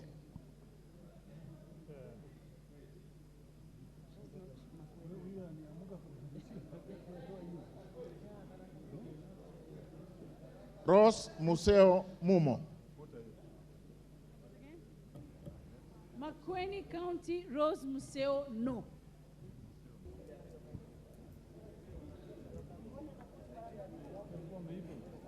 Moses Malulu Injendi.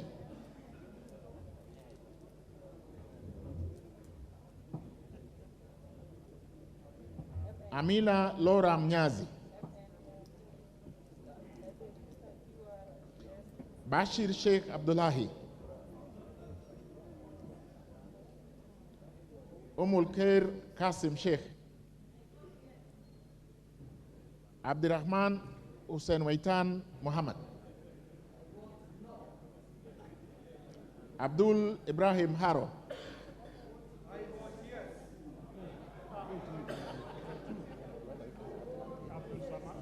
I am going to repeat Mandera South, Abdul Ibrahim Haro.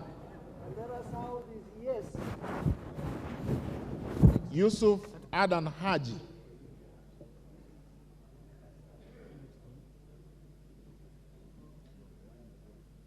Mukunji John Gitonga Mwaniki, Joroge Mary Wamaua Waidera, David Kangogo Bowen, I vote yes. Timothy Kipchumba Toroitich, Mr. Speaker, I vote yes. Wako Naomi Jilo,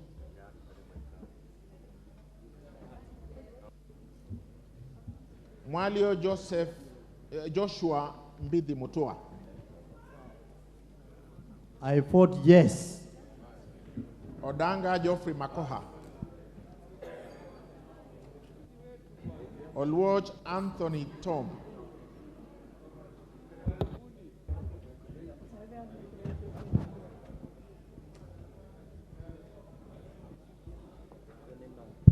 I, Anthony Tom Oluoch, vote no.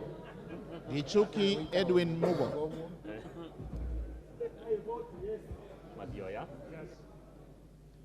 Kahugu Eric Mwangi, Tandaza Kasim Sawa, Nabulindo Peter Oscar. Yes. Tandaza Kasim Sawa, Nabulindo Peter Oscar, Mule Stephen Mutinda, Kingola Patrick Makau, Rocco Geoffrey Kariuki Kirenga, Nebat Bernard Morioki, I vote yes. Nzioka Erastus Kevasu, I, Erastus Kivasu Nzioka, vote no. Kailemia Elizabeth Karambo, Mohamed Fatuma Zainabu, I, Fatuma Full Network, for the people of Migori County, I vote no. Adagi, hapana. Kipngor Ruben Kiborek,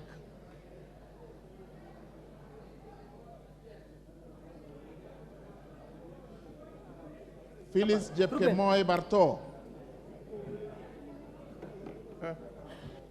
Kimani Francis Kuria,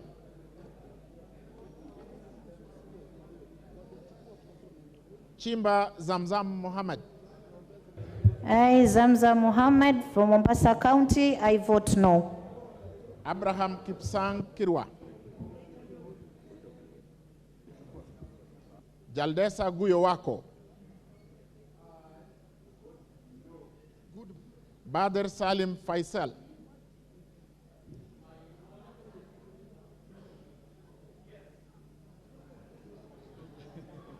Fred Kapondi Chesebe,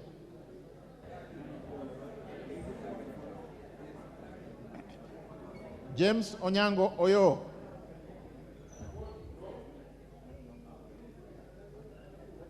Geshohi Kagusha John Philip, Salasia Peter Kalwera, Naika Johnson Manya,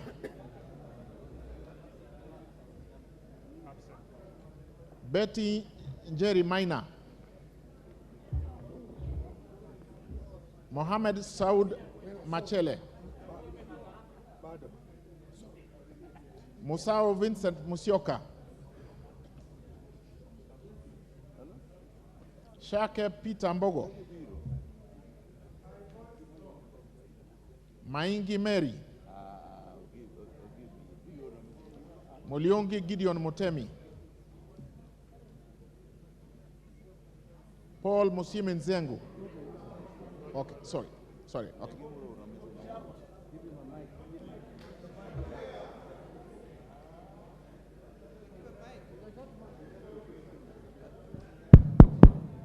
Mwingi Central and my party leader said no. Paul Musimi Nzengu.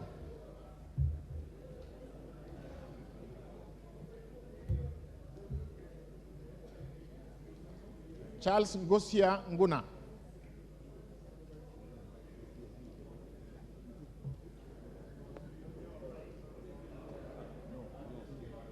Esther Mudoni Pasaris.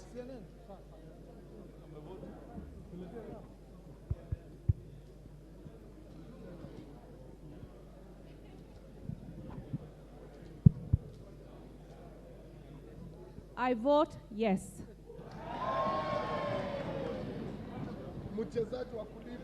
Jane Wanjiru Jerry Kihara.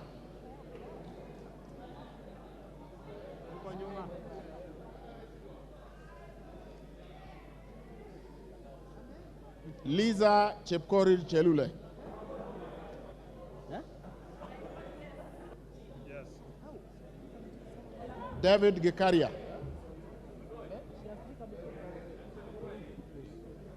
Samuel Arama. Geoffrey Ekesa Molanya. Yes. Cynthia Chepkoske Muge. Bernard Kibor Kitur.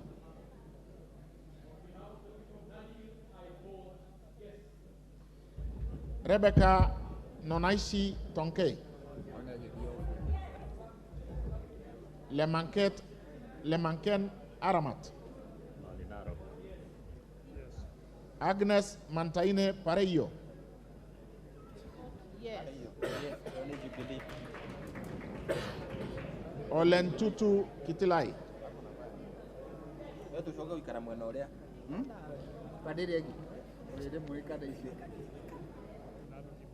Gabriel Koshal Tongoyo. Emmanuel Wangwe. George N. Gashagwa.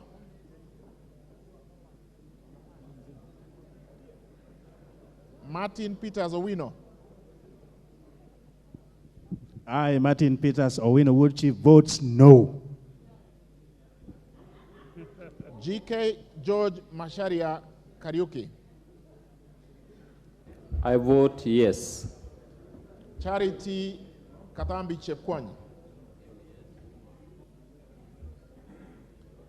Ade Wario Guyo.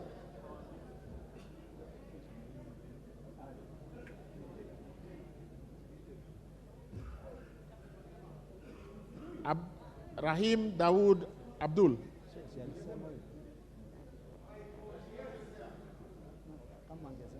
Joash Nyamache Nyamoko. Joshua Aduma War. Mohammed Ali.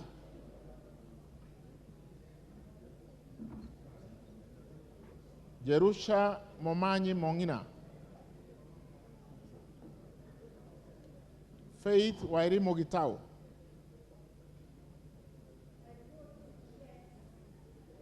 Okelo Jared Odoyo.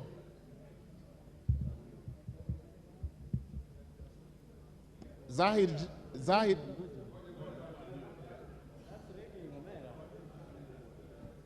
Nyando constituency and I vote no to this punitive KK bill. Zahid Janda.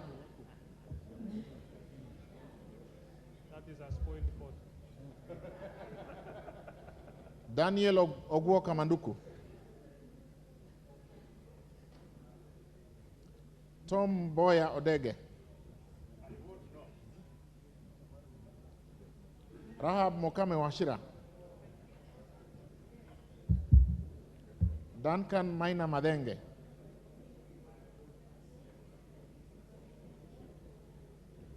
Michael Mwangi Mushira.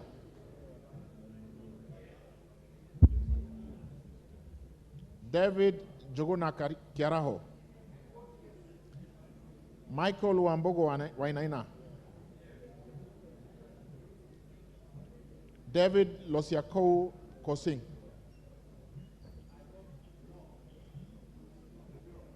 Anthony Kengamupe.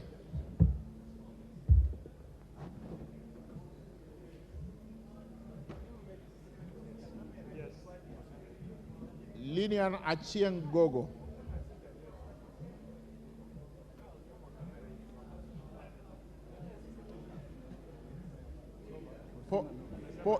Paul Otiende Amolo.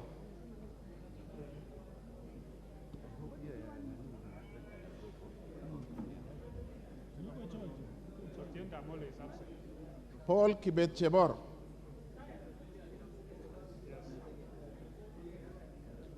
Paul Abuor. Agustin Kamande Mwafrika. Francis Kajwang Tom Joseph. Simon Nganga Kingara. Eric Mushangi Njeru Karemba.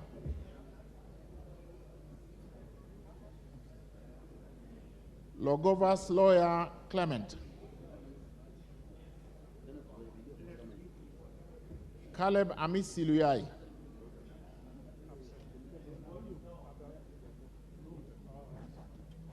Dido Ali Raso. Pauline Lenguris. Jackson Lekumontare Lentojoni.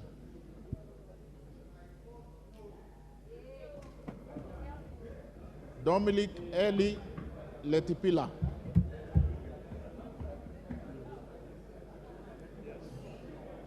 Josephine Naisula Lesuda.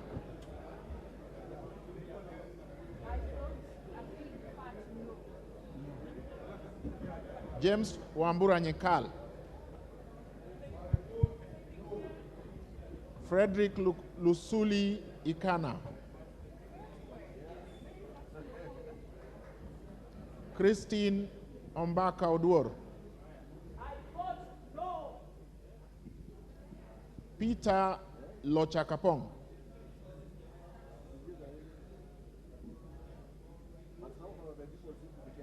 Justice Kipsang Kemei.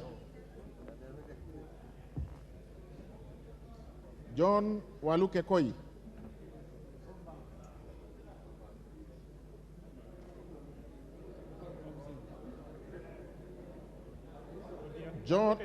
John Waluke Koi.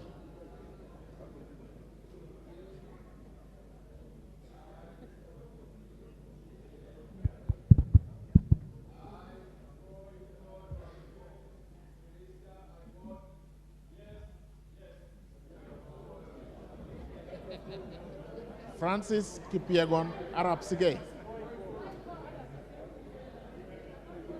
Francis Kipiegon Arab Sige.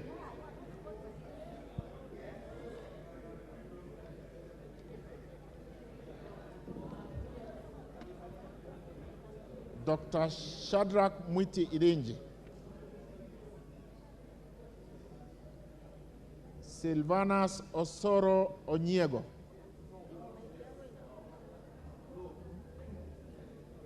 Yes. Okay. David Kiplagat.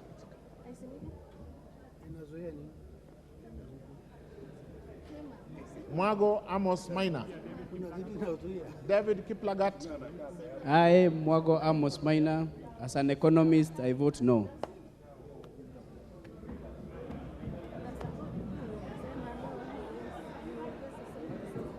Millie Grace Akoto Diambo. Caroli Omondi. I vote yes. Samuel Kenudia Gashobe.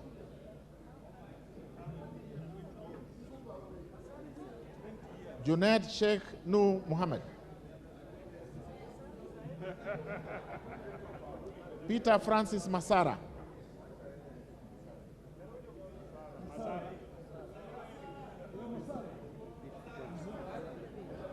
Peter Francis Masara. I, Peter Francis Masara, on behalf of the people of Sona West, I vote no. Lydia Haikamnene Mizigi. Amina Dika Abdulhai. Hussein Abdi Barre. John Okano Buire.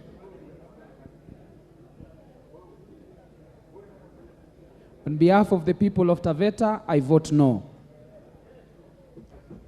Edward Kaunya Oku.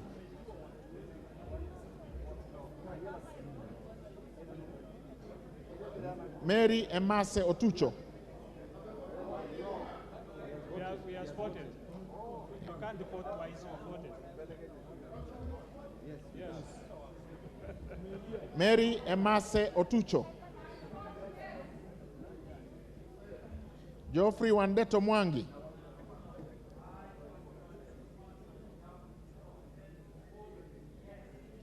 George Gitonga Murugara. Susan Guginduyo.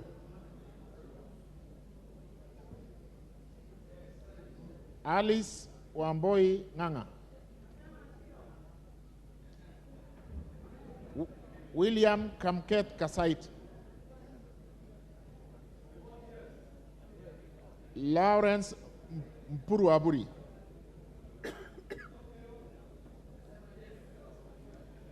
John Kanyuidia Mutunga.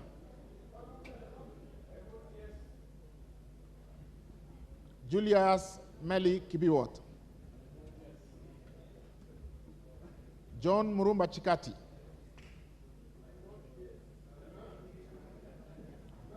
Lilian Chebet Siyoy.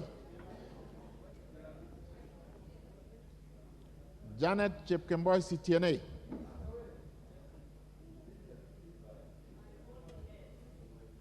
Cecilia Asinyen Ngitit. I vote yes. Joseph Namuar Emate.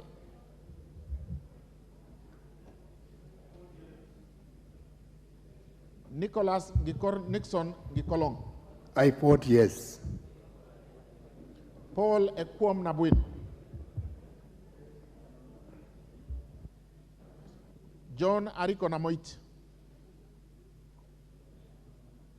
Daniel Epuno Nanok. Epuyo Nanok. Gladys Jepkoske Boss. David Ouma Ochieng.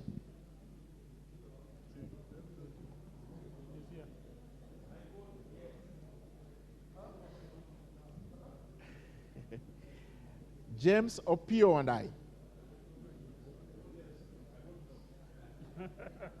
Mark Ogola Nyamita.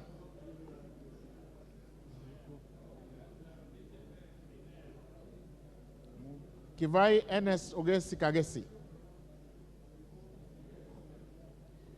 Yes. Beatrice Kahai Adagala. Yes. Yes, in Joey. Hamis Chome Abdi.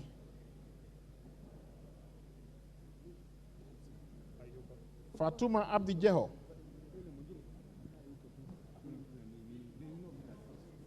Aden Daudi Mohammed. Ibrahim Abdi Sane. Adam Muhammad Aden. Yusuf Muhammad Farah. Martin Pepela Wanyonyi.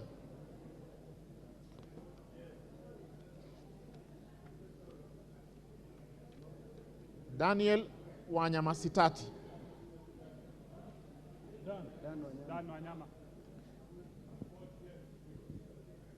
Stephen Mogaka.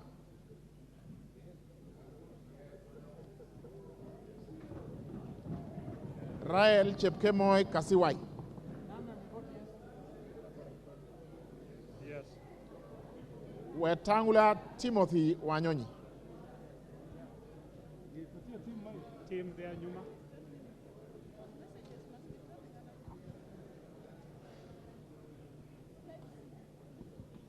I, Tim Wanyonyi, on behalf of people of Westlands, I vote no.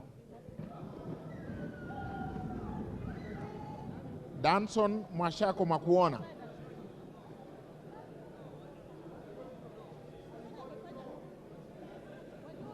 Robert Ngui Basil.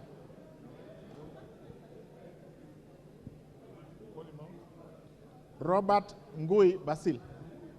I, Robert Basil, on behalf of Yatta people, I vote no. Abdisirat Khalif Ali.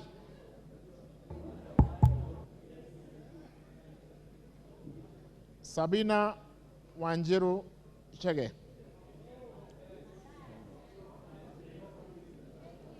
Joseph Hamis Sidena. I vote yes. Suleka Hulbale Harun. Dorothy Muthoni Ikiara. Joseph Wainaina Iraya. I, Joseph Wainaina Iraya, kwa niaba ya chama ya UDA, nimesema yes. Jackson Kipkemoi Koske.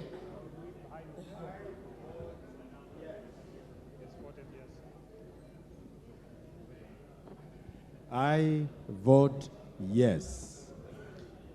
Irene Nyakiradio Mayaka. Umul Khair Harun Mohammed. Teresia Wanjiru Mwangi. I vote yes. John Mbadi Ngongo. Abubakar Ahmed Talib. I vote yes. Okay.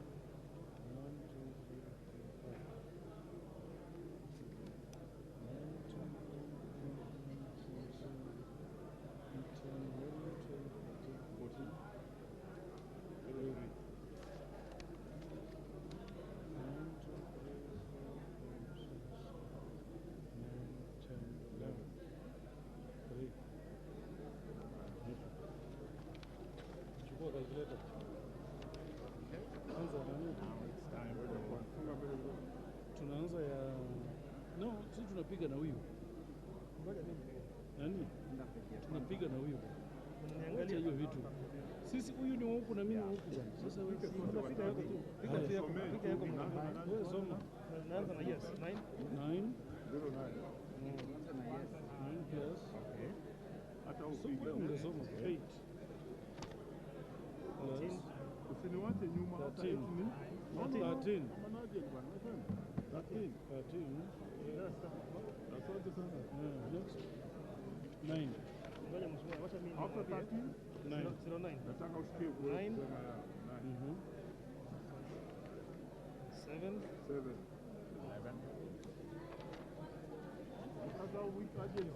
11. Ngoja hapo kidogo. 11. After 11. 8. 8. After 8. 14. After 8 means 14. 10. 10. 10. After 10. 11. 11. How much? 14, Tena. 14. Next. 11. 11. 11. Next. 14.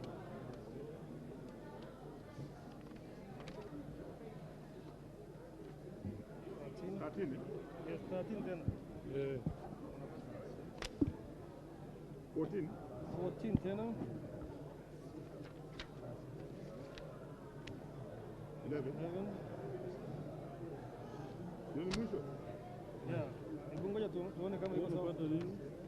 Hiyo mimi 176. 176. Basi kutoa hiyo weka toto mahali. Weka huko juu kwa sababu watu hawezi kupata hapo. Rudi tena. Unaanza na 1. Then tutakombea na 7. 7. 3. Then next 3. 5. 6. 6. Yeah. 7. Then 11. 2. 5. 5. 7. 4. 6. Another 6. After 6? 6. 6 again. 5. 5. 3. 3. 3. 3. What are 81. 81. No, 81. Yeah. Yes, 176. Yes. That's okay. Now do the tally.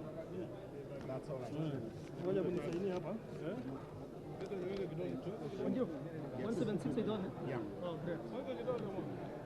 Ni wapi ndio unaweka? Ndio. Results ni 176. 81. Now. So total voting. Total number is the total of these two. Total ni gani mheshimiwa, ni ngapi? It is not the total of those who pulled out and never abstained. 257. Yes. So, yeah. Senior, how are you? 257. Okay. Senior. Very well.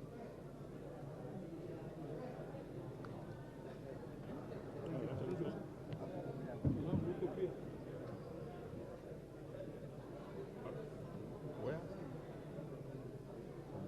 I think we are good to go.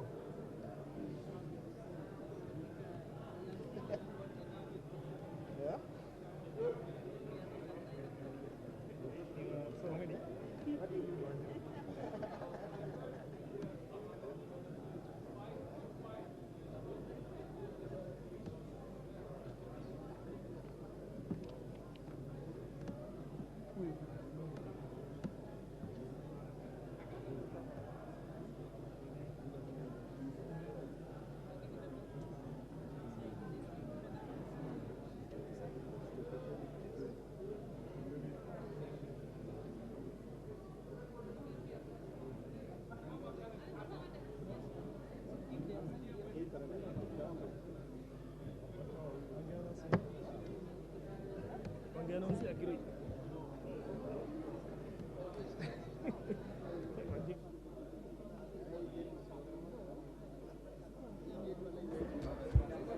Order, honorable members, order. The tellers, you go up to the bar.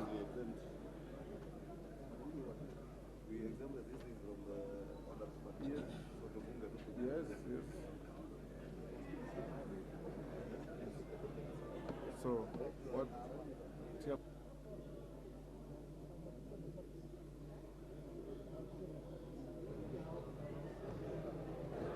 Order, honorable members, tellers, move forward. Order, the tellers, you may move forward, close to the dispatch desk.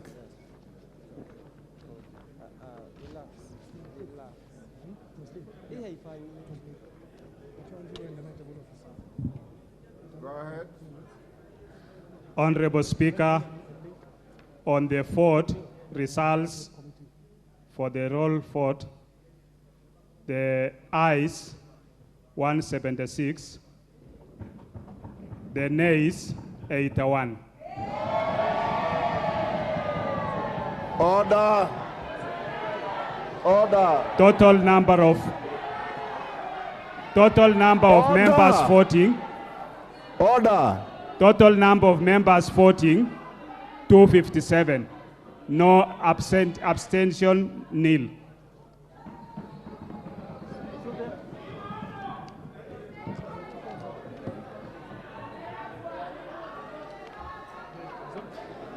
Order. Order. Order. Order, Angela. Order. Order. Wanjala. Order. Order. Order. Ruth Odinga.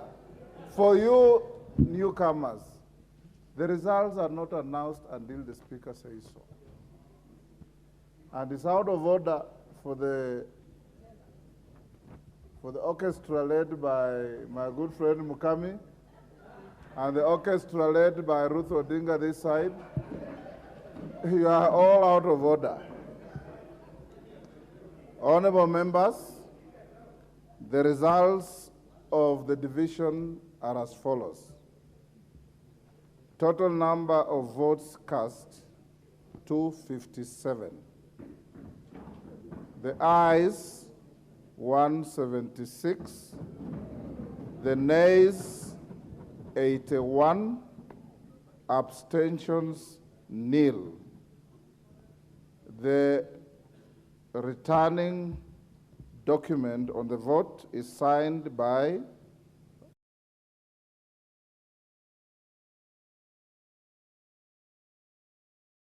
MP Wanami Wamboka MP. The upshot of the vote is that the ayes have it.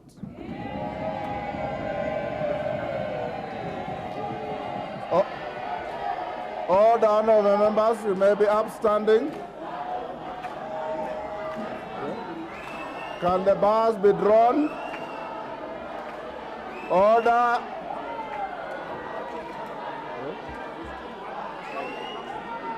Okay. Order. The House is still gone, clerk. Take your seats. Clerk. A bill for an act of parliament to amend the laws relating to various taxes and duties and for matters incidental thereto. A bill for an act of parliament to amend the laws relating to various taxes and duties and for matters incidental thereto. Order, honorable members, order. We will come to the end of our proceedings today, and the House will stand. Order, be upstanding, members. Be upstanding. Be upstanding. Honorable members, may I take this opportunity to thank all of you for debating this bill with decorum, with dignity, and with observance of the standing orders of the House. The leadership has displayed good leadership, and I hope that going to the future, however contentious a piece of legislation that comes to the House, you remain one undivided House called the National Assembly of Kenya. On that note, honorable members, the House shall stand adjourned until tomorrow, the 15th of June at 2:30, and take note that from 3 p.m., the Minister for Finance, the CS for Finance and the Treasury will be in the chamber to be given an opportunity to give highlights to the budget of the year 2023-24. The House is adjourned.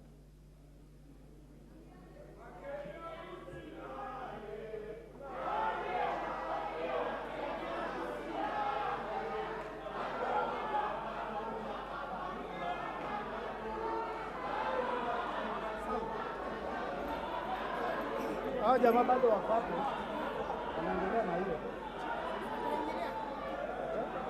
Wakimaliza wataingiza ndani. Wakimaliza kutengeneza.